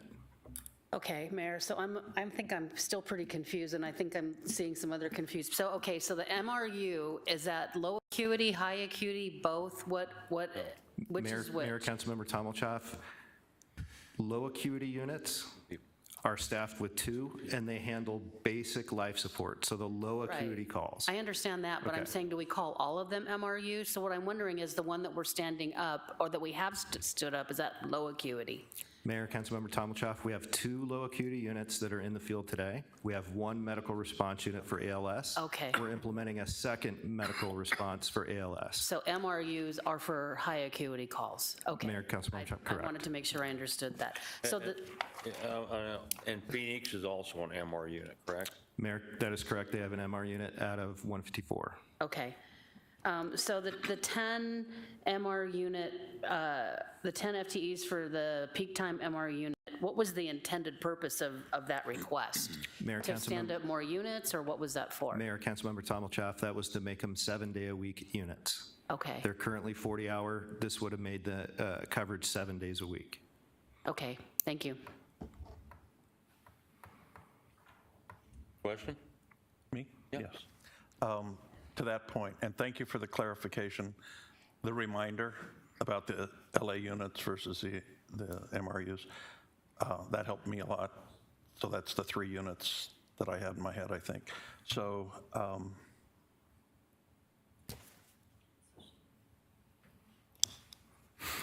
it'll come to me. Go ahead. Thank you, Mayor. Yeah, 1 second, go ahead. Mayor, members of the council, just another thing on the, I think it's important for context, the MRU unit is fully trained, so they can go on to an engine company. So they're fully trained firefighters. And so one of the advantages of that is, in theory, not in theory, but if we're, say, training an engine company, and depending on call volume, we can then move our MRU into that engine company. They can staff it during that window of training that's taking place, and then deploy back into being an MRU, where the low acuity team doesn't have that flexibility. So having that 4-person, we think, is a good model, because it provides us additional coverage under different kinds of circumstances. But that's why there's a captain, 2 paramedics, engineer that are on each of the MRUs. We're all a little bit confused about which is which, and I didn't really realize the high acuity units were 4 people, but it makes a lot of sense. So, but back to the 10 FTE request, was the intended purpose to stand up another unit, or just to simply take the 2 units that we have and make those 7-day-a-week responses? And do we have data that shows that's necessary? Or that we really 40 hours is fitting the needs of the community? Mayor, Councilmember Tomilchoff, that's currently what Chief Barnes and I are studying. Okay. So should we, I'm just wondering whether how long is it going to take to, once the budget is established, if you say, yes, we really need this, and we didn't put it in the budget, then we have to wait until next year. So that's what what's the time frame? Is that something you'll know by the end of this budget cycle, or should we have a placeholder for that? I mean, I think these units are really vital to our community for immediate medical response for high acuity issues for our residents. And so I'm willing to wait to find out if the data shows that we really need them. But if the data shows that we really need them, I really would rather not wait until next year to put them in the budget. So I don't know if you can help me figure out what the timeline is. Mayor, Councilmember Tommelchoff, certainly by this time next year, we'll be ready to have a more in-depth conversation about what MR53, MR54, which is a Phoenix unit, and MR58, which we're standing up here very soon, what impact those 3 units have on response times. So the automatic aid system, the way it's set up, we're getting, no one's being turned down when they call the fire department. I think everybody knows that, but I want to make that statement that no one ever gets turned down. They don't say, who is this? Never mind. Somebody is going to go, and the right resource is going to go every time, and we don't miss that benchmark ever. What medical response does is it decreases your response times. Those infill units decrease your response times. We want to make sure that where we're putting them and when we're putting them out is having that impact. And not having stood up the second MR yet, it's really hard just to have one that's our data. And Phoenix, I'll say MR54, about 65% of the time they were stood up during the pandemic, especially during the height of Omicron, when everybody seemed to be hit the hardest as far as staffing. The other 35 to 40% of the time, they weren't even able to stand it up. So the data that we got through the pandemic isn't realistic data. We have some pre-pandemic data on MR54 that looks very good. We have some pandemic, post-pandemic data on 53, and then we need more data on what 58 does because the system operates as a whole. So we may think about service areas in the fire department being similar to police beats. It really doesn't work that way. It's a completely different model. And so we need to see what the impact of these MR units has on the model as a whole. Okay, so Mayor, if I could, so we will, we've got some work to do to find out. And are we looking citywide too? I mean, like how many, I mean, we may have other pockets where we have, you know, higher volume of just high acuity medical calls that may be outside of 53 and 58 and where Phoenix has got 54. And that, I mean, not only does it lower the response time, but I imagine it also saves money and wear and tear on the engines that don't have to be dispatched out to these medical calls. Mayor, Councilman Tommelchoff, to answer both questions, number one, we do look at every apparatus in the city and their individual response times. And so we try to place the MR in a position to support those engine companies or ladders or any really all-hazard unit that's out on the road today that has the higher response times, because what that indicates to us is they're never getting back to their station. They're taking a call, and while they're out on the east end of their first due, they get a call to the west end of their first due, and when they should have been in the middle of that area, they were on one extreme side, and so the response time is increased, traffic-related, by sometimes upwards of a minute, minute and a half. And so what we're trying to do is look at the individual units that we have in our constant staffing model and where we need to place the MR. And you know, to the point, you may have an engine company whose response times during peak hours, which would be, say, 8 a.m. to 8 p.m., are over 8 minutes. But from 8 p.m. to 8 a.m., they're 6.5 minutes. And so we're just trying to look at all of that data and determine where to best place these units. That work has been done. We know we needed one at 53, and we know we need one at 58. And 54 is supporting that station.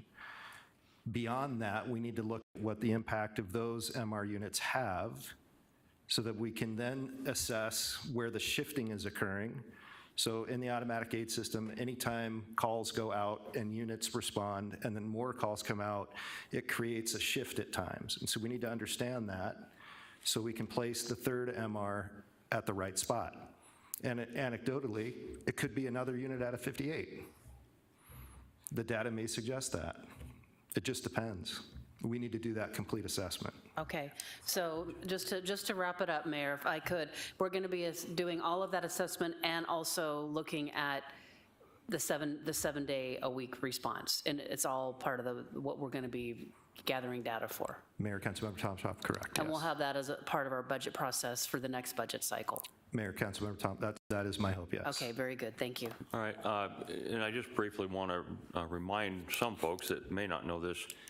Several years ago, I think it was 7 or 8 years ago, the first unit was actually my idea, working with Delta Williams, trying to get empty space that we had in that fire station, where a majority of our calls were going into Phoenix, to have Phoenix kind of pick up their fair share. And we found a good, what we felt was a very good working relationship with another department manning that, using our facilities, where we both benefit. They'd take our calls, we'd take their calls. That unit ended up then growing to, well, what if we expanded this program? And I think it's done a good job. I wished it would have been done quicker, and we've been dealing with a lot of it. But I do believe in the program, both the LA unit and the other. I'd just like to see them done quicker. What we were trying to respond to, the two main things, is better service for our people, quicker response times, because that was a huge problem that we've been hearing in this council for years. But then also firefighter burnout. People that are getting to work and they start taking calls, and they don't stop taking calls until the next shift comes in. And so that's really what those were trying to benefit and try to help. So I hope the council all realizes that I think everybody's on the same page trying to do this. It's difficult without having that information to make those really critical decisions of where do you deploy it and when do you deploy it and how often do you deploy it. So I have a question with our city manager next. Yeah, Mayor, members of the council, Councilmember Tomachov. First of all, thank you for the line of questioning. This is all really good stuff. One of the reasons why I think our Glendale Fire Department is considered one of the best, if not the best, departments in the state is because we use data and a lot of analytics around that data to make operational decisions. The easiest thing is always to do, in my experience in government, is just to put more resources, but if you don't put those resources and deploy them strategically, you don't always achieve the best utilization, and that's not as good as you can be from a public safety perspective. Remember that, and the Deputy City Manager St. John mentioned about the difference between dynamically staffed and constant staff. One of the advantages of low acuity teams and MRUs is the fact that we can dynamically staff during the busiest time. When he said we wanted to look at data, let me just kind of throw out this scenario. We can certainly look, there may be data that supports taking our existing 2 MRUs to 7-day-a-week. But there may be, if you take that same amount of resource, we may be better off to put 3 MRUs at 3 different stations. So that's what we want to look at, all the call volume data, look at and then we can also factor in which stations are having excessive caseload by the engine companies, and then we can assign perhaps MRU unit there as well. So they're going through that exercise. My hat's off to them. They pull a lot of data. We're a frequent caller to Phoenix Dispatch, which collects all of the call data. I think we have them on speed dial, and they've been providing a lot of information. That's what these guys work on. And so it's not that we're not ready, but we just want to kind of go each step of the way. We want to be able to present a really compelling case for how we can deploy additional resources. And I'll just end with this. I mean, somebody could say, why don't you do an MRU all 24 hours a day? Well, now you're into a constant staffing model, and you're better off to have an engine company. Because at that point in time, the incremental cost difference between a 24 constant staff MRU versus an engine company is not very much. So MRUs are designed to be very efficiently, kind of dynamically staffed during the highest call volume, which is very predictable for the most part. I mean, there's good data to show how it's done. So we'll continue to have this conversation, and maybe what I would suggest, I think this would be a wonderful topic as we move through this, to have a workshop on it, and I think that would be, we can get in perhaps into the differences on the 52 and 56. We can look at some of the operational issues, but I think you'll be very impressed with the, what the fire administration and what our fire department is proposing. They are really trying to make really good decisions built around the budget. Mayor, may I? Thank you. And I just want to say thank you for that. And I know Thank you for giving us a better, at least for me, and I think looking at the rest of the council, we have a way better understanding of this now. And I mean, I think it's good to say what was the purpose, intended purpose of this. Do we have the data to support it? At this point, we don't, but I appreciate the opportunity for the interim chief to be here and to actually explain this to us. And I know these are long days for staff, but they really are helpful for us to get an understanding of your operations and how you budget and how all of your departments work. So thank you for your patience with us as Joyce likes to say, slog our way through this budget. But this really, I think, helps us to understand it. And you know, I wanted to say also that I'm really proud of our fire department. I really do think the men and women in the Glendale Fire Department are absolutely a wonderful representative of our community. The caring and the treatment that our residents get does not go unnoticed. So thank you. Mayor? Go ahead. Yeah, so Kevin, the city manager, mentioned something that I was going to mention earlier. The question was asked, where do we rank? And the answer was number 2. That's compensation. Where do we rank? And the city manager said it. Number 1 when we talk about quality of service, and that's what I'm concerned about. But it takes compensation to be number 1 for quality of service. Okay. Number 2, it's premature to say that the fire department has the gall to ask for 15 or 18 FTEs without knowing what they were asked for. Councilmember Tomachoff had some information that maybe some of us didn't, and that's okay, that 10 of those were to stand up 7 days a week. It's in the book. Did I say wrong name? No, I just said it's in the book. Oh, it's in our book. I didn't see it. Thank you, council member. But it's premature to say that I'm shocked unless you know exactly what the subject matter experts are asking for. Not the quantity of people, but how are they going to better the service to the citizens of Glendale, right? And that's what I'm concerned about. So you said you're going to bring it back next week, or our next budget meeting, I should say, whenever that is. I'd like to know not just how many they were going to ask for, but why and the justification, if you can do that. Yes, sir. Thank you, sir. Thank you, Chief. Mayor, I do have one more slide if I can continue with the presentation. Only time. Okay, thank you. So the last general fund request is to reclass 4 firefighter positions to engineers. Essentially, there are a certain number of engineers that you need in the field. We have the number of engineers that we need. So when an engineer is not able to come to work because of a vacation day or some other reason for leave, we have to pay someone else a higher rate to fill that position.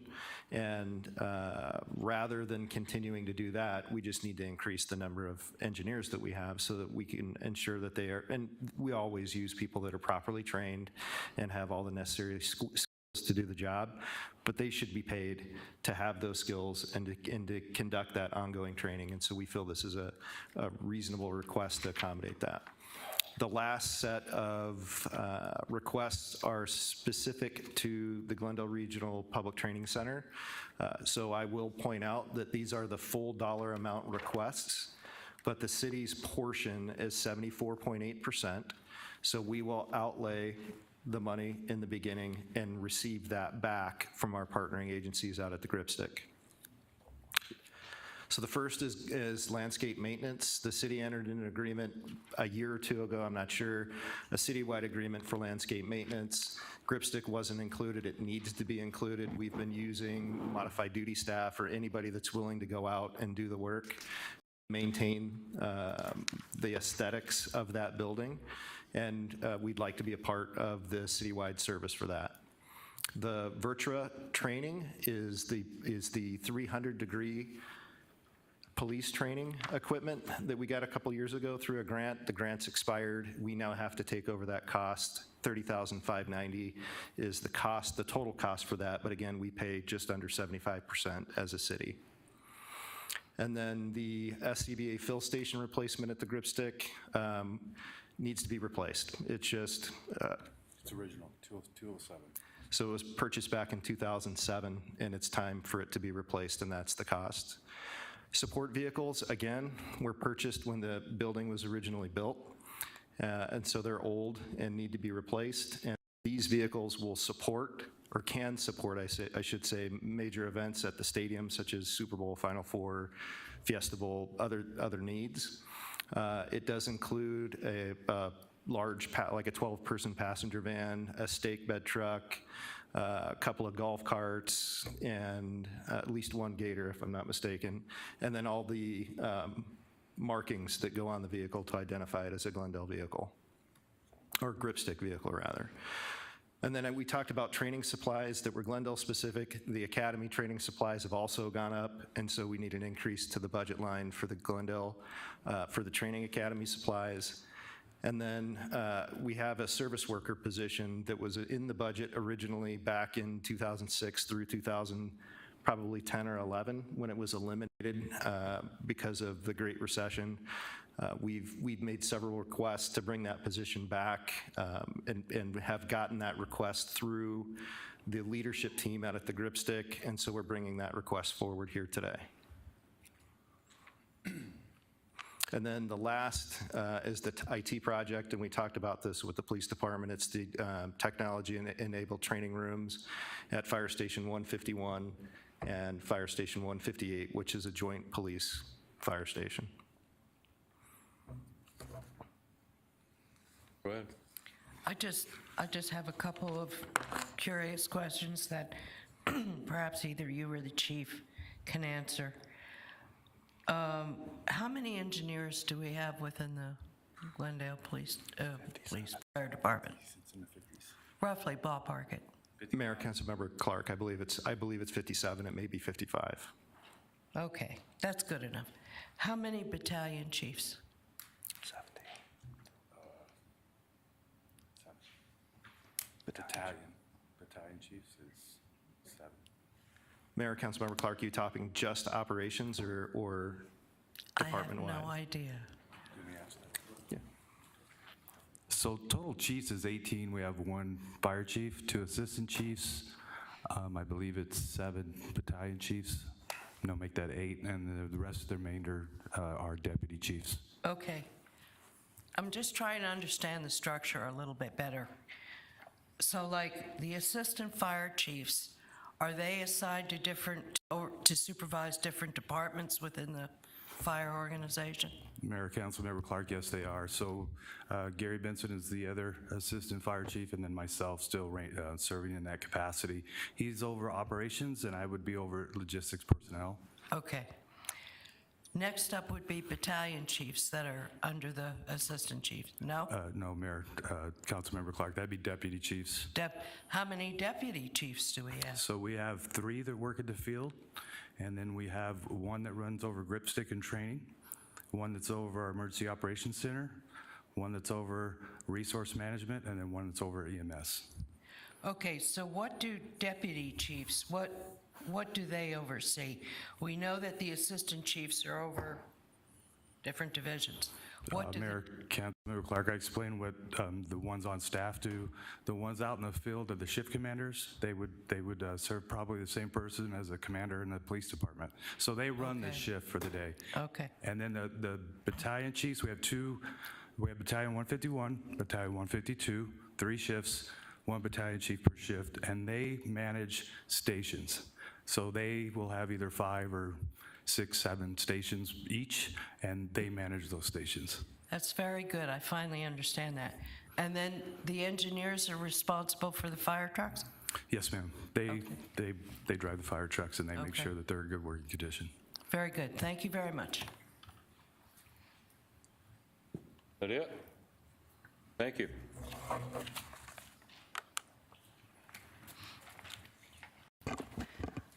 Our next presentation is Innovation and Technology, and the presenter will be Mr. Murcia.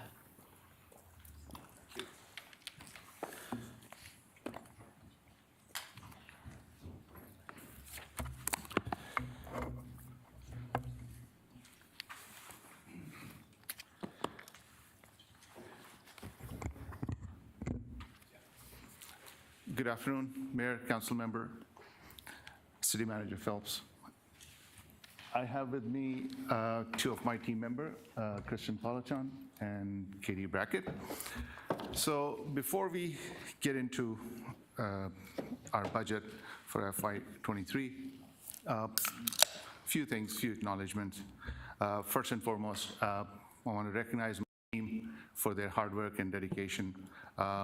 Because of their professional work, we excel, and you'll see in the presentation in all the KPIs that we monitor. I also want to thank City Manager's Office for their support and trust, making sure that we are adequately supported from a leadership perspective, so we take on these assignments that are challenging, we deliver them on time with proper support. And last but not the least, I wanted to acknowledge all my fellow directors. Their participation, their collaboration, their partnership is critical to us. We are internal service provider, so unless they collaborate with us and they partner with us, our mutual success is not ensured. So their participation has been great, and you'll see that in my presentation. So before we get into this, I think context is important. And for context, I want to present a number, and the number is $854 million. Now, that's not our budget. Our budget number is 500 and something, but 854 million is the volume of traffic traversing through our network. That is the scale and size of the network that we run here in our city. Now, imagine if this traffic was on our streets, what kind of a system, what kind of orchestration, synchronization we would require to manage and maintain that. That's what my team does. What you see on the KPI is the output and sliver of that output in terms of what we deliver. But that's the scale we're talking about.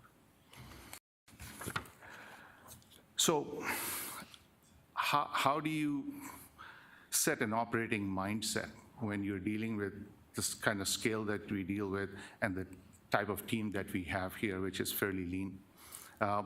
We deal with a mindset that is action-driven, and the single word that defines us would be resilience. And the two factors that trigger this mindset, one is, Mayor, you talked about it, with COVID, anything is possible, precisely. Pandemic is one of the driver. It basically transformed the entire world from brick and mortar, nice to have digital, to digital first.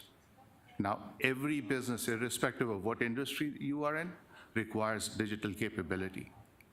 The second thing, most important and most pertinent right now, geopolitical.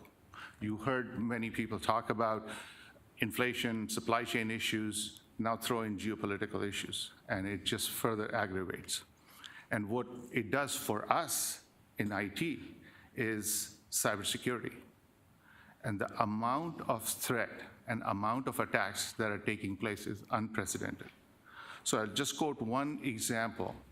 Microsoft recently came out with their recent research on cyber defenders. And out of all the global attacks that are taking place, that took place last year, end of 2021, 46% were targeted towards US out of the total population. And out of those 46, 48% were targeted towards government entities, which means we literally have bullseye on our back. And I said it last time when I was presenting it, we have adversaries who has to be right once. We have to be right all the time. We have to be precise, we have to be diligent, we have to be vigilant. And that's the mindset of resilience that we operate under today. So let's get into it, and we'll talk about it more as you see more initiatives that we are undertaking next year. But a little bit about our budget. So innovation technology is $23.4 million, comprised of 4 departments: telephone, technology maintenance, technology operation, technology projects. And our mission, you can see, reliable, secure, innovative services delivered so we empower the entire city to deliver services to our citizens. And that is the reason why that resilient mindset needs to be there. And the breakdown of our budget, 24% salary, 65% operating, and 11% is our internal services. Now let's look at the KPIs I talked about. So what you see here is what our customers, our internal partners see from a service perspective. We're maintaining year over year high 90s, and we plan to maintain that next year as well. So no change there, or just continuous improvement as we introduce more technology, we need to adjust our strategy to support those.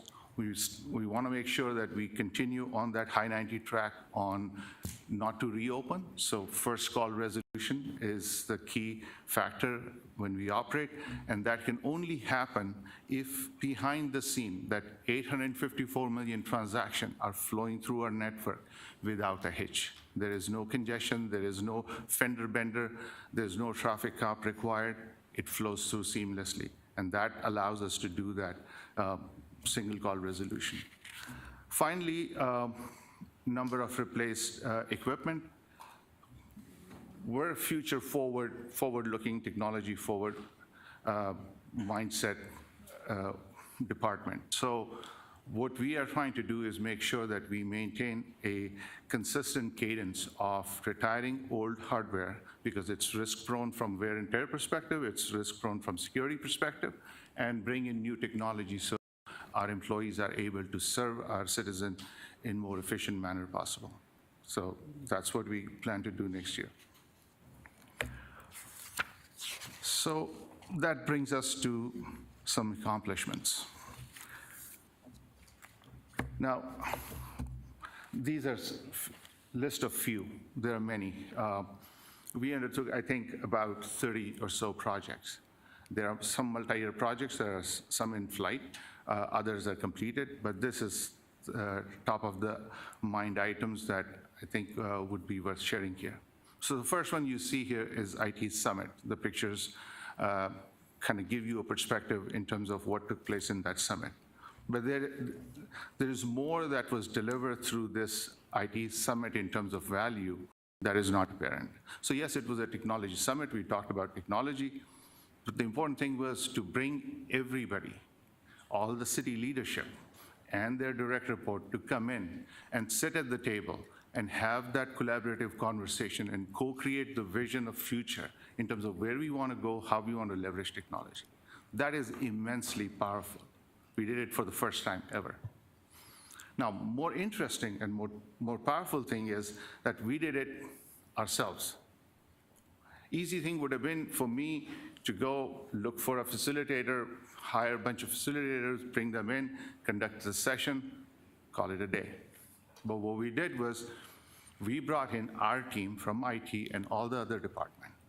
And this is the example of collaboration. Mr. Jim Brown talked about employee retention, employee hiring, new strategies. This is one of the new strategies. It is one of the key factors of hiring good talent and retaining good talent. You give them challenging environment to grow and develop and exercise those skills. And that's exactly what we did here, which is not apparent. The way we did this is we conducted a training with the help of HR. And we followed a model called 70-20-10. What that means is 70% of the learning happens by doing something. 10% only happens when you go into the classroom, you learn the subject matter. Then 20% is through coaching. So you learn something, you get some coaching, and then you apply that learning. And we did that in the context of this. So Mr. Jim Brown and his team conducted 2-day facilitation training. First day was training, second day was coaching. So what they learned, they practiced the next day. And then the following week, they actually conducted a full-blown 100-person session and facilitated the session. And it was immensely successful. And my colleagues here can attest to it.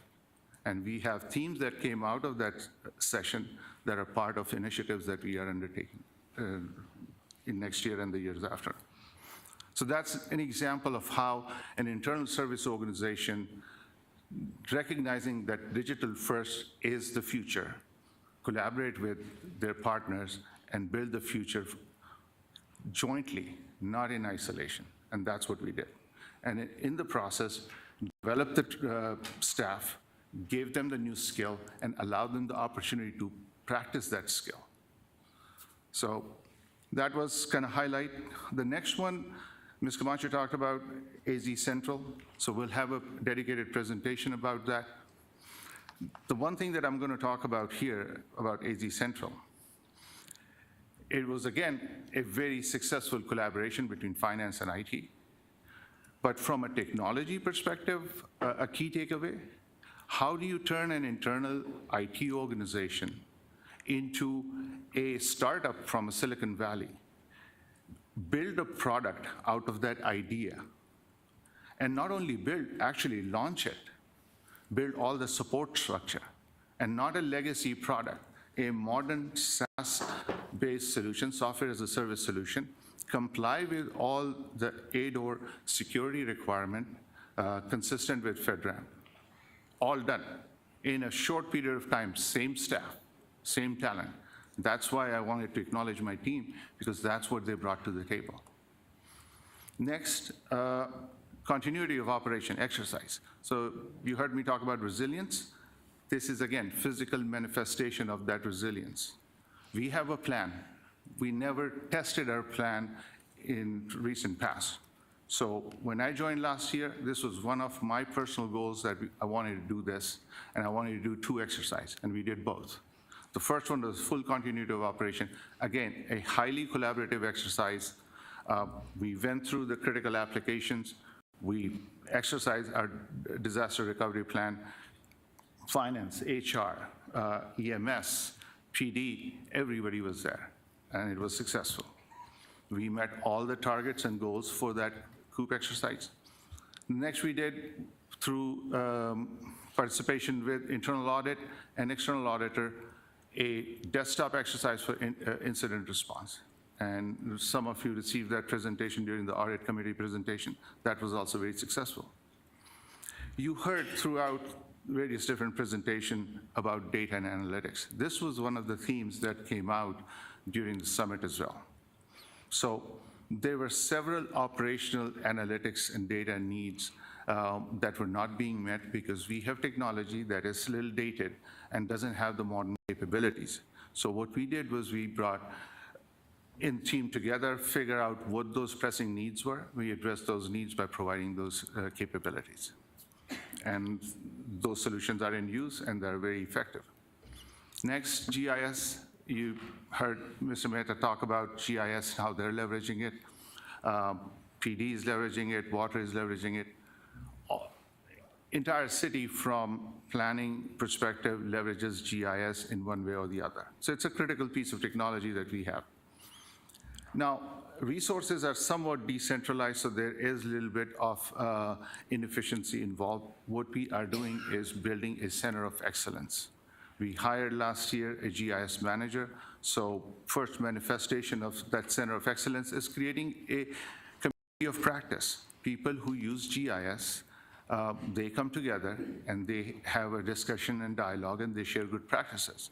We had 19 departments participate, 10 presentations were done on projects that were done in collaboration with IT. They shared their learnings and experiences and successes and failures, and it was highly collaborative, and it created the basis of that center of excellence. Next is our new employee orientation. So if digital is the table stake, and the day one you bring an employee, and you want that employee to have a fantastic experience working for the city, and it doesn't feel like that he's traveling back in time, but he's coming to a modern organization. So one thing that we can do is we can train them, empower them day one to understand what technology is available to them, how they access it, how they use it day one. So instead of having a single slide deck presentation, we have a dedicated hour. We actually walk you through all the tools and technology that you would use in your day-to-day life, in your role, and get you acclimated to that. Not fully trained, but acclimated so you are productive day one. The benefit of that is that the managers and the supervisors don't have to spend time guiding them how to do things. They are effective and productive. Next is security cameras. Now, this is not necessarily a project. This is more of a multi-year, multi-phase program. So phase one, we're deploying 423 cameras, 23 sites. So each site is literally a project. The way we are approaching it is making sure that each site is designed, spec'd properly, taking into account any kind of remodeling, construction that is going on. All those things are sequenced in. Supply chain issues, resource issues, all those are accounted for. So far, Phase 2 is 211 cameras, 16 sites. Phase 1 is due for completion 9/23, which will be next year, and Phase 2 will be June 2025. Last one here is the important one, zero trust architecture. What that means is basically implementing a modern security posture in our organization across the board.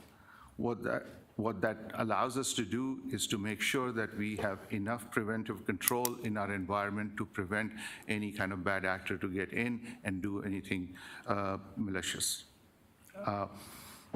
It falls on a basic principle of role-based access control and principle of least privilege. So whoever needs access, they get access to precisely the amount of information that is required for them to do their job, for the purpose that they are required to do the job. All those things are detailed, traceable, auditable, and we have the ability to monitor and control that. So that's what Zero Trust Architecture is. We piloted the program. We're going to roll it out into a full deployment in coming fiscal year. This brings us to our supplements. IT professional services and contractual services. Everybody talked about cost has gone up. So this is towards those services that we frequently use. Some of the services are related to our dated access control hardware and infrastructure, which is due for replacement. So we're getting higher than usual support calls. Software, hardware, and maintenance, again, the cost has gone up. So we're making sure that we account for it here and maintain the software with proper license and maintenance and support. The next item is, as I talked about earlier, we want to make sure that the hardware, the computers, laptop or desktop that are being used are current, because no software vendor is designing laptop or software for old laptops or desktops. So we have a schedule by which we roll out new hardware when the old hardware is due for replacement. So this fiscal year, we have a bunch of desktops that will be replaced. And we're replacing it with laptop, again, to plan for contingency should a situation comes up where we need to be mobile. The laptop would allow us to do that. At the same time, it will allow you to perform the way you would perform using your desktop. The next previous discussion was about staffing in a different context. We're looking for temporary staffing. We have a solid slate of projects that are coming up next fiscal year. And what we are trying to do here is, rather than bringing in FTEs, which may or may not be needed, we're bringing in the flexibility in our staffing model. So we're doing project-based staffing. This allows us to be more nimble, more targeted, more focused. The kind of skill and expertise is needed to implement a system is different from kind of skill set is needed for maintenance and ongoing operation. So for these projects, when we need these different resources, we can bring them in, just like software as a service or subscription or on demand. We bring in the right resource at the right time of the project, have them deliver what they need to deliver, and bring in a different resource for the different phase of the project for a different purpose. So that's what this temporary staffing is for. There are a lot of construction and remodeling work is going on, which impacts our network infrastructure, physical infrastructure from a technology perspective. So our team has to go around different facilities. So we're requesting 2 vehicles for that purpose. Next list of supplementals are FTEs. So the first one is Information Technology Supervisor for networking. Again, we don't have this resource, this position filled today, so we're requesting this. There's a ton of infrastructure work that's going to take place in coming years. So we want to make sure that there's a supervisor available to guide and oversee some of that work. And this work is not localized to a single location. It's dispersed across various facilities. So we want to make sure that we have right coverage from a management perspective. Cybersecurity analyst, we only have one. So if this person is out sick, takes up another job, then we don't have any. So this will allow us to create a little bit of a backup and a cushion, and it will also allow us to manage those 854 million transactions that flow through our system. Because one of the key responsibility for security analysts is to investigate, identify, and prevent some of those things. Data and analytics, as I said, is a theme that was consistent throughout. We just became gold certified. Our goal is to become platinum certified. The way we would do that, Kayla and Jean before that, and her team and the rest of the city, what we have done from a data perspective is heroic, without much automation. That's what we have done and achieved. So it's, as a technologist, when I see this, it's amazing work that's been done. But through sheer heroic, a lot of it is manual process. So what we're trying to do is we're trying to build a technology platform to support them, to empower them to do this consistently and do it without having to manually do it, but do it in an efficient manner. What that would allow us to do is publish more, rely more, have access to that data more efficiently, more effectively. So that this position of data and analytics administrator would be for that purpose. The responsibility of this person would be to manage that platform and make it available for rest of the city to use that data as efficiently as possible. Next is IT business analyst. So we had a summit, we talked about what the future would look like, what our strategic needs are. Business analyst would be that tip of spear resource for us to go talk to each business, understand what they are trying to embark on, make sure that we have a sound business case before that proposal comes to IT steering committee or goes anywhere in terms of implementation. So this would allow us to do an upfront due diligence. Once the project is approved, this resource, the job would be to work with business, gain full understanding of what is required from this new solution, take those requirements, convert them into functional specification so the technical team understand what they need to build. So we build it once and we build it right. And finally, on top of that, this business analyst would have an enterprise view. The reason why we had the summit was that we all wanted to come to the table and have a conversation. So what one department is asking for is similar to what other department is looking for. So instead of building 31 flavor Baskin Robbins, we bring one platform and solve multiple needs. So build once, deploy anywhere kind of model.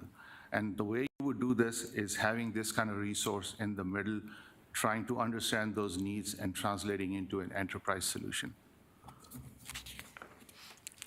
Last, you heard about PD and fire talk about technology-enabled conference room. Those are not training rooms, but we have a technology-enabled conference room everywhere on our campus.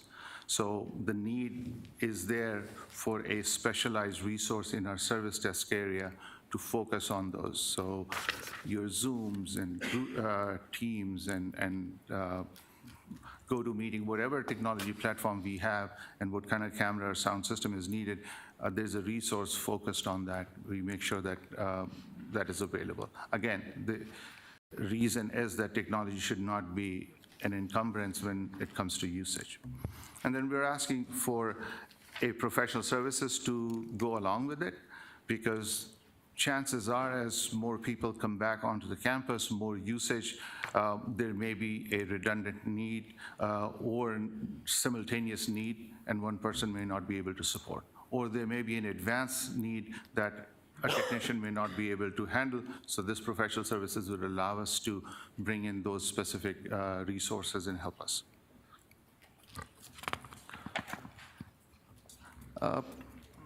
The next slide is just for context. It kind of gives you a high-level view of where these resources would reside in our technology organization. If you have questions, I'm happy to answer on this, but this is more for a reference. Let's look at some of the projects. Ms. Camacho talked about budget and reporting software. The output that you see in front of you, again, heroics, a lot of manual work. And the reason, because the technology we implemented, we are using it, has aged. It has served its purpose. It's due for replacement. There are modern solutions out there that we should be using. City is growing, the needs are growing. It's in our best interest to look at newer technology, newer solution that meets our need for now and future. So that's what this is for. So just like security cameras we talked about earlier, access control is a companion program that should go with the cameras.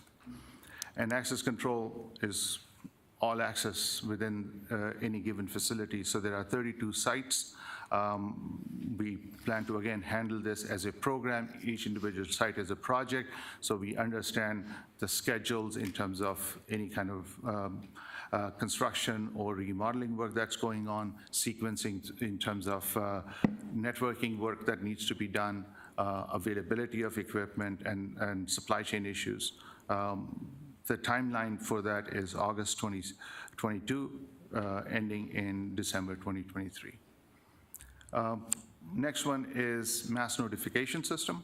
So we're in the middle of implementing the phase 1. This is phase 2. Phase 2 allows us to provide opt-in, opt-out feature for our communication. So when we communicate with our citizens, we give them option to choose to opt in or opt out, and that would be true for our employee notification as well.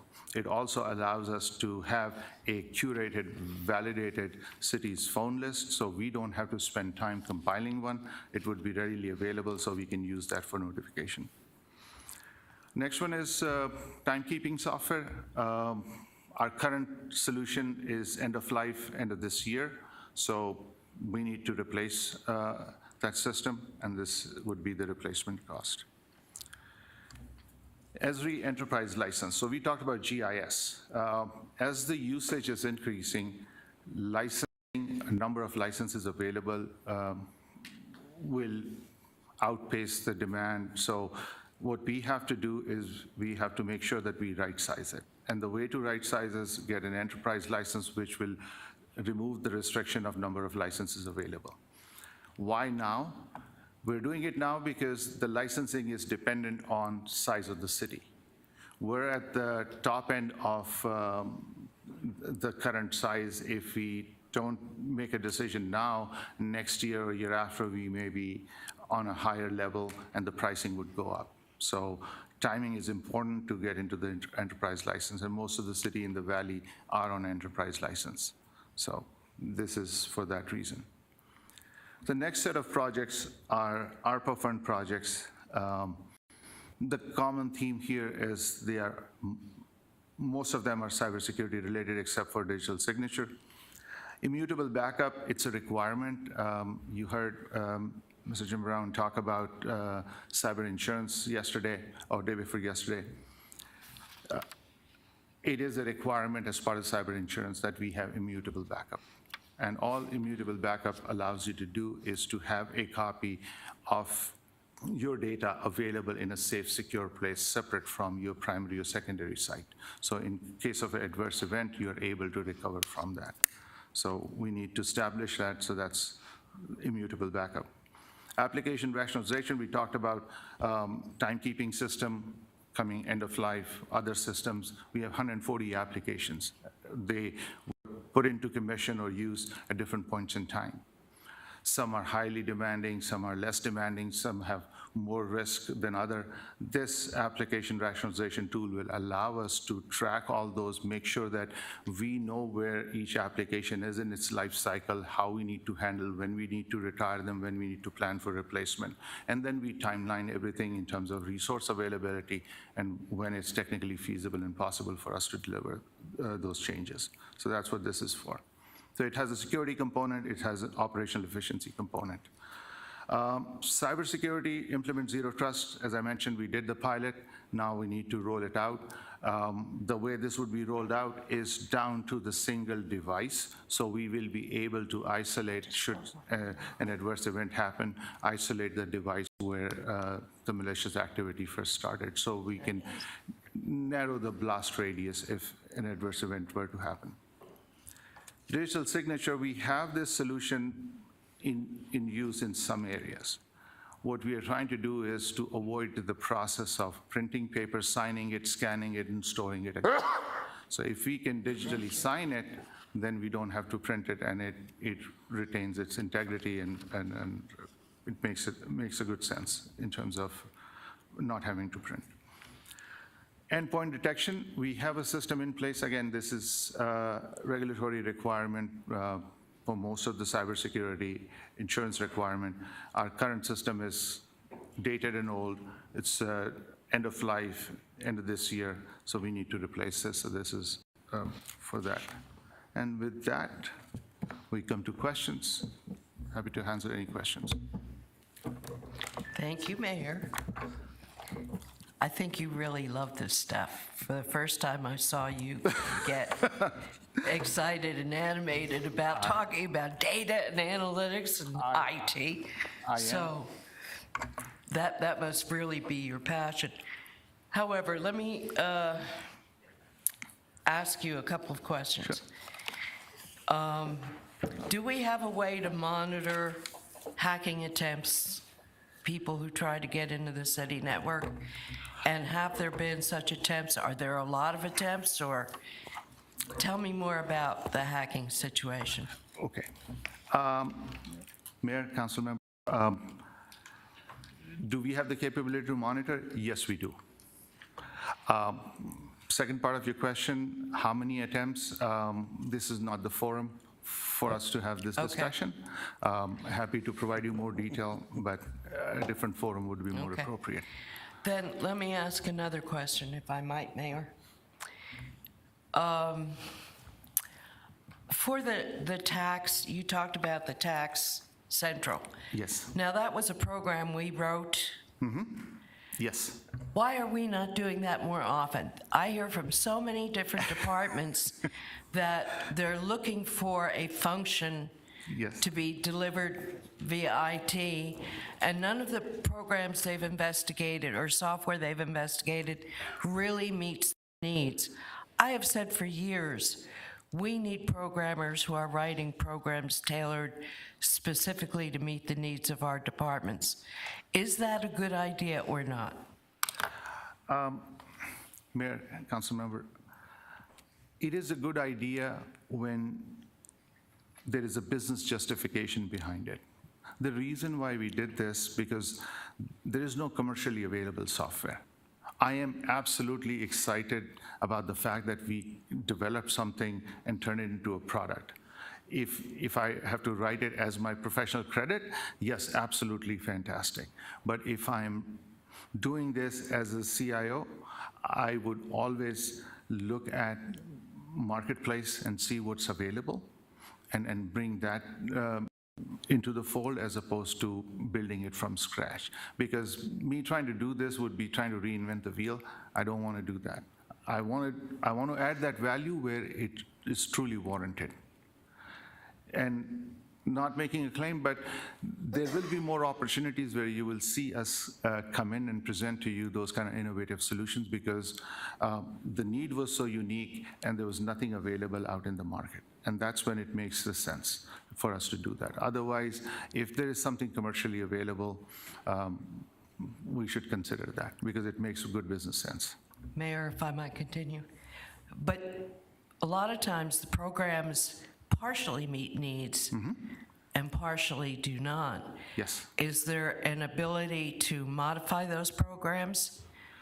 Are proprietary to someone else? So, Mayor, Council Member, yes, absolutely. So one of the things that we are looking at, and Jean talked about grant management project and how they worked with us.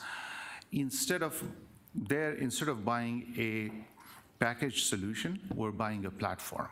And the purpose of buying that platform is that I can build something for you on that platform and use that same platform to build something else for another department that would need. And within that platform, you do have a capability of writing a piece of code to make it fit your needs. I think that's great. I think that's the way to go, because a lot of these software packages are so generic and try to satisfy everybody, and they satisfy no one.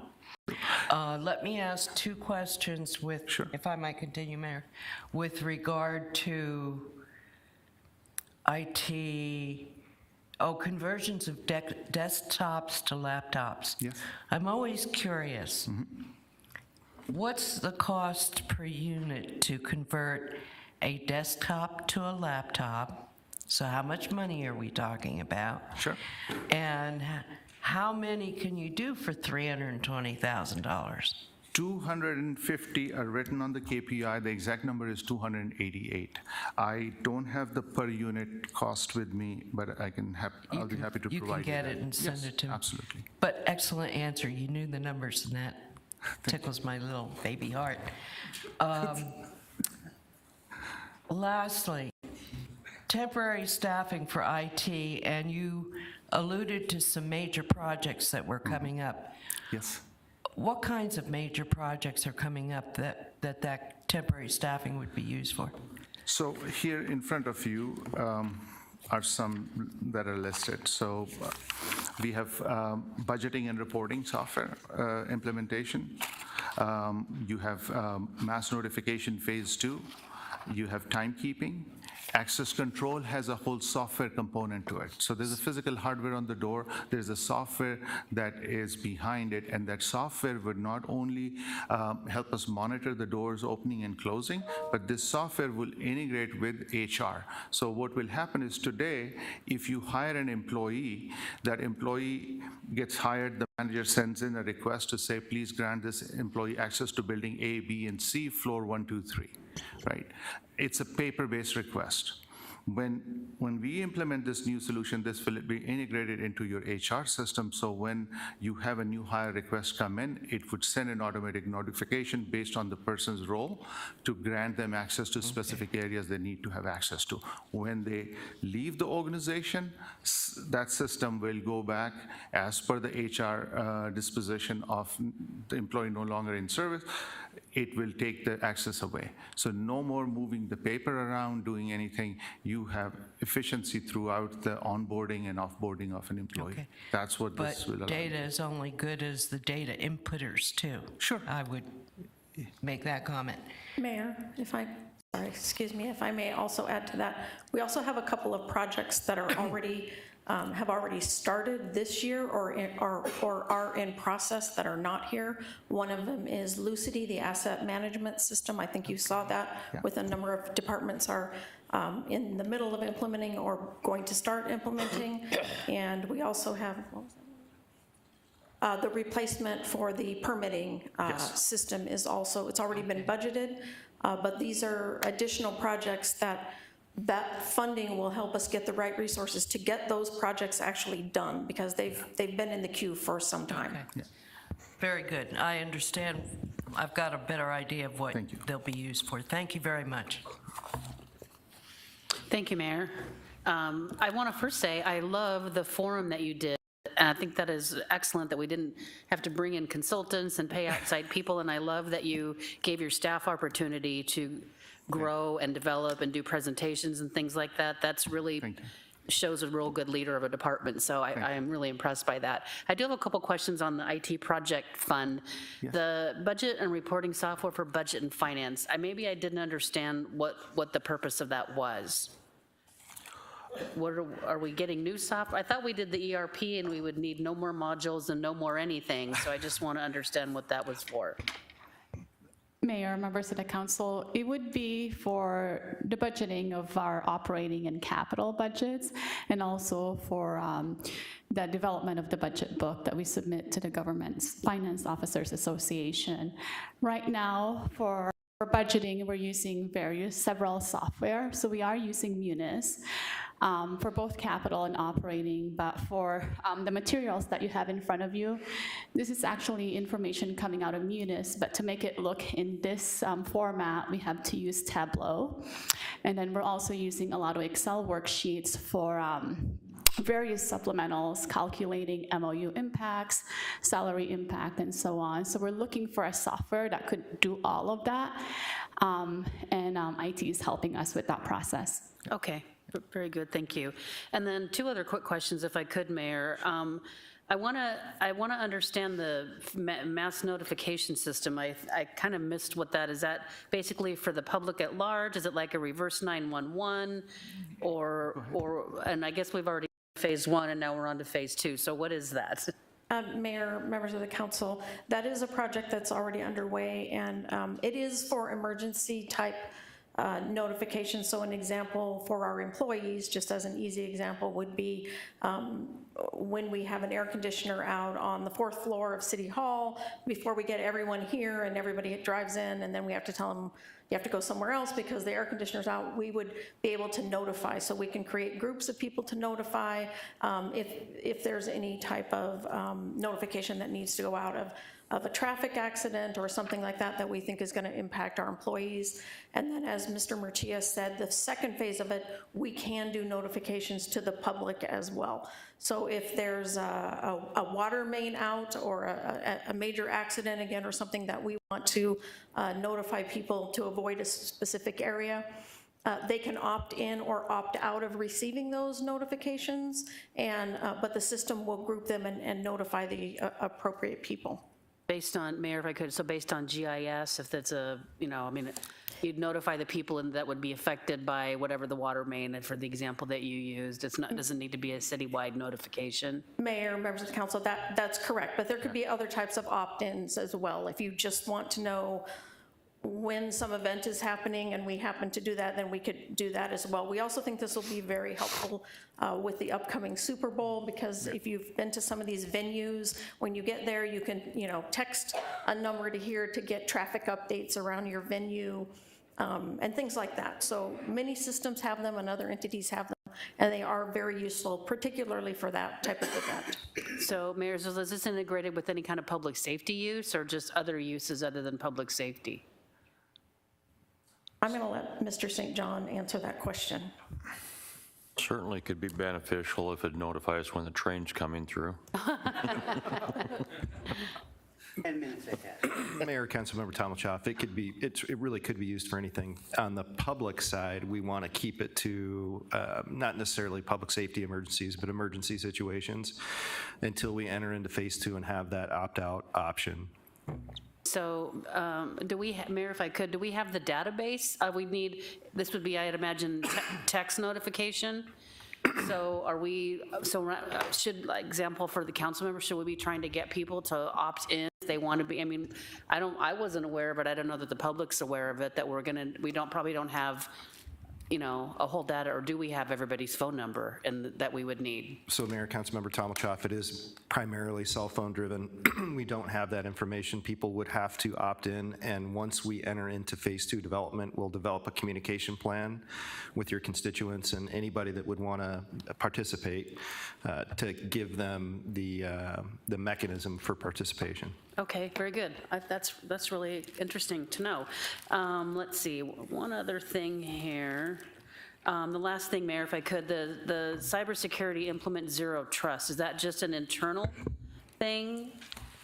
That basically, is that part of like the training and all of that we do internally, or what exactly is that? So, Mayor, Council Member, Zero Trust is a security architecture. The basic principle is that access to systems and resources, whether for internal users or external users, should be granted based on their role and responsibility and the reason why they need access to it.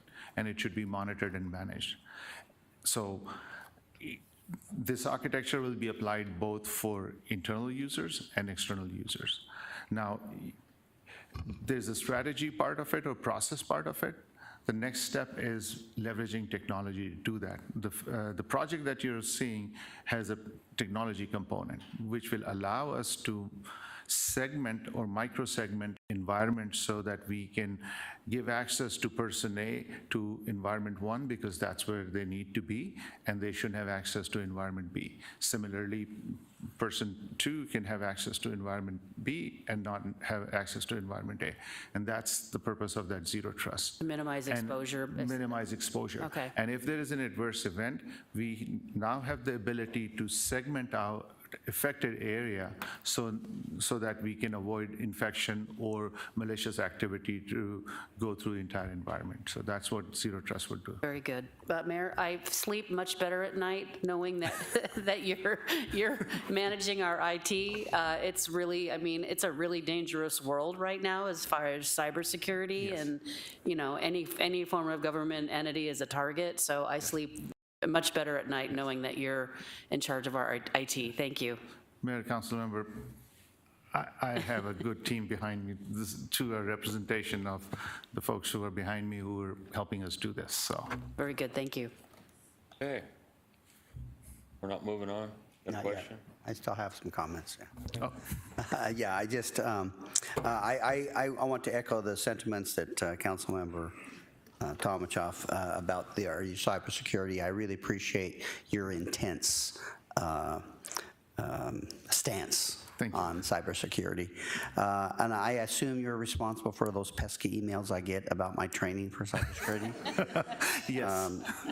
Yes. I have learned a lot from those, and I do get pestered quite a bit because I'm always behind a class.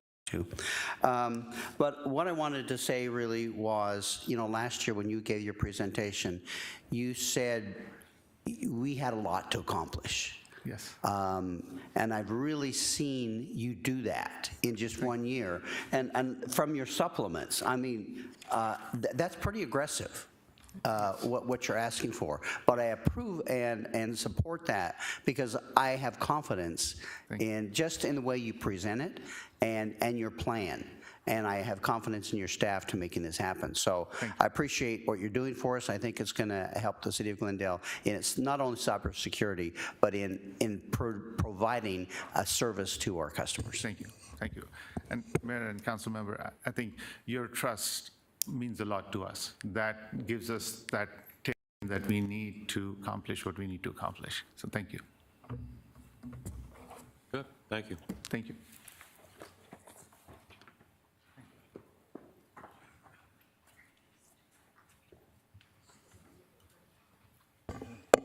So at this time during the afternoon, we're actually scheduled for a break. No break. I can see by the mayor shaking his head. So we'll move into field operations, which will be presented by Ms. Watenko. Thank you, Ms. Lindsay. Mayor, Council, here today to discuss with you field operations.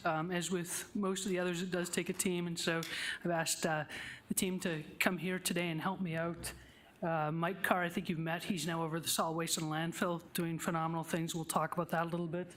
Next to him is Craig Croner. I don't think you've had a chance to meet Craig. He is our fleet superintendent, responsible for taking us now to that next level of fleet. With them is Kim Mackert and Charles Thomas, who do our budget. And with field operations, budget and rates are a huge part of it. So there is 4 divisions, as I just went through, the team. And as you've seen with most of them, most people are heavily, their budget is salary. We have 50% of our budget, or sorry, 60% of our budget is that operating charges. And so with field operations, we do pay several large things for the city. We do cover most of the city's electric bill for the general fund buildings locations. That's about $3 million, $1.2 million of the custodial services contract. We also do fuel, and solid waste has large landfill disposal fees and shop charges, so there's a large component there that we cover citywide. When we go to some of our metrics, This one here, brand new metric, very excited about this one. We just talked Lucity, asset management. Water started this several years ago. Facilities hopped on board. 2 years ago, I couldn't have told you number of air conditioners we had across the city. Now I can actually tell you number of preventative maintenance that we're doing on those and our preventative maintenance compliance. So we've had this live for about a year now. We've done over 5,000 work requests in this first year, and we're actually able to report on things. So it's great that we actually have some data and we can talk about this. So very pleased with this, and we're helping support the rest of the groups as they get onto Lucity and asset management. In solid waste, our residential miscontainers have gone up a little bit. We don't like that. We want to pick up people when we say we're going to pick up. We've gone up this year, and a lot of that has to do with our staff turnover. We are driving that back down. We're working closely with HR. We've got some great plans in place to get the drivers back and keep it going. Landfill, I'll talk about this as an accomplishment here soon. Our target next year is going to be a little bit funky as we do 2 cells. And this is our first time ever we're going to 2 cells. So great accomplishment there too. Fleet, Craig is here with me. He looked at these metrics. We're going to change some of these metrics on you next year. We looked at that PM compliance, and the way we report whether a vehicle is past due or not has been wrong in the past. And one of the supplementals we're going to ask for is going to help correct that. We looked at, we should be touching a vehicle every 3 months, and we shouldn't. We need to know what it's doing, how often it's driving, and so one of the supplementals is going to help correct that. His last one there, though, that fleet downtime rate, less than 5%. So we want our vehicles to be up and available more than 95% of the time. And we, as with everything else, look at things by components, how critical they are. So in public safety, 99% of those vehicles are available when they need them to be. So we have service level agreements for things like buses, solid waste. We need to maintain a minimum service level, and we do that. Great accomplishment here.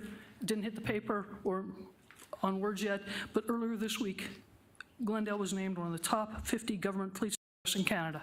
It's the first time ever, and I'm very proud of Craig and his staff for getting us there. On to some of our accomplishments. I say some of them. Street sweeping, we did increase this to monthly. Thank you very much, Councilmember Malnar and the rest of the council for supporting this. We started off with a little bit of a soft launch, but we're now down to that point where we follow bulk trash within 3 days. So from the time we pick up your bulk trash, within 3 days we will sweep behind it. So just a great accomplishment there. And you'll see later on we ask for a supplemental to actually add a street sweeper. We just got a grant to help cover the majority of that cost to that street sweeper as well. Landfill expansion to the north cell. Since the 1970s, we've operated that south-south landfill. So since the 1970s, we've kind of dealt with the same way. We've made a lot of innovations and a lot of improvements. What staff has had to do in this past 5 years planning for this and then actually implementing it now is just absolutely incredible. We can't have stuck with status quo. The way we've always done it just does not work anymore. And so some of our supplementals actually go to the new work we have to do now in the north cell. So our north cell now is completely compliant, state-of-the-art, nice liner in it. We're going to spend a lot of work over the next year protecting that liner and making sure that we're in compliance, not just in the next 10, 20, 30 years, but for hundreds of years to come. Asset management, I just talked about that for facilities. We can now talk about how many air conditioners we have, what sort of compliance rate we do, and so we got some great metrics on that. Really, really proud of doing that, and we did that in-house. We follow along water, we listen to water, and we implemented that with the staff we have. So just a great job they did, and the people responsible for that couldn't be here today, but just very proud of that. The down campus reinvestment project, that great partnership that we've done, we've touched every single city department. We've done field trips, focus groups, work sessions to get to the point where we can now call it a project. So we have to take each group from City Hall, Mayor and Council included, and move you to an off-site location to remodel this and then bring you back on. Just a tremendous amount of work that's gone on there, and very proud of that, and couldn't have done it without Don Bessler in engineering. Just a great partnership we've got. But speaking of partnerships, in the Glendale Operations Campus is just absolutely one of them. If I talk from a Public Works perspective, we talk about, what do we have to do to get this going? And we saw an opportunity there. We had 5 acres where we could take Lazy J and use it for police evidence storage. Public Works, just grab me a bulldozer, we'll knock it down, we'll get it done. And we didn't do that. With the help of Jean Marino, Jean Marino's out to reduce poverty. Well, she's actually improving people's lives too. We took every resident there and we improved their lives. And she did that, help with finance. We figured out a way to actually, help them get to a better place, and their living situation improved. So just a tremendous partnership, and just happy to have people like that on our team. So now into our supplementals. Start off with the general fund. So we do manage the majority of the custodial contract for the city. Some people like the library, adult center pay their own.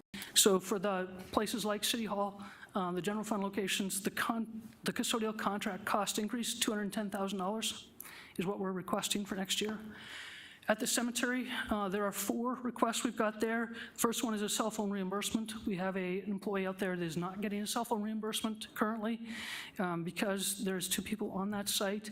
Really for their safety, everybody should have a cell phone, so we're just asking for that second cell phone. Annual operations and maintenance. This covers $15,000 to actually add internet access to that site. So when people go there, we can actually deal with the family right there at the site without even making them go to a second location to do the complete burial arrangements. And the rest of it is to cover that cost of adding that credit card machine, and also some small cost increases with the water rate increase and electricity increases. Yeah, but before you go on, I just want to make a comment. I recently was out at the cemetery. Your staff's doing a fantastic job. It really, really looks good.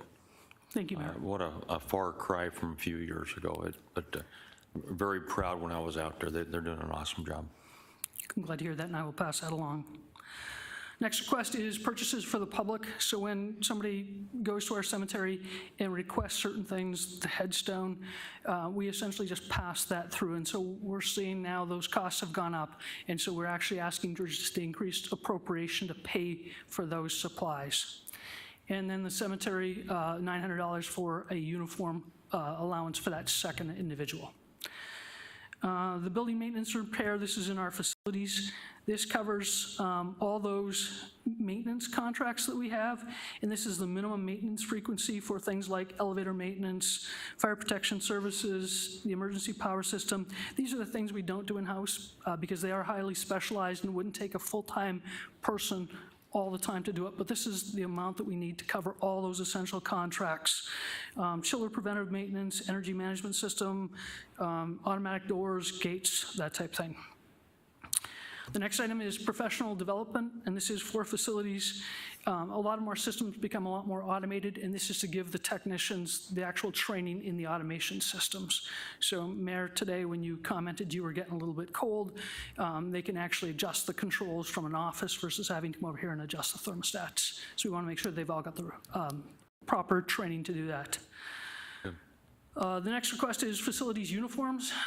Facilities technicians, for them to do their work appropriately, they have to work on things that are energized. So they cannot go to an air conditioning unit and troubleshoot it after the power's turned off. So they do require specialized uniforms. These are arc flash rated uniforms, such that if they are hit with that, it's higher than just static electricity, but if they're hit with that, it doesn't melt the uniform. So they are specialized uniforms for that. And the final request on this page is utilities. This is our increased need for electricity. Jim Burke was up earlier, talked about his increased need for water and other things related to Heroes Park and the 2 splash pads. This is electricity to support those additional sites that have come online. In the general fund, with all those contracts we've got, and the contracts becoming a lot more specialized, this is for a contract monitor to oversee them. This is the person that actually develops the contracts, so works with the vendors, gets them under contract, and then goes out and does the oversight of those contracts, including access to different locations, escorting them, monitoring them, verification, and paying the bills. The next items all there you've heard from. So initially it was Jim Burke when he talked about his service worker in recreation, then a parks inspector. These are the vehicles, and these are all the general fund vehicles. So each of these vehicles are associated with one of those positions you heard from the other directors explain. I will go through, though. You do see a different price for each vehicle. We did work with them. They're all basic vehicles, and then the differences are, so the first two there and the bottom two have service bodies on them, and then different upfitting charges. Some of them have lights, radios, laptop stands, so each of the vehicles have slightly different price. This next page here, too, is just all sorts of different vehicles you can see on them. Some code vehicles, CIP building inspectors, again, these are all associated, the vehicles associated with the other positions the directors have asked for. This next list of supplementals are back to what we are requesting. So I just explained to you for facilities, this is now that same facilities request, but specifically to the Glendale Regional Public Safety Training Facility. As Rick St. John explained, the city pays a portion of it, and the partners pay a portion. The $72,000 is the full amount that we need, and this is for same service contracts and then the increase in electricity, same as we described for facilities, but this is just a different fund. The next requests are for the landfill fund. So custodial services contract increase. We have some buildings out there that are serviced by a custodial. Landfill pays their own custodial, and this is for that increase. Next one is advertising. This is specifically for recycling. Landfill fund does pay for our recycling, and this is for us to increase our advertising mailers for customer outreach. And just as a reference, when we did our recycling survey about a year and a half, maybe 2 years ago, the cost of that postcard and mailing it was about $24,000. So it does get rather expensive rather quickly. Next request is just training, memberships, and materials. This is for our solid waste admin, our administrative group in the office. $3,000 is for professional development, $700 memberships and subscriptions. We do have our safety program manager in there, and he does need some uniforms, wearing apparel, and some safety supplies.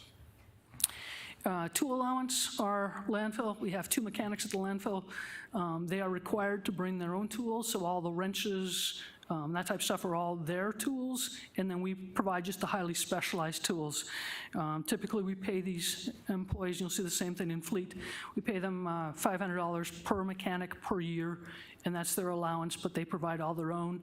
Somehow, or the last year, we lost this in the budget, and so we're just adding this back in. Next request is for a landfill equipment operator. Starting in about June, July this year, our north cell will open. And it'll open, but only to very select few people. We want to be very programmatic about this and protect the liner, the leachate system, everything we've just put in. And so, well, we're going to operate for the next year or so, both the north cell and the south cell. And to do that, we do need additional staff.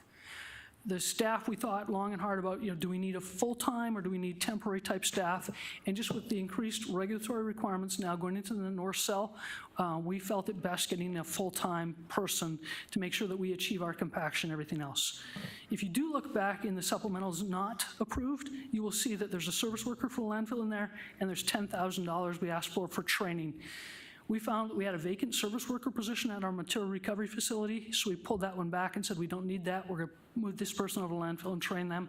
And the $10,000, we normally ask for a one-time funding from council to cover ongoing lawsuits. Luckily, that is now ending, and so we used the $10,000 in saving that item, and the mechanic's actually in training today. So we went ahead and did that. So just so you know why those 2 supplementals did not go forward. Our next requests are for solid waste. This is a street sweeper, and this is actually a street sweeper. So we just were notified last week. We did get the grant, so we pay 5.7% of the grant. So it's $18,000 to actually purchase a new sweeper. The rest is going to come through the Maricopa Association of Governments, and council will see that resolution in approximately end of next month. But we do need $3,000 in software maintenance, radio repairs, landfill charges, shop charges, fuel charges, and then replacement brooms for it, so that makes up the remainder of the $89,000. Yeah, I want to back you up to slide 115. You'd said on the tool allowance, you have 2 mechanics out there. In the past, there's been that allowance, that's $1,000 for 2 or $500 for each mechanic, is that correct? You're correct. You didn't do it last year, but Mayor, we unfortunately, we did it last year. Somehow it got missed out of the budget, so we paid them last year, but it wasn't budgeted, and so now we want to put it back in and be very transparent. This is what we're doing with it. Okay, It is $500 per mechanic. Once a year, we pay them. Okay. How many years have we been doing this at $500 for each mechanic? We've been doing it at $500 for the last 3-4 years, and I'm going to look back at Craig, and he's not going to know since he's been here about 9 months now. And prior to that, it was $350, so we did recently raise it to $500. And I would hope the council would think about this for a minute, but you can't get your car worked on any longer for less than $90 an hour. And the mechanics, they all have to have their own tools. Tools are very specialized anymore, especially when you start looking at all the computers that have to be used and utilized. I honestly think that this should be tripled. I mean, $500 is not a lot of money. All it takes is losing one wrench. He could very quickly be out or drop something and break it. I seriously think this council should, and we're talking pennies compared to everything else we've done, but I think that should be at least tripled. And it still doesn't even come close to cover what the mechanics' expenses are. Mayor, if you can, let me wait until I actually get to fleet, and I'll talk about the tools we provide versus the tools the mechanics provide, if that's okay with you. Sure. Okay. Mayor? Go ahead, Paul. While you're on this topic of the street sweeper now, is this going to be like a backup street sweeper? Because we're fully manned now with streets, or we have street sweepers now, correct? That are hitting the entire city once a month. So is this going to be, what is this additional one going to be used for? Mayor and Councilmembers, Councilmember Malinar, you are correct. We are fully manned now. Street sweepers, though, require a high level of maintenance. They've got a lot of moving parts on them, and they break down fairly frequently. What this does is gives us a backup sweeper such that we can always maintain and sustain that new sweep schedule. Good job. This provides us with that backup. Mayor. Good. Thank you. On the subject of street sweepers, are all of our sweepers the larger size that we see go up and down our streets on a regular basis? Mayor and Councilmember Turner, they are. So we don't have anything particularly well designed for the downtown area with the curb parking, you know, the diagonal parking and the tighter radiuses and things like that? Mayor and Councilmember Turner, we don't have anything that's small enough that could get into a parking garage. We do our downtown area. There are some places in certain areas, and I can't remember exactly where they are, where the sweeper operator is required to get out of his cab. He's got a broom with him, and he sweeps back behind certain things, pushes it out, and gets it that way. It's one of the things that we were looking at, you know, should we be getting something different? Some of those smaller ones just don't have that same efficiency, and so we're going to continue to look at different sweeper types as this comes up in the future. This will bring us up to, and I can't remember if it's 6 or 7 total sweepers we have now, but as they come up for replacement, we are looking at different options with them. Okay, Mayor, thank you. Yeah, I'm particularly thinking about the parking spaces that are parallel to traffic, say, you know, along Glendale Avenue here, the diagonal ones like we might see just on the other side of the park that are all over the downtown, where the radius to get into the parking area, not the street itself, but where they're parking, radiuses are too tight. So is that an area where they actually get out and sweep, or? Mayor and Councilmember Turner, that is one of the areas where they do get out and sweep, and we have a night sweeper. So he does the arterials and he does the downtown at night when there's nobody parked there. And he does get out and sweep those areas. Thank you. So the next one in solid waste is a roll-off equipment operator. We recently did a rate change for roll-off, and when we were looking at that, we realized that most of the time we've got one equipment operator today in roll-off. We were actually using a second one most of the time, and we were using them for one of the other divisions on overtime. And so what this does is it gives the roll-off division its own one, and it will help reduce the overtime in the others. Landfill charges, this is for our roll-off and front load. This is our commercial services. This is, now that we've done that rate increase, this is the amount that we're going to additionally pay our landfill to cover those charges. This temporary pay lube service worker, this is a great collaboration that Mike and Craig came back with. Right now, our solid waste equipment operators, when they're done in the afternoon, when they're done doing their routes, they've picked up all the hums, they come back in the yard, they get fuel, and they do their post-trip. But you think they all arrive about the same time, and they're all lined up waiting for those 4 fuel pumps. And so instead, we want a temporary fuel lube worker to come in the evening, report to fleet, and he will go along and pick up each one of these solid waste trucks, take them over to the fuel island, he will fuel them, and he will do that additional lubing service. And what this will do for us is it'll pick up half an hour to 45 minutes per employee and make them more efficient in the day. If this works out, and we've got high expectations for this one, we'll be asking next year for this to be a permanent position. So this is something solid waste is going to pay for and will report to fleet.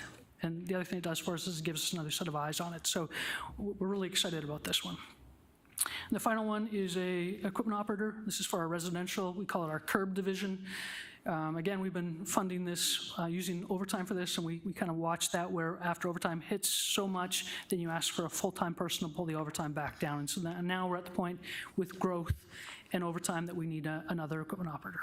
Mayor, Good. what is a curb equipment operator? What does he do?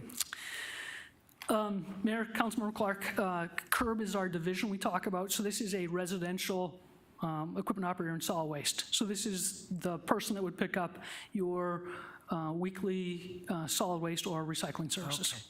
Okay. Thank you. The next 2 are within our fleet services division. The first one, we modeled this after what Don Bessler and Craig Johnson have done. This is an incentive for us to allow our staff to go get additional training. So an ASE Automotive Service Excellent will allow the shop mechanics to go get training, and what that does is it gives us additional trained mechanics, gives them some incentive to go get the training and become better mechanics for it. Then it becomes a progression program for them to move their way up to a coordinator and supervisor position. The next one is vehicle GPS. Last year, council funded $32,000 of a basic GPS type system. That covered approximately half of our light duty vehicles, not including any sort of police vehicles. And what that gave us was we were able to see where those vehicles were. What Craig has done for us, though, is that's not enough. And we've worked with IT and some others, and now this with the additional $54,000, almost $55,000, it does more than just live tracking that vehicle. Anything your vehicle's computer will tell the operator, it'll tell us. So we've demoed this now in facilities. We're working into John Seed's group, but it tells us if you're not wearing your seatbelt. I know that in real time if my people are not wearing their seatbelts. It tells us if you're speeding. It tells us if you've heart brake. So we know their driving behaviors now before they come back in. The other thing it gives us that fleet doesn't need anymore, we used to rely on people telling us that the vehicle had driven so many miles, and they did that when they got fuel. Now we get a reading from that vehicle all the time. So we know, is it being driven in the morning? Is it driven all day? We know its usage and its data, and we're able to predict now and be able to pull it in for maintenance when it's due for maintenance, and not just based on 3 months or 3,000 miles. So just a phenomenal program that Craig's developed. One of the stories he has at a solid waste is before that light came on, that the engine was getting too warm, his supervisor knew it and was able to call and tell them, pull that vehicle over, and limp it back in the shop, and hopefully saved us about a $30,000 engine in one of those heavy vehicles. Wow. The next one's in fleet. Right now, oil and oils are killing us, oil and lubricants. We're asking for $9,600, just the increased price for that. Tire outsourcing, we want our vehicles out driving during the day. And so this is to add a second shift contract to come in, repair, and replace the tires to keep our vehicles on the road during the day. $600 membership fee to keep our fleet superintendent involved in all those different fleet organizations and keep them going. The next one is a tool allowance, and this is for the fleet mechanics. We give the mechanics $500 per year, and it's to cover their toolbox. So they have to provide their own wrenches and that type of thing. Vehicles are becoming much more electronic. we provide that. And so all that is done through the fleet division. We provide all the highly specialized tools, the torque wrenches, and all the calibration type tools. They're responsible for just those small tools in their toolbox, which, you know, they want high quality, but it's also their own. So they take care of them, and we provide them with the allowance. It's $500 per employee per year. The final one, I thought I'd kind of end it on a good note. We're asking for $2.2 million to cover increased shop and fuel charges. Really, when you look at city operations drive 7 million miles a year, and we consume over 1.2 million gallons of fuel. This is an increase. It's approximately 50% on unleaded. It's not good news. Craig has done a great job developing a contract where we pay approximately $1 less than what you pay at the pump. And the reason is we buy it large. There's a large valley-wide consortium that buys it. We buy it based upon market rate plus the taxes. So we're about $1 less than what you would pay at the pump. He's also done some nice analytics, so I also know now you don't go buy fuel on Mondays or Fridays. You buy them different days of the week, and he makes sure that our pumps are always full and we don't buy on those high days. So Mayor and Council, that ends field operations. I'd be happy to answer any more questions you might have. I want to go back to that tool allowance. So you have $500 per mechanic. So you have 11,000 plus the other one, which was 1,000. 1,000. I still think we should double that. If that's been ongoing for 3, 4, 5 years, go to a Harbor Freight, the cheapest place there is to buy tools, and you're buying the cheapest tools, and all of their tools are up dramatically in price. You buy a good quality tool, Snap-on, Mac, something like that. I just think if you want to keep your mechanics, and I know you do, they're hard to get, they're hard to keep. We seriously, as minor as that may be, as little as that costs, I think this council should think seriously about at least doubling to $1,000 per mechanic per year for the tool allowance. Go ahead. I have no knowledge of anything that y'all are talking about, but it would seem to me that y'all could go out and build a toolbox, let us know what it costs for you to do it, and if it's more than 500, come back and tell us. You know, I don't know. Yeah, you don't want to do that. Mayor? Yeah. Mayor? Yes. Thank you. Ms. Wantango, is it a reimbursement or is it just an allowance? Mayor, Councilmember Tomachov, it is an allowance. We do not require them to bring in a receipt, but we do know, as the mayor said, most of them buy it through one of these there's not a tool that's going to break on them, and the wrenches are rather expensive. I'm pretty sure if you want, Craig? I wished you would. Come up and just. Okay, Craig, if you want to talk about tool prices? And we've got a council member sitting here that owned a auto shop for years. He knows how expensive these tools are. Go ahead, sir. Yeah, Mr. Mayor, council member, we have several mechanics that have over $25,000 worth of tools on site every day. Some of these toolboxes, even a Snap-on toolbox is upwards of, several thousands of dollars. So to your point, Mayor, I mean, I know that the mechanics would greatly appreciate, an increase to that. Mayor, if I could, I would be okay with that as long as we were able to somehow document, I mean, that the money was spent on, if somebody already has, I mean, I just wouldn't want to give somebody an extra $1,000 if they already have every tool that they need. And I mean, I don't mean that in a terrible way, but as Councilmember Melnor just said, a lot of those tools come with a lifetime warranty. So if they break, if you buy really good tools, Snap-on, I think, offers replacements, at least for a lot of their tools. So I want people to have what they need to do their job, but I don't want it to be just an extra $1,000 either, so. Yeah, if I could, I'd like people to think of it another way. Tools get wore out, they get used. So when we think of fire department, we're buying new sets of turnouts for the fire department. We're buying new vests for the police department. Things wear out, they just do. The difference is they can't get the job done without good tools. and if it breaks, they don't put lifetime warranties on all the tools, and there's constantly changes all the time where they have to buy new tools to keep up.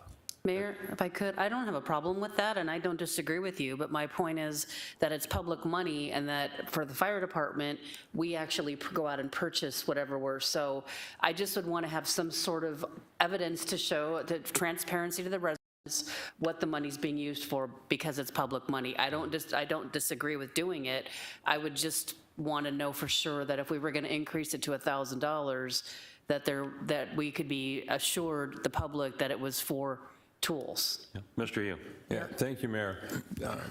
The toolboxes you're talking about, they belong to the employee themselves? Yes, so they've already invested thousands upon thousands of dollars before they ever show up for work. The other employees don't buy all their equipment to come to work for the city of Glendale. It is different, like the mayor said. I bet they have $10,000 before they ever start with you guys in tools in a box. Yeah, so I'm in favor of just exactly what the mayor wants to do, give them the extra money. And they've already spent it before they ever began to work with Glendale. Thank you.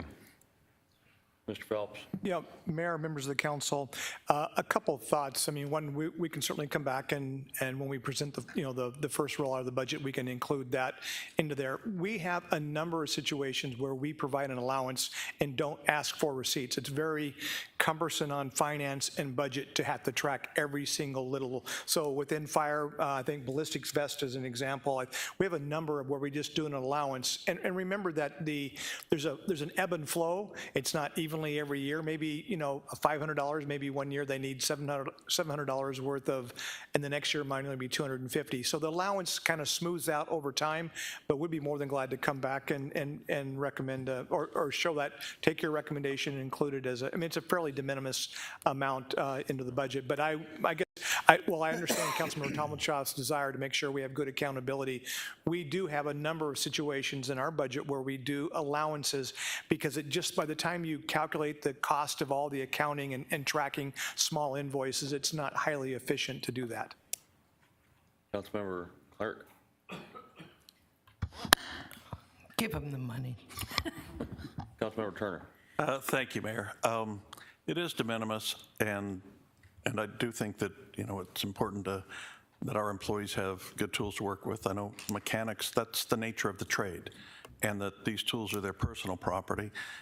I might look at it like, okay, so we're paying the depreciation and the wear and tear on the tools while they're doing the work for us, and I'm kind of fine with that. But, we pride ourselves on being a data-driven organization, and we maybe have some data around this. What are other cities providing similar employees? And, we certainly want to be, number one or number two in the market, I suppose. Does it help us to attract and retain top-notch employees? And let's look at it, from that point of view. Thank you. Anything down here? That's my wife. No. Anybody? I don't know, Ray. You got anything? Yeah, I'll just add, I just think what Councilmember Turner said, go back to your mechanics and talk to them and say, hey, is this sufficient, or are you spending a lot more than that to recover the cost of your tools? And if they say, no, this is good, and again, it's hard to say no to money, but there you go. All right. So Mayor, I did miss recognizing Sonia Sarmiento. She's the one over facilities, done a lot of work with Lucidity, so I did miss her. She snuck it on me, so I did want to call her out. Thank you. Mayor, before she leaves, changing gears a little bit here. A while back, I had an item of special interest regarding AEDs in our facilities, and we've had some conversations with Deputy City Manager about that. I thought we were on track to do it, that they had been handled in the fire budget before, but I thought the decision was made that they would then now be handled out of facilities, but I don't see them in here anywhere. Where are we on this?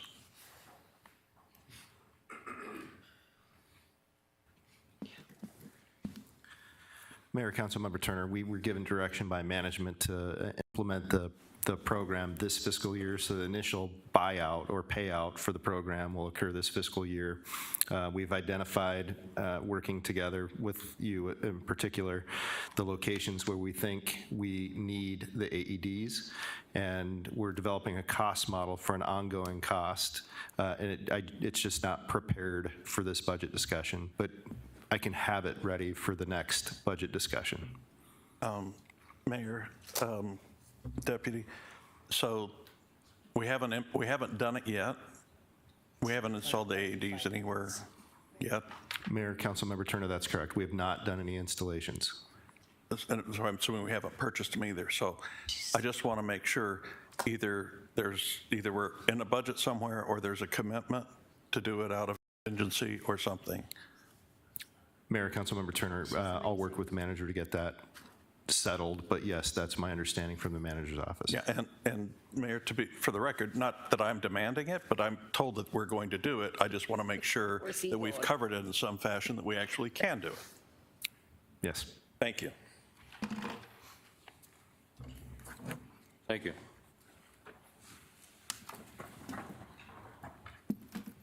Moving on to our final presentation of the afternoon, the city clerk's office, Ms. Bauer will be presenting that, and she is one of the departments that did the detailed budget this year. Good afternoon, Mayor and Council. Even though I have a very complex budget, I'll try to keep this really brief.